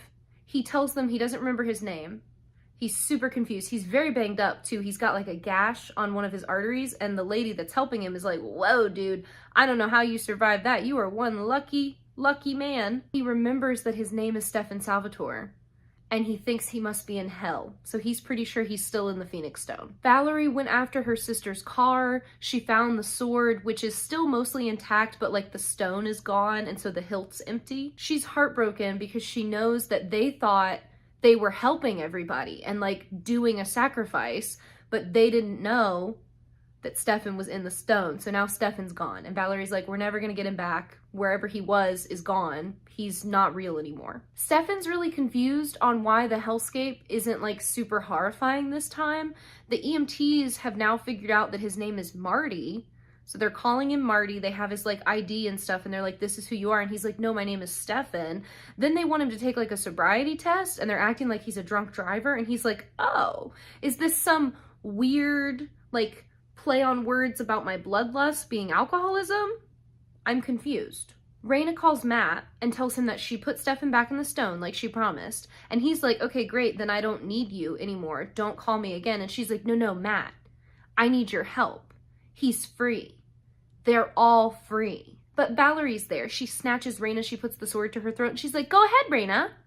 Finish that sentence. Damon lost Stefan's body, okay? It just disappeared. So we all thought maybe Valerie took it. And then Damon finds him walking down the side of the road, and he's like, brother, get in the car. Stefan's body gets into the car with Damon, but he's all confused. Stefan at the crash site is now being told he's in trouble because he was the bus driver and he was drunk, so all these people died because of him. So yeah, Raina tells Valerie that she burned all of the bodies of the original vampires she put in the stone. So when the stone exploded, their souls just like flew out and went into whatever bodies they could find. So Stefan is in Marty, the drunk driving bus driver's recently deceased body. Damon doesn't know for sure, but he's slowly figuring out that whoever's in Stefan's body is not his brother. There's just things that aren't adding up. Stefan sees his face in the mirror, and we see the guy that is actually Marty, like the body that he's in, and it's this weird trippy thing where we've been looking at Stefan in Marty's clothes this whole time, but in reality, he was a different body. Like, he looked different, and it was just us seeing what Stefan thought was real. I would just like to remind everybody about what happened when they put a vampire soul in Joe's body. Matt calls Rick to warn him, and Rick is so annoyed because he's like, look, dude, Caroline and I are happy. We're getting married. Disgusting. They don't want to be involved with any of this anymore, and they haven't been for 3 years. Matt says he's sorry, but he's 3 states away and can't do anything, so Valerie and Raina are on Rick's doorstep asking for help. She explains what happened and reminds him about what happened to Joe in this situation, so they have to find Stefan and figure out if he's in a human body. And she's like, isn't that what Caroline would want? And Caroline is still off with the girls in New Orleans. But Rick agrees because he knows she's right. Raina wakes up and is ready to like go hunt the vampires, which is another reason why they came to Rick, because he's good at tracking. She reminds them that the stone is full of 200 years worth of evil vampires, like the worst of the worst are in that stone, and now they're all free. Stefan in the human body is getting sicker and sicker. He finds a cabin in the woods and breaks in. There's also a barn outside with some tools, and at this point he's still handcuffed. So he has to break his own thumb to get out of the handcuffs. Meanwhile, Damon is out with like fake Stefan, and he hasn't had it like completely confirmed, okay, at this point that this isn't his brother. He's just starting to be suspicious about it. However, he's just letting Stefan drink from the waitresses as if that's normal Stefan behavior. I kind of hated this. I was like, what's going on? He ends up stepping away though to make a phone call because like clearly that's not his brother. He ends up talking to Rick. Rick and Valerie confirm everything for him, and they say that they're looking for the real Stefan in the human body. So Damon needs to keep track of the fake Stefan in Stefan's body so that they can swap the souls and fix it. Valerie does a mind linking spell with Raina and Stefan. She like goes in and like watches the bond that they have. They see him like in the woods at the cabin. They see the anchor tattoo on his hand, and then Rick, thankfully, sees the bus crash on the news, and they're like, oh, that's him. So Damon takes off to find him. Stefan is now also experiencing withdrawals in the human body because Marty was an addict. So that's happening, and he's sick because he's a vampire soul in a human body. Double whammy. It's not going well. Also, the car won't start. He tries and tries and tries, and he's like praying and hoping and wishing for the best, and then finally the car starts, and he's like, take that, Marty. So he escapes the cabin in the middle of the woods. The random vampire with Damon starts lying about remembering who he is. He says that he can't remember much, but he knows that Damon is his brother, and he knows that he loves him. And Damon's like, yeah, cut the crap, okay? I know you're faking it. I know you're not my brother. Knock it off. So then the fake Stefan jumps out of the car and runs off. Raina figures out who is in Stefan's body. She knows the vampire, and she's like, oh, heck no, I gotta go get that guy. So she takes off to go kill him. Stefan pulls over behind a random lady on the side of the road asking to use her phone. He looks really sketch, but he keeps like his one handcuffed hand stuck in his pocket. She's gonna help him. And then on the radio, they hear like about the bus crash and how there's a fugitive running through the woods. So she's like, oh, heck no. And she like punches him in the face. And because he's a human, he's not strong enough. She knocks him out into the road and leaves him there. It starts to snow, man. He is screwed. His withdrawals are getting worse and worse and worse. And now he's starting to do that thing where he's like hypothermic. So he's like kind of not wanting to be in the car. He feels trapped. He ends up sitting outside in like 12-degree weather while it's snowing. Damon goes to the local police station. He pretends to be Matt Donovan to hopefully get some answers. The woman who ran into Stefan on the side of the road tells Damon exactly where he is, so he sends all the cops into the other direction. Thankfully, her phone got left behind, so he's able to call Stefan, and he tells him that he's on his way to him. Damon wants him to get up and start moving so that he doesn't succumb to the hypothermia, but Stefan can't do it. They have this really intense conversation where Stefan points out and like calls him out on all his BS and says like, you're a terrible person, you have the worst instincts. You know what I did when I woke up on the side of the road in this random body and I didn't know where I was? I helped the people in the burning bus. You would have just walked in the other direction trying to get to safety. And Damon's like, yeah, you're right, probably I would have, okay, because I'm selfish and impatient and angry and I've never cared about anybody but Elena. Now get up. And he uses that like big brother logic to be like, are you mad at me? Come punch me in the face. And it works. Stefan gets up and starts walking. Stefan tells him though that eventually he won't be able to keep going. And the worst part is that he doesn't think Damon will be there when he dies. Valerie tells Rick that Valerie points out to Rick that she knows he must be really worried about what's going on with Stefan and trying to get him back and let him be free from the scar. Rick admits that he fell in love with Caroline, but he knew that she was only agreeing to marry him for the children because it made sense since they all lived together, and he never thought it would last. Isn't that great? Don't you love that information? Stefan is getting weaker and weaker. He ends up passing out on the snow-covered street, but Damon gets to him. So Stefan wakes up in the car. He starts just like packing in the donuts because he's starving. Stefan doesn't forgive him, but things are definitely better. Now they just have to find the real Stefan. Valerie realizes that fake Stefan in Stefan's body went to a fraternity house in Memphis, and Rick is like, oh, from my extensive knowledge of vampires while I was hunting for my dead wife, who wasn't dead but Damon had turned her into a vampire, I know a story about this vampire who used to go to fraternities and sororities, and then he would use compulsion to make the kids kill each other. It was a bloodbath. Nobody ever caught the killer.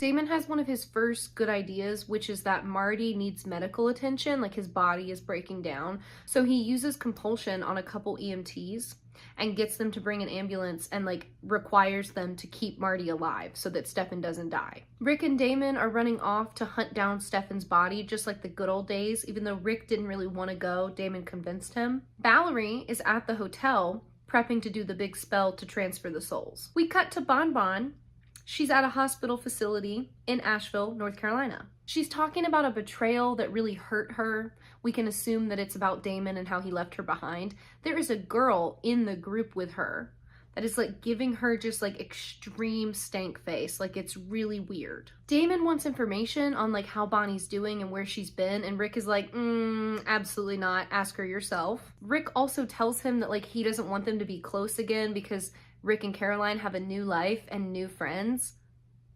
Great. I hate it. As Stefan is like in and out of consciousness, he starts remembering trying to write letters to Caroline to like apologize and say goodbye to her. And so he asks the EMT for paper so that he can do a new one now. The vampire who's in Stefan's body is named Ambrose, which is a name I love, but this guy is evil. He is terrorizing that fraternity house. Damon shows up, but he can't get inside, so Rick, as the designated human, is gonna have to sneak in. Ambrose calls them and talks about how he just loves making the kids kill each other. It's so much fun for him. He wants Raina dead, and then he says he'll happily give up Stefan's body, and he's like picking kids to like turn so he can pick a new body to live in. It's a fairly good plan, so Damon agrees. Also, like, side note to this lore, Ambrose is the vampire that turned Raina's boyfriend that then led to her killing the boyfriend. Valerie tells Damon that no matter what, she's doing the spell, even if it causes her harm, because Stefan is the only person left in the world that she like loves, so she's gonna do whatever it takes. Raina is in a car on her way to Ambrose. She is like not sick, but she's dealing with like all these different memory flashes from all the vampires that are like now in the world, and she can't like sort it out, and so she's got like major headaches and she's not doing good. They get tricked into stopping the car, and then Enzo shows up and kidnaps her. Bonnie is being followed by that girl from group. Her name is Virginia. She tricks Bonnie into going into a room with her and then locks her in. She wants to know why Bonnie's been stealing her meds. Bonnie says that she doesn't think any of them are gonna get better if they can't think, and it was clear that Virginia was in some kind of weird fog, so she took her medicine hoping it would help clear her head. And Virginia is like, girly pop, it did, thank you so much, and they hug. Damon and Rick find the car with the driver that Enzo compelled that Raina was in, so now they know that Enzo took Raina. But when they call him, Enzo's like, yeah, I'm not bringing Raina back. No. Rick explains, surprise, surprise, Enzo and Bonnie are dating, because after Damon left, Enzo helped Bonnie through that, and one thing led to another, now they're a couple. Remember how the armory was after her? Enzo helped her run. Ambrose calls wanting to know if Raina is dead. Damon's like, funny story, she got kidnapped. I am going to kill her, but my brother is in a human body and he's disintegrating, so we need to switch the souls quickly, please. But Ambrose is like, no deal, bro. Kill her or nothing. Bonnie and Virginia are now bonding over like stolen snacks. Virginia explains that she tried to protect her family from something dark, but they turned on her and sent her away, telling everybody she was crazy. Yikes. Virginia is a St. John. She's Alex's younger sister. Bonnie came to the facility to ask for her help because she wanted to know why they want her to begin with. Virginia agrees to tell her everything she knows, as long as Bonnie will take her out when Bonnie escapes. Damon and Rick get to the fraternity house again. Ambrose killed everybody, and now they don't know where he is. They then realize that Ambrose has made several comments about having really, really good hearing, and the windows were open. So when Damon was outside talking about how Stefan was in an ambulance, Ambrose probably heard them. So he went after Stefan's body to kill Marty. Sure enough, Stefan and Marty's body is in the ambulance. They're driving to the new location to do the spell, and they get in a crash. And then Ambrose kills the EMTs. But when he goes to get into the ambulance, Stefan has run off and he makes it into a house, so Ambrose can't get in to attack him. Raina wakes up, chained up in Enzo's car. He just wants to know how the pills work and if they can be reversed and if her blood can do anything to help Bonnie. She's like, no, dude, the armory already tried. They couldn't make an antidote, it didn't work. All that can happen is it can be enhanced. It can never be reversed. He feels terrible because confirmed he's been poisoning Bonnie this whole time and there's nothing they can do. Bonnie tells Virginia, yes, I've been taking the anti-magic pills every day. They take away my magic, but they also make it so that nobody can do a locator spell on me. Ambrose throws a can of gas into the house and tries to explode it to kill Stefan. Damon shows up and stops him just in time, and then Rick shoots him with vervain to knock him out. Virginia explains to Bonnie that there's a vault in the armory that can only be opened by a Bennett witch. She gets so scared when Bonnie's like, like, what's inside of it? What are you talking about? Why would I need to not open it or open it? And what is it? Virginia starts to cry because she's so afraid. And she's like, you can't open it, Bonnie. You have to promise me. But she was fake crying, y'all. She was just trying to trick Bonnie into agreeing. So when it's clear that Bonnie's not going to do that, she breaks the mirror and tries to kill Bonnie with a shard of mirror glass. Valerie is now ready to do the spell. They have like unconscious Ambrose in Stefan's body and then like sick Marty and Stefan's in there. She does a quick head dive on real Stefan to like talk to him. He says he wants to go home and she's like, yes, you can go back to Caroline now. And he's like, no, I'm talking about you. You're my real life. Why would you think I want to go to Caroline? Her nose starts bleeding, so the spell is too much for her. Stefan tells her that she's never just been a distraction to him and he doesn't want her to do the spell if it's going to cost her life, and he's like panicking, trying to get her to stop, but she insists that she's going to do it and she's fine. Damon is of course in the real world, forcing her to like wake up and keep doing the spell. Stefan begs her to stop. She tells him she can't because he's all she has left, and then she disappears from the head dive, and then Stefan wakes up in his own body. Somehow Valerie is still awake beside him, so they both made it. Rick leaves because he's ready to go back home to Caroline and like get back to his life. Damon is like, I don't understand why you want to do that, blah, blah, blah. Can't we restart? Can't we be like old times? And Rick is like, no, dude, we can't. I'm a dad now. I'm engaged. I have a new life. And for 3 years, it was pretty awesome because you weren't in it. That has got to hurt. Damon is sad, but he's like, thanks for being honest, and he lets Rick go. Rick turns back and tells him where Bonnie is, and he's like, maybe you'll have better luck convincing her to forgive you. Valerie, in a shocking turn of events, has decided to leave Stefan. She knows that he doesn't love her the way she loves him, and he never will. This is a mess. A mess. A mess. So she wants him to go back to Caroline and fix things and be happy. She's not even upset with him because she says he did try to love her. It just didn't work out. He stays breaking hearts. Like, what is in this man that makes these girls do this? I can't talk. I can't talk. Not when I know how I feel about you. I'm not one to talk. I don't judge. I don't judge the Stefan lovers. I'm not judging you. I'm just saying the writing is awful. She's excited to go out and start over on her own since she's completely alone, but she's never done that before, so she's ready. And Stefan's like, go, be happy, take care of yourself. And they break up again. Bonnie still has the letter from Damon, but she has never opened it. Enzo shows up. He's been pretending to be her doctor, and he's like, hello, they called to tell me, you got attacked today? What happened, Miss Bennett? And she's like, you're here. And they kiss. It's so cute. They're so cute. Oh my God. He takes the pills away from her and has to explain that they will make her sick. She's already sick. She's already dying. And she's like, well, I've done that once or twice. What's another time? Girl, your plot lines. I feel like at this point, if she has lived without magic for 3 years and she's made it work, maybe you should just turn her, because if she could handle 3 years without her connection to the spirit world, maybe she could handle a lifetime.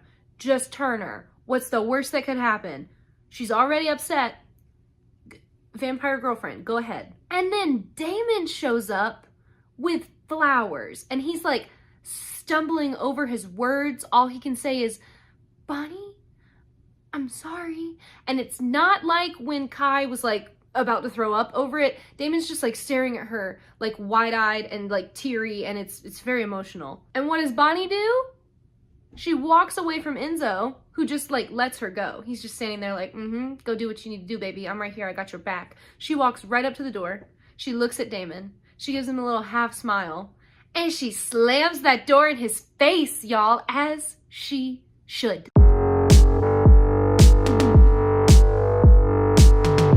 Okay, buckle up. We're going right now back to 3 years from now. We're watching Bonnie pack up to leave her dorm room.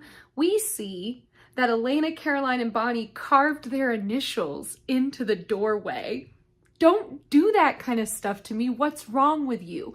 She starts leaving, and she sees people from the armory coming up the stairs to get her. But then Enzo pulls a Klaus maneuver and pops up behind her, grabbing her, like putting his hand over her face and being like, shh, shh, shh, it's okay, I've got you. He hides her and then gets her out. This man is so fine, so sexy, so perfect. These episodes are just like top tier for Enzo St. John. Oh my God. She's shocked that he's helping her, but also she's like, thank you, okay? And she's trusting him because for some reason she always trusts him. And then he shoots her up with a sedative and she freaking passes out in his arms. We cut to Asheville in the present. Now Bonnie and Enzo are together packing up her little hospital room. He's worried about her pills wearing off. She's just kind of freaking out because she doesn't feel sick yet. So she's concerned maybe she's not going to get sick or it's going to happen really quickly. Things are just up in the air. Damon is still there, waiting outside with the flowers in his hand, okay? He's just standing in the hallway. She is done with him and doesn't even want him to, like, talk to her. Enzo, though, is kind of, I don't want to say he's lightly teasing her about it. Definitely, like, listening to her decisions and, like, taking her seriously about it. But he's also like, it's Damon. He does this. Like, we should at least let him try to help. And she's like, that's fine.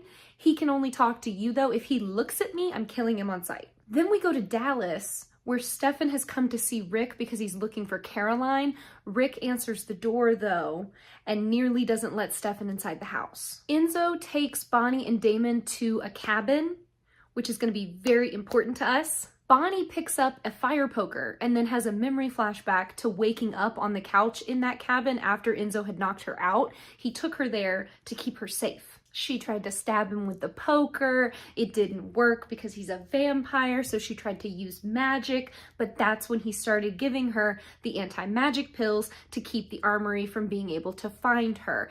His whole thing was that he was going to, like, continue working with Alex and, like, pretend to be on their side because remember, Enzo's only allegiance has ever always been to himself. He wants Bonnie to stay at the cabin where she can be safe and spend her time focusing on researching why the armory needs her in the first place. In the present, we go into the basement of the cabin where Enzo has been keeping Reina. She's cracking a little bit because remember how she's having weird memory flashes? Those are getting worse.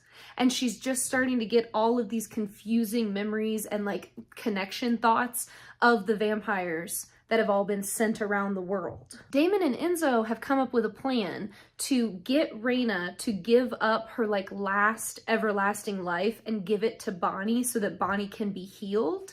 Reina agrees to it, but only if the boys will kill the people on her vampire list so that she can, like, die in peace. Also, at this point, Bonnie has about 48 hours until the pills wear off and the armory can track her. Back in time, Enzo and Bonnie are getting closer and closer. He's really the only one that she's seeing in person day to day, but she is still talking to people. So we get, like, updates about the twins getting older because she's still best friends with Caroline and all of that. They're also bonding over the fact that Damon left both of them. So for Enzo, this is the second time Damon left him behind, and he reminds Bonnie of that and tells her about the, like, Augustine situation where Damon just left him in the cell and didn't break him out. He tells her to remember that it's always Damon's fault. It's never on them. Remember when she told him that he deserved more than Lily? He says she deserves way more than Damon. Rick and Stefan are together in Dallas and ooh, it is not going well. It's so awkward. Stefan sees stuff about the engagement in Rick's journal and Rick has to, like, quickly close it and, like, hide it from him,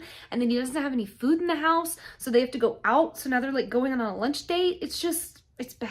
Bonnie, Enzo, and Damon get sent by Reina to Richmond to start killing the vampires. Reina at this point is admitting that she's tired and she's sick of this life and all she wants is, like, one final day to, like, enjoy being a human before she goes to sleep. They hunt the first vampire at a dentist office and it is really, really gross. I cannot stress enough how gory, like, this episode and the one after it are. It's just nasty. We go to a year and a half ago to New Year's Eve at the cabin. Enzo is insisting that they get dressed up and have dinner together. And when I tell you that this man goes all out, she goes into the bedroom and gets dressed. And when she comes back out into the main room, he has put freaking fairy lights all over like the fireplace and the mantle, and he set like a single little 2-person table with a tablecloth, and he made dinner and there's candles.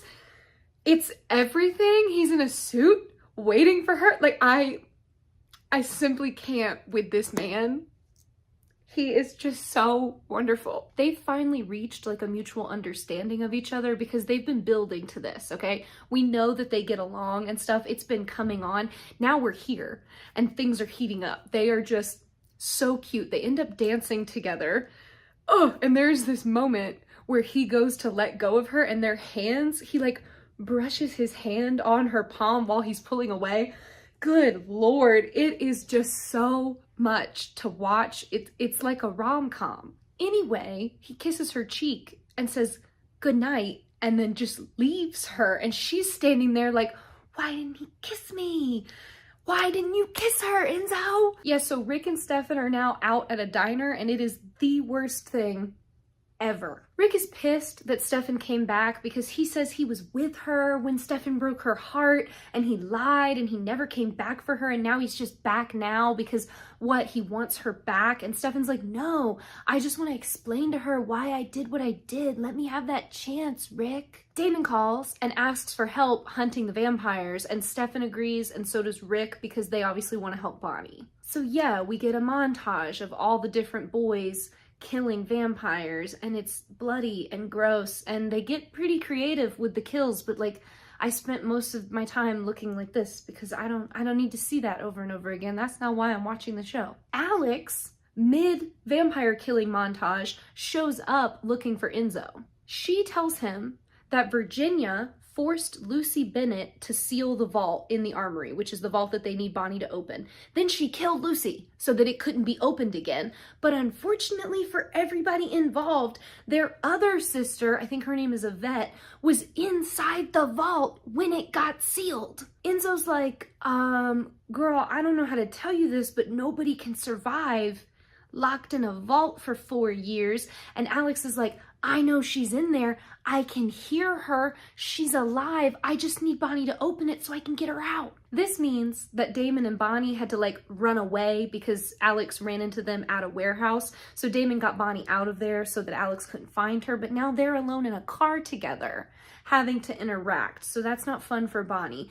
Enzo calls them. He's fine. Alex left him once she told him what she needed him to know, and he is considering listening to her. It's not that they trust Alex at all, because they do not, but he just thinks maybe they could get what they want because the everlasting that they need to link up with Bonnie to give her the life and take it from Raina is in the armory.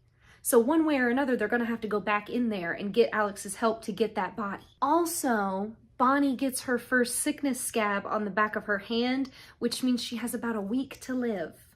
So time's running out. In a flashback, we see Enzo coming home to the cabin, and Bonnie's on the couch, like picking at his guitar. She had found out that Virginia is out of hospital, and this is when they were making that decision to maybe let Bonnie go there. Oh, he sits with her and like teaches her how to hold the guitar properly, and she starts like strumming it. Their hands touch. This is when they finally jump each other and kiss. It is top tier, adorable, adorable, adorable, so stinking cute. In the present, they're being cute, like leaning up against the hood of one of the cars together, and Damon is having a horrible time watching that. They go to their next little group of vampires they need to kill, and they find Beau. Obviously, he doesn't look the same because his body's gone, but it's Beau in the body of another person. Bonnie doesn't want to kill him because it's Beau and he was their friend. So even though he's on the list, she's like, no, we can't do that to him. Enzo stops and isn't gonna kill him. And Damon is like, up, we have to kill everybody on the list. So he just like does it anyway, even though it upsets Bonnie. She's already mad at you, my guy. You're not doing yourself any favors. And then after this, Damon has the nerve to fight Enzo about the fact that Enzo gave Bonnie the pills. It's absolutely ridiculous. And Bonnie comes out and has to like get in between them because Enzo is absolutely about to deck his ass right in the face, as he should. Damon is like, I don't know why you're even mad at me. You kept my letter. And Bonnie is like, yeah, Because I wanted the reminder not to trust the wrong people, idiot. She's not even mad at Enzo because obviously he didn't know he was poisoning her. It was an accident and he's doing everything he possibly can to fix it. And she tells Damon that if it can't be fixed, she'll happily die with Enzo because at least she knows that he's never gonna leave her. I know that hurt. I know Damon was like, oh, knife to the heart, salt in the wound. She freaking gives Damon back the letter. She just like shoves it at his chest and walks away. Rick and Stefan are out in the woods cleaning up another one of their kills. Stefan is trying to be nice to Rick and like hold it together. Rick's not handling it well though, and he tells Stefan that he just needs to move on and leave Caroline alone because she doesn't need Stefan anymore. And Stefan hits him with, okay, if you know her so well now, who sleeps in the second bedroom? He did not. He points out that they're getting married at the freaking courthouse, which doesn't feel very Caroline Forbes to him. So even if Rick can make their relationship look good on paper, it's all fake. Rick has the absolute audacity and nerve to punch Stefan in the face and say that he knows Caroline may never love him the way he loves her, but all he can do is try to be worthy of her, which is more than Stefan's ever been able to do. I'm gonna throw up. I'm physically ill. Oh God, we get the cutest scene of Bonnie on the couch already. Enzo flops onto the couch and puts his head in her lap and he's playing guitar and she covers his eyes and is like, go ahead, keep playing. And he's giggling and she's giggling and he's playing guitar and I just can't be here anymore. At the con that they just had, the like I was feeling epic con or whatever, Michael talked about these scenes and he said that him and Kat would go early and like rehearse all of this extra because they wanted it to mean something and they wanted to find all these little details. It's so cute and it's so clear that they put so much work into Bonnie and Enzo's relationship because oh my, it does feel like a movie, guys. Like it literally, those moments of just the two of them together or anytime they're supposed to like interact and be cutesy in a scene, it's like a freaking rom-com. It's amazing. Stefan goes to the house again and this time sees Caroline. She's back from New Orleans and it's not good, okay? This is the first time they've seen each other in 3 years. Damon calls and interrupts them. Raina has doom spiraled yet again, and now the list of names they need to kill, all those vampires, it's like quadrupled.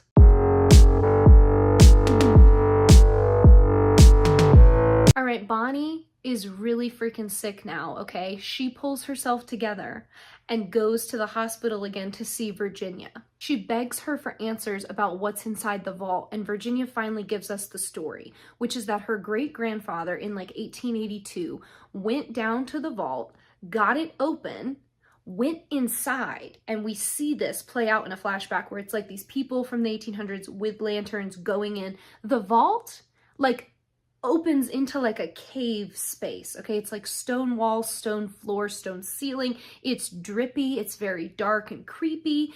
They're going in and they hear a woman's voice like calling them and it's very creepy and eerie. And then the lanterns blow out and he starts to scream. Bonnie is like, okay, so what was it? What came out of the vault? And Virginia's like, no, you're not understanding. It's not a what or a who. It's what it does to you when you go in. So the flashback men come back out of the vault and her grandfather is like, oh, I'm okay, I'm fine, don't worry about me. And then he like evil smiles off into the distance as the people let go of him. Yeah, he came out a freaking psychopath and murdered his entire family. You know who it's giving? We know who it's giving. Virginia reminds us that Yvette has now been in there for 4 years. And even though Alex swears she can hear her and thinks she's just asking for help, Virginia's like, there's something wrong with her, okay? Because our great-grandpa was in there for like a minute and a half and he did all of that nonsense. She's been in there for 4 years. We cannot let her back out. The boys are still running around killing all the vampires.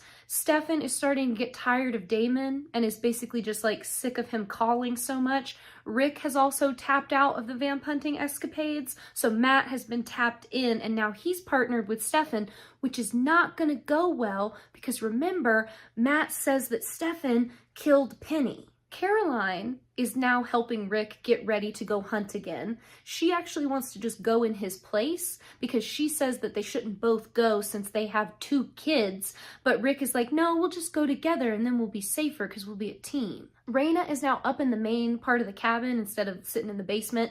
And as they kill the vampires, she's like burning the names. But the list keeps growing because there's so many freaking vampires. She is, like I said, ready to go though. And she tells Bonnie, you know, she had 7 lifetimes past the lifetime she was supposed to have. And so that first one is when she was in love and she had a family and her dad was there. And once they were gone, she kind of just stopped caring about being alive. And that's why she says she doesn't really understand why vampires seek out immortality, because all the things she had and held close to her vanished in her first lifetime. So she's just done and she's ready to see her dad again. Bonnie's magic comes back.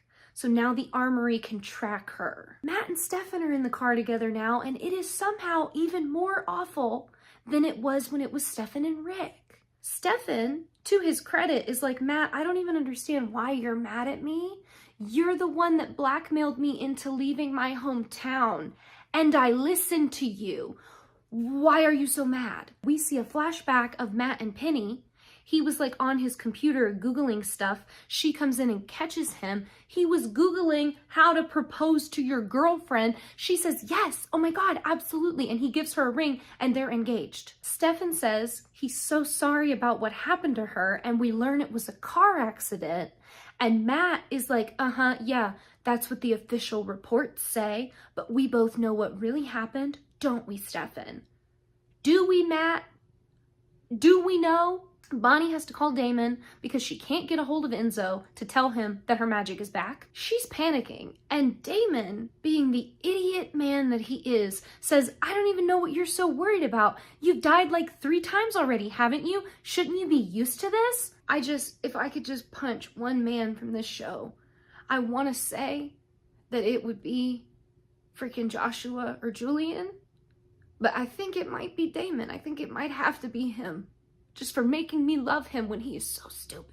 Bonnie, like, almost hangs up and then gets back on the phone and is like, you know what, Damon, I just wanted to say thank you for helping and I forgive you, okay? And he says, no, don't say that to me. I know you're lying. You're just giving up. Knock it off. Yes, she was lying. And in fact, when she gets off the phone, Raina injects her with her blood, like directly, because they need to keep her magic blocked. And the pills that she was taking were made from Raina's blood, so now she's just getting a concentrated dose. We then see Alex at the armory listening to Yvette cry to her from the closed vault door. Caroline and Rick are chasing vampires together, and we get this god-awful moment where Raina calls to tell Caroline about the next targets for them, which are 2 vampires that are coupled up together having crazy sex, and Caroline has to tell Rick that, and then it gets awkward in the car, and you can tell, okay, that they're both thinking about the fact that they've technically been single for 3 years. And so, yeah, they used to have partners that they were intimate with, but now they don't because they're together. And it's this awful thing of like, well, we are getting married. No. If they had done this, I'd have been out. I'd have been done with the show. I'm not even watching the ending of season 7. I'm out. It's disgusting. Raina has to tell the boys about the fact that she gave Bonnie her blood. Enzo is livid. He tells Raina to put Bonnie on the phone, and when she gets the phone, he's like, have you lost your mind? And they start fighting. She tells him that he's not close to handling things, okay? And in fact, things just keep getting worse, and she just wants him to come home because she doesn't want their last moments together to be over the phone, states apart. She wants him with her in the cabin, being with her as she passes, and he is like, okay, I guess. He hangs up. Damon actually says to him in a moment of, good writing and clarity that he knows exactly how Enzo feels because this is what he went through when he was faced with losing Elena. So there's nothing he can do for himself to make himself feel better. And he's like, you need to go to her because taking care of her and keeping her from giving up is the only thing that's going to help you right now. But then Damon calls Alex and is like, listen, if you and your armory boys kill all the vampires on the list, I will personally deliver you Bonnie Bennett and have her open the vault. Snake.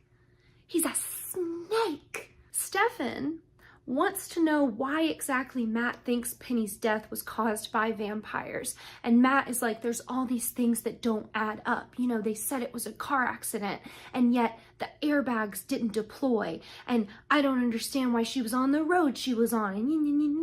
He says he knows Stefan was in town the night Penny died because Stefan was visiting Liz Forbes' grave. Because it was the anniversary and he was hoping maybe Caroline would show up and she didn't. Stefan is like, okay, Matt, yes, you're right. I was in town. All of that is correct. Why would you think I would hurt Penny?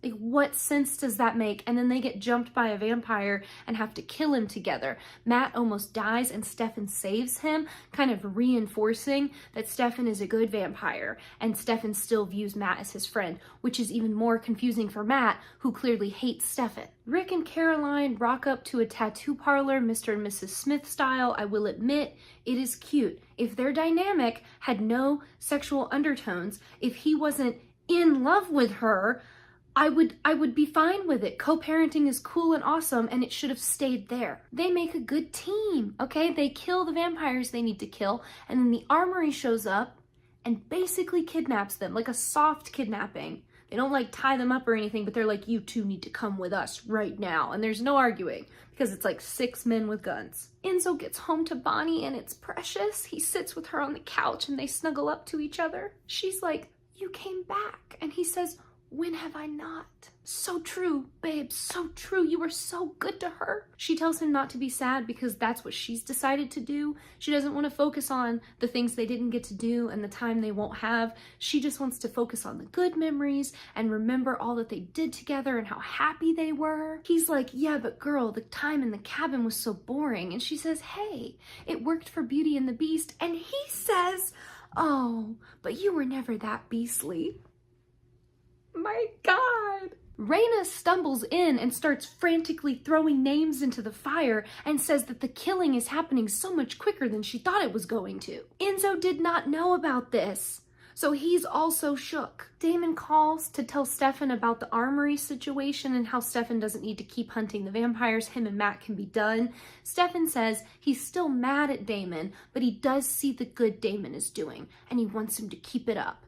Don't encourage him. Don't waste your breath encouraging him. Matt begs Stefan to just tell him the truth. He's like, I don't think you meant to hurt Penny. I just want to know why you did it. And Stefan's like, why do you think I did it though, bro? Just because I happened to be in town? And Matt's like, no, Stefan, because my memories from that night don't make any sense. And on my dash cam, I found a video of us where you whispered to me, it's okay, Matt. It was an accident. Penny didn't suffer, and you never saw me here. So what does that mean, Stefan? Y'all see where this is going, don't you? Matt doesn't. Matt's got no idea. Bonnie's pissed at Damon for making that deal with Alex and agreeing to open the vault. Damon thinks she's overreacting, and he's like really annoying about it because to him, this is another one of those, I made the hard choice. I did what nobody else would do. I saved you. Shut up. Just shut up. Enzo is being quiet because he wants Bonnie to make her own decisions and he knows she doesn't want to open the vault, but also he's thankful that Damon did it because obviously he doesn't want anything to happen to Bonnie. He's just not willing to like overstep her boundaries because he's a good guy. Alex calls and tells Bonnie that just in case she's having second thoughts, Rick and Caroline have been kidnapped as collateral. Rick is a kid in a candy store running around the armory looking at all the goodies because he's a nerd. Caroline is freaking out though because they've both been kidnapped and they have twin 3-year-old daughters. Stefan tells Matt, who has now pulled a gun on him, that whatever he tells Matt is just gonna make it worse, and he needs to trust him and let it go. We then get a flashback of Penny pulling a gun on Stefan at the grave. Matt continues begging Stefan and is like, I don't care that you think I don't want to know. I need to know. Stefan, using his compulsion powers, whispers, remember, and we get the full flashbacks. Penny ended up chasing Stefan through the woods. Matt had come with her to the graveyard, so he was there too. He heard things happening in the woods, called out to her. She didn't answer, so when he saw a shape move by, he shot at it without knowing what it was, and it was Penny, and he shot her in the throat. So he catches her on the ground and screams for Stefan. Stefan comes running over and immediately, like no hesitation, gives Penny his blood, but she got shot in the throat. And so she dies. Yeah, Donovan, we should have kept that a secret, you big dummy. Bonnie goes to the armory and opens up the vault. Her nose is bleeding though because it's a lot of magic and she's already sick. The vault opens, all the candles blow out.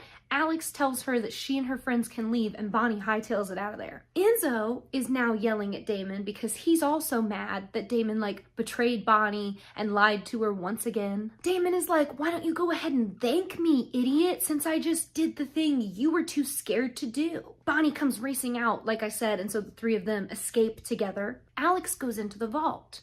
We hear Yvette whispering and calling to her, and then Alex finds her desiccated dead body on the ground, okay, just a husk of a skeleton, because you can't survive for 4 years in a sealed vault. The guards start to get snickety-snatched inside the vault, okay? Alex runs, she tells everybody to get out, but Bonnie Bennett is on the other side of the front doors, sealing them inside. And then Bonnie passes out in Enzo's arms. Stefan tells Matt that he's so sorry. He only took his memories because he wanted to protect Matt from the pain. And Matt says he doesn't blame himself. He blames Stefan. Because if Stefan wouldn't have come to town, they wouldn't have gone to the graveyard, and Matt wouldn't have shot Penny in the throat. He says that Stefan ruined his life and Penny's life, and the only remaining question is, whose life will he ruin next? I take back every nice thing I have ever said about this man. When he goes downhill, he just goes straight to rock bottom. There's no saving him. The gang is now at the Salvatore house. Bonnie is on the couch with Enzo. Caroline's making soup. Rick wants to take Caroline home, but she needs to stay with Bonnie and make sure she's okay. She also kind of wants to see Stefan, even though she's denying it. Rick insists that he needs her to find closure with Stefan because he needs it.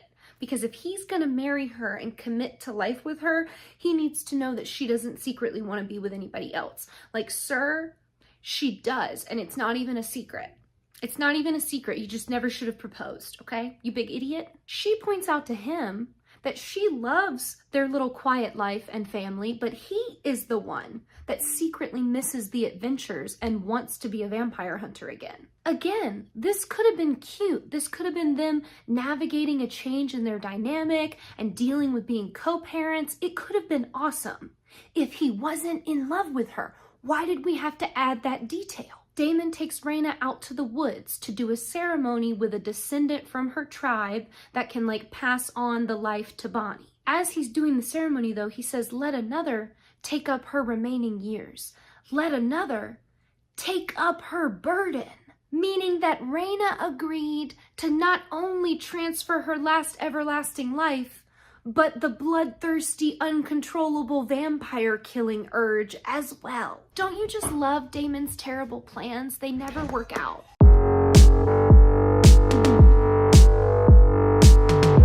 Okay, so yes, Bonnie wakes up. She says she feels a little weird. She asks Enzo to make her a drink, and when he fixes it for her, she smashes it into his face and then sets him on fire. And when Caroline comes running into the room to help, she cuts off Caroline's head. Actually, it's just a dream. Bonnie is still asleep, having these weird nightmare visions in her head. Damon, of course, is blaming Reina entirely, even though he is the one that made this deal and got Bonnie into this mess in the first place. Enzo is livid beyond belief. He knows the type of person Bonnie is, and he's like, she would do anything to keep from hurting us. So she's gonna keep herself asleep, because if waking up means killing us, she's just never gonna wake up. Rick wants to chain Bonnie up because he doesn't want her to hurt them, obviously. Caroline says no. Rick is staying now because he wants to take care of Caroline. He also makes the good point that he should probably stay so that Bonnie can see him first, since he's the only human other than Matt freaking Donovan. But Caroline is like, no, but I'm her best friend. I should be here with her. They hug, and it's a very intimate hug. I don't like it. Matt is now the sheriff, in case I skipped over that before now. So he gets told that there's squatters staying at the Salvatore house, and he's like, oh, whatever, I'll handle it. Stefan is drinking at the grill, feeling sorry for himself and how everything is breaking down. He also just doesn't even want to deal with the fact that Bonnie might wake up evil. Like, it's just too much for him on top of everything else. He does have an idea though, which is that instead of focusing on, he does have an idea though to stop Bonnie from focusing on like the killing urge by reminding her that vampires can be good and some of them are her friends. Enzo is like, she's my girl. I should be the one to do it.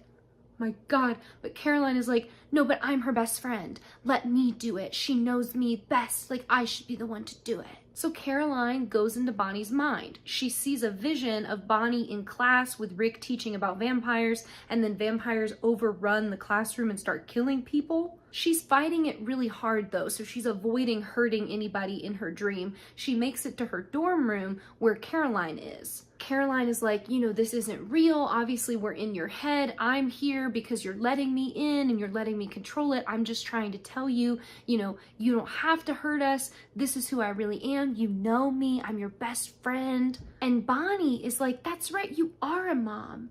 When you're tucking the girls in at night, do you ever get a glimpse of their necks and think about how easy it would be to kill them? And Caroline's like, Bonnie, that's gross. What are you talking about? But then Bonnie like makes blood seep through underneath the door, and when Caroline sees it, she can't control the urge for like her eyes to change, because remember, it's innate. It's not something that they control. So Bonnie freaking stabs her, and when Caroline wakes up in the real world, she has a mark on her.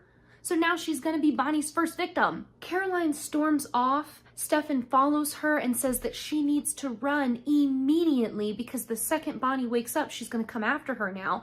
Caroline tries to deny it and be like, we have to trust Bonnie not to do that. So Stefan knocks her out and kidnaps her. Matt shows up to the Salvatore house. He finds Enzo outside drinking.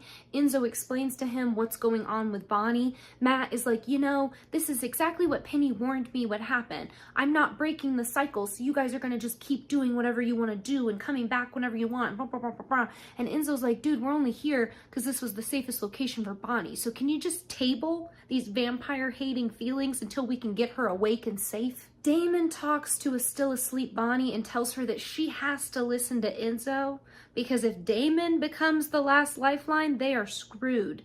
And you know what? He's correct. Enzo does his own head dive onto her. We see her in her cheer uniform because he's still a man. Even though we love him, he's still just a man. She kills some vampires at the high school, and then Enzo shows up clapping. She's so happy to see him though and jumps into his arms and they hug. He looks so good in this scene. I love a soft Henley skinny jeans combat boots combination on a man. He takes her to the music room and tells her that he wants her to remember her life without vampires. He talks about when they were learning music together and writing songs and how that was the time in her life when she was safe. And not only did she tolerate a vampire, she fell in love with one. She sits down to play their song, and she tells him that she always wanted to be loved by somebody the way that he loved her. She says she would rather have the memories of what they had with each other than wake up and live in a world where she might destroy them. So she's planning on giving up the life Reina gave her and just slipping away into oblivion, which is exactly what Enzo thought was happening. So he knows her the best. She kisses him,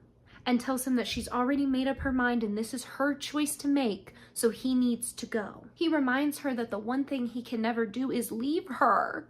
So she smashes the guitar and stabs his ass too, so now he's marked. He's not even mad though, because he was right. So now she's just not gonna wake up, because if waking up means killing them, she's just gonna go to sleep. Caroline does wake up in a hotel near the airport with Stefan. He wants to run with her starting now. She says that she wants to stay with Bonnie and he needs to respect her choice. And she throws in his face that if she was Elena, he'd be respecting her choice to want to stay. So they get into a tiff, and then Damon ends up calling and talking to him about it, and he tells him that he just needs to be himself, which is the man that's in love with Caroline Forbes. He says sometimes when you love somebody, you have to be willing to go to the extremes for them. Stefan, thankfully, is like, that's terrible advice, but also he's still gonna do it. He kidnapped her. So Damon's on like a hero high though, because he thinks he just gave like life-changing advice. And he says, you know what? I can't be Stefan in this situation with Bonnie. I have to be myself. So he does a head dive on her as like a last-ditch effort. Bonnie walks up to the Gilbert house in this new dream presented by Damon and sees Elena up in the window. He shows up on the porch and is like, hey, I'm just here to say goodbye since you're finally gonna die and give me back Elena. I can't wait. I wanted you to see how excited I am. He brought the letter so that she could finally read it. She rips it up and he's like, oh my God, joke's on you. I memorized it. So he starts monologuing it at her. He tells her that he regrets saving her because he misses Elena more than he will ever care about Bonnie. He's being so mean and nasty, just like egging her on. Finally, she calls him a monster and rips out his heart. This works though. So she wakes up in bed and he's like down at the foot of the bed, like going like this because he felt it. He says, catch me if you can, and runs off. Caroline hasn't actually left the hotel or Stefan because even though she doesn't want to admit it, she knows that he's right and she needs to start running. She's actually even more upset with him now though, because now she's faced with the same choice he was faced with, and she's upset that he made that decision without her. He tells her about how he came to Dallas and he saw her happy with the kids and with Rick, and he genuinely thought he was making the right decision and letting her go was going to be what was best for her. He tells her that she can be mad at him, but she can't pretend like she wouldn't do the exact same thing. Everybody just stop. This writing is so bad. So yeah, he tells her that he loves her, and that's why he was willing to Vervain and kidnap her, because he can't imagine living in a world where she gets hurt. And she says, but Stefan, you hurt me. You left me alone, and that sucked. He says that he hopes she can forgive him one day. She says she doesn't think she can. And then Bonnie calls and says, Caroline, bestie, I see you. You need to start running. I'm coming to kill you. Please leave. Hangs up the phone. Caroline is like, great, okay, Stefan, I guess we are running away. Let's go. So they head out. Damon and Bonnie talk on the phone and she tells him she's never hated him more. He says he was just trying to wake her up, and she's like, yeah, here's the thing though, I know you're lying, okay? Because now we're connected and I can feel your emotions. So I know you're running and I know you're scared and I know you feel bad because you kind of did mean what you said to me. She says he only ever saved her because he knew that if he didn't, Elena would never forgive him. And then she goes, but I'm thankfully not burdened by those feelings because, as you pointed out, I'll never see Elena again. Matt stops Bonnie to talk her out of murdering their friends. Like, how dare he call them that? She begs him to help keep her connected to her human side on the condition that she help him kill Damon first. She's like, just let me kill Damon and then keep me from killing Enzo and Stefan and Caroline, okay? I need to get rid of Damon though. And he agrees because yeah, Damon did kill Vicky when he was bored. Damon's now out in the woods, trashed. Bonnie shows up with weapons while Matt stays out of the scene to set up a perimeter. He makes a joke about how Bonnie should be careful because Matt has a history of friendly fire accidents. She says when she looks at Damon, all she sees is a smug, selfish parasite standing where Elena should be. Get him, girl.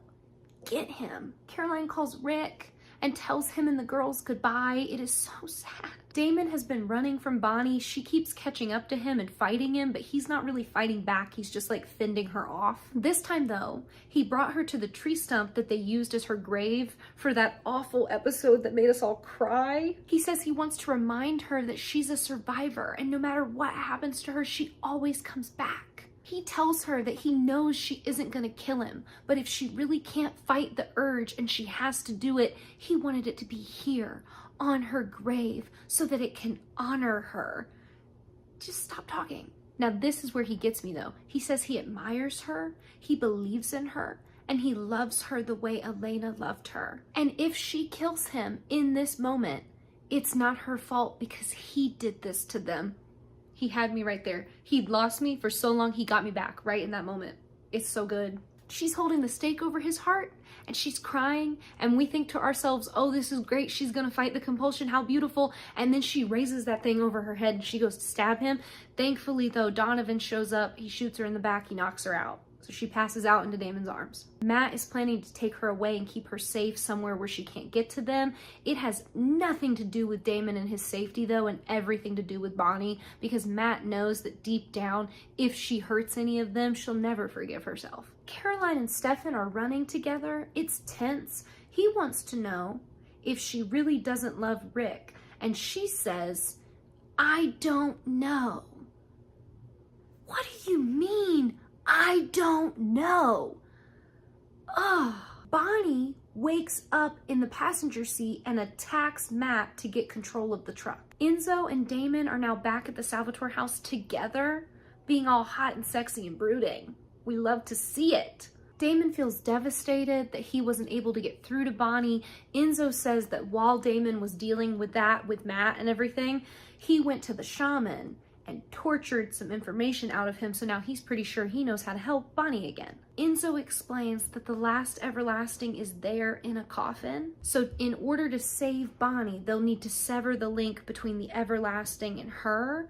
Theoretically, she will still be healed because her body is better now. So if they sever that link, she'll just lose connection to the everlasting life force and hopefully the vampire killing urge. But yeah, that would mean going inside the armory. Damon is like, yeah, okay, fine, evil be damned, we're going in. Except we zoom in on the people in the armory and see this guard just banging his head into the wall. So not only have they turned on each other and hurt each other, they're also hurting themselves because whatever evil was in the vault makes you go completely off the rails insane. But yeah, Damon, let's open the front doors. Why not?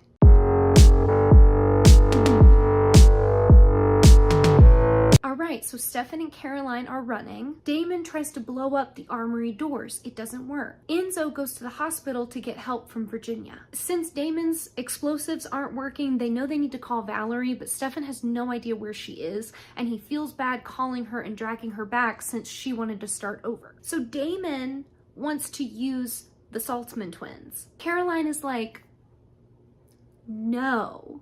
Bonnie is listening this whole time because she can hear everything that Caroline, Enzo, and Damon are doing, and they're on a three-way call with each other like a bunch of idiots. Now Matt is tied up in the passenger seat while Bonnie drives. He wants to stop her, but she can't make herself free him. Enzo meets with Virginia to finally get like the full information out of her. She tells him that it's been alive for thousands of years. It can't be fought or killed. She starts freaking out, so he has to use compulsion on her to like get her to calm down and just tell him the truth without the hysterics, but we don't get to learn what it is. Rick is now stress baking cookies with the girls at 8 in the morning, which I'm not gonna lie is kind of cute. Caroline admits to Stefan that Lizzie accidentally siphoned off of Caroline after Caroline like took a goodie bag that Lizzie wanted back from her, so Lizzie like reached out and siphoned. This is gonna come back to bite us, so just hold on to this little nugget. Rick and Caroline always talk about the girls and their magic and the fact that they're siphons, like they don't want them to be involved with any of it at all. Personally, I think this is a huge reason why we see so many issues with the girls as they grow up, and once we get into legacies, we're gonna have a lot to unpack. Because they aren't being given ways to control their abilities. Like, I don't know how you go through the Kai timeline and you know what happened to him and how he turned out, and you don't think to yourselves, we should do things differently. Bonnie calls and tells Stefan and Caroline to drive faster because she is behind them. And then they end up in like a huge traffic jam. Stefan speed racers it out of there. He turns around and starts driving towards Bonnie, okay? But Bonnie can't get out of the way and they're gonna run into each other. Matt somehow breaks free of his ropes finally at the last possible second and swerves the car off the road down a hill into a tiny ravine. Enzo calls Damon and will not give him the specifics about what Virginia told him, but he says it's really bad. Stefan sends Caroline off on her own to keep running because he's got a bad feeling about what Damon is planning and he says he needs to go help with that. Yeah, he figured out that Damon was gonna hire a plane and fly to Dallas and kidnap the twins. So he stopped that from happening, thank God. Caroline calls Rick again now that she's alone. She admits to him about the plan to possibly involve the girls. She says obviously she doesn't want to do that, but she's considering it because it's Bonnie, and she can tell that Bonnie is hurt and scared and she needs their help. She calls the twins his kids. He says, no, they're our kids.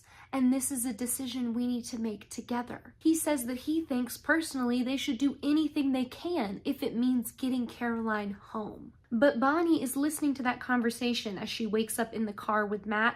They're both okay, but his leg is really messed up and he's like stuck in the passenger seat, unable to get out. She leaves him behind to keep chasing the vampires. He tries to break himself out and ends up making the injury even worse and passes out from the pain. Stefan and Damon are now at the armory waiting for Caroline to come with the twins. Damon is like, I want to know what happened to you, brother, because a day ago you were kidnapping Caroline and being exciting and full of life, and now you're boring again. Stefan is thankfully finally back to realizing that that kind of behavior is not love.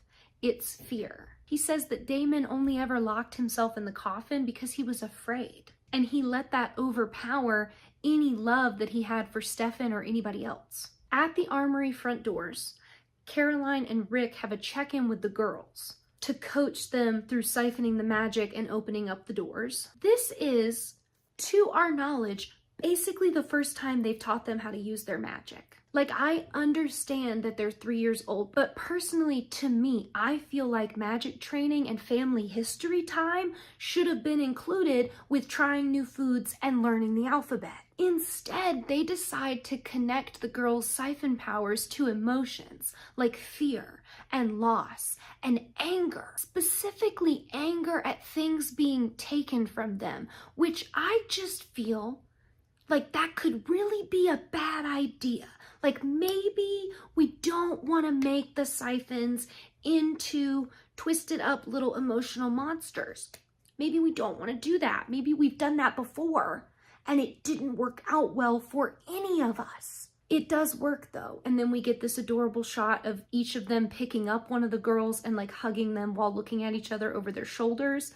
Very cute. Bonnie calls Enzo to tell him that she can see everybody sitting at the armory like sitting ducks. He's like, not everybody, come and chase me. She tries to say no because obviously she doesn't want to hurt him. He says if she will come after him and him alone, then it will give their friends time to get in and do what they need to do. This should not be attractive, but they have the best song choice playing under this scene. And when Enzo is like, come and get me, and then he hangs up, like, I'm clearly not God's strongest soldier. I'm just not. Stefan and Damon go into the armory. Caroline tries to talk to him before he goes in, but he says, up, wait until this is over. Enzo stops at the cabin because he was running out of gas and he was hopeful that he could get Bonnie there and they could share one more meal together. She says she is heartbroken, but she says she can't do it and then pulls out a gun and starts shooting at him. The boys search the armory, do not find what they're looking for, and realize that the coffin must be inside the vault. It's clearly a trap, and Damon is like, I'm going in. Even though Stefan wants to go too, Damon says no, because Stefan has Caroline waiting outside for him. Stefan is the one that deserves to be safe, because he's always trying to help Damon, and it always ends up getting him into trouble. So this time, Damon needs him to let him go so that he can succeed or fail on his own. He apologizes for walking out on Stefan. He says, I only did it because I knew you would be okay without me. Now all he needs is for Stefan to trust him and to walk away without being afraid of what will happen to his big brother. Stefan says, I'll be right outside, and Damon says, I know you will be. And then Damon locks himself inside the vault. Stefan gets outside safely. Caroline hugs him. Rick is watching. It's really uncomfortable and sad, but Stefan reminds them that it's not over yet.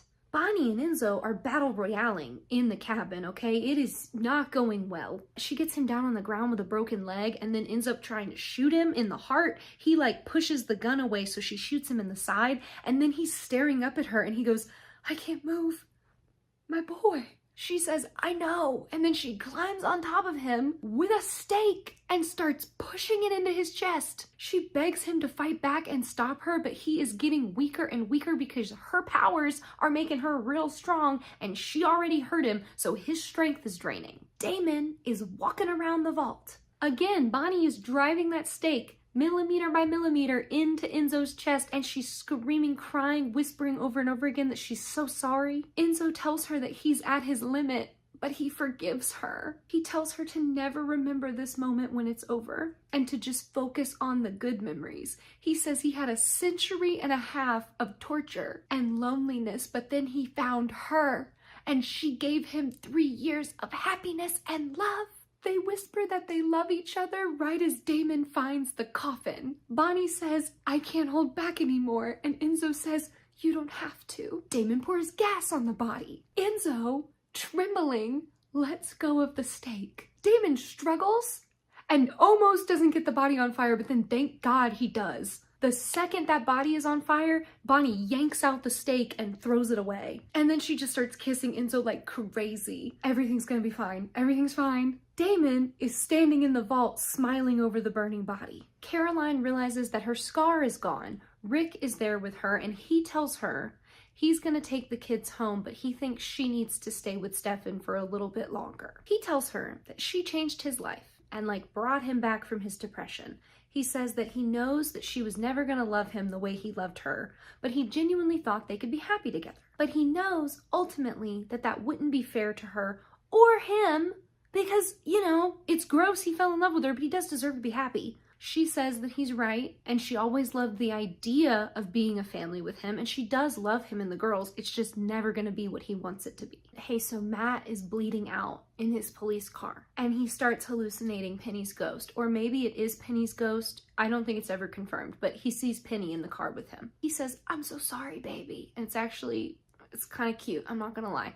She says, we always knew. She says, don't be. We always knew you were a terrible shot. Also kind of cute, I'm not gonna lie. She holds his face and tells him that he hasn't really tried to escape the vampire life, and he needs to like completely go and totally move on. He says he doesn't even want to. He just wants to go with her, and he begs her to take him with her. But she says that he doesn't belong with her either, and there's a better life waiting for him. He just needs to wake up and go get it. Then we hear another woman yelling for him to wake up, and it's the EMT. Yeah, so he gets woken up in the car, he's lost a lot of blood, he's gonna be fine. Stefan is still waiting for Damon to come out of the armory. Caroline comes up to talk to him. Damon texts that he's on his way out, and they're both like, oh thank God, incredible news. And then Stefan freaking leans over and kisses her, and the music swells, and it's great, so I guess they're back together. It happens really quick. Bonnie is lovingly picking out all the little pieces of wood that she shot into Enzo. Damon calls, and she admits that he's kind of forgiven now. He hears Enzo in the background, and he's like, oh my God, I was trying to wait long enough so that you'd kill him. That is not how we get Damon, okay? You need to calm down. Then Damon hears a voice calling to him from inside the vault.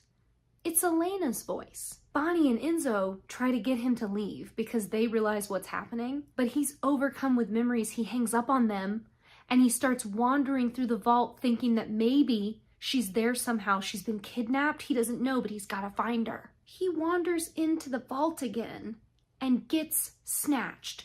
So that is not going to be good. Bonnie comes running to the armory and sees Stefan and Caroline. They explain that Damon went into the vault and shut the security door, so they need somebody from the armory to get him out.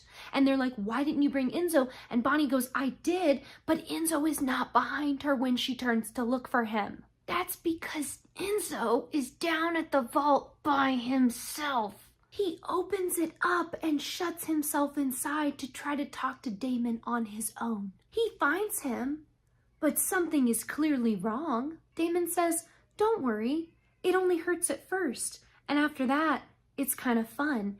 And then freaking Enzo gets snatched by something like behind him with claws, and it drags him out of sight. Then we get a jarring voiceover cut of Caroline writing to Elena in her journal. She tells her that they were so close to everything being okay. Stefan and Caroline had worked through their problems. Bonnie and Enzo were on the way to finally being happy. Damon was being selfless. She says they waited for days. Stefan did everything trying to break the door down, but the boys never opened it up. Rick cracked the security code after a week.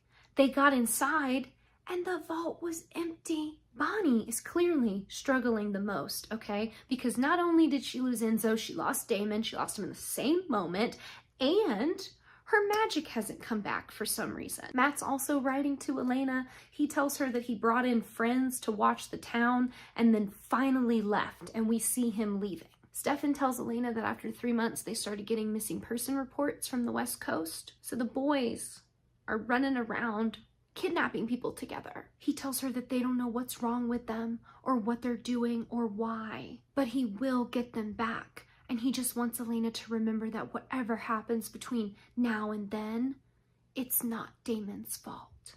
We then cut to Damon and Enzo going absolutely batshit insane together. At least they're not alone. At least they're not alone. Yeah, we see them in a warehouse, stringing somebody up by the feet and then cutting their throat. Enzo says, it never gets old, huh? And Damon says, well, it sure hasn't yet. The camera pans out, and we see that all those people that have been missing are in the warehouse dead. And then we cut to black. Yes, that's the end of season 7. As always, thank you guys so much for watching. Your continued support on this series is just the best, and I am so excited to be starting the originals so soon. Don't forget to subscribe if you haven't already, and I will see you so soon. Have a good one. Bye!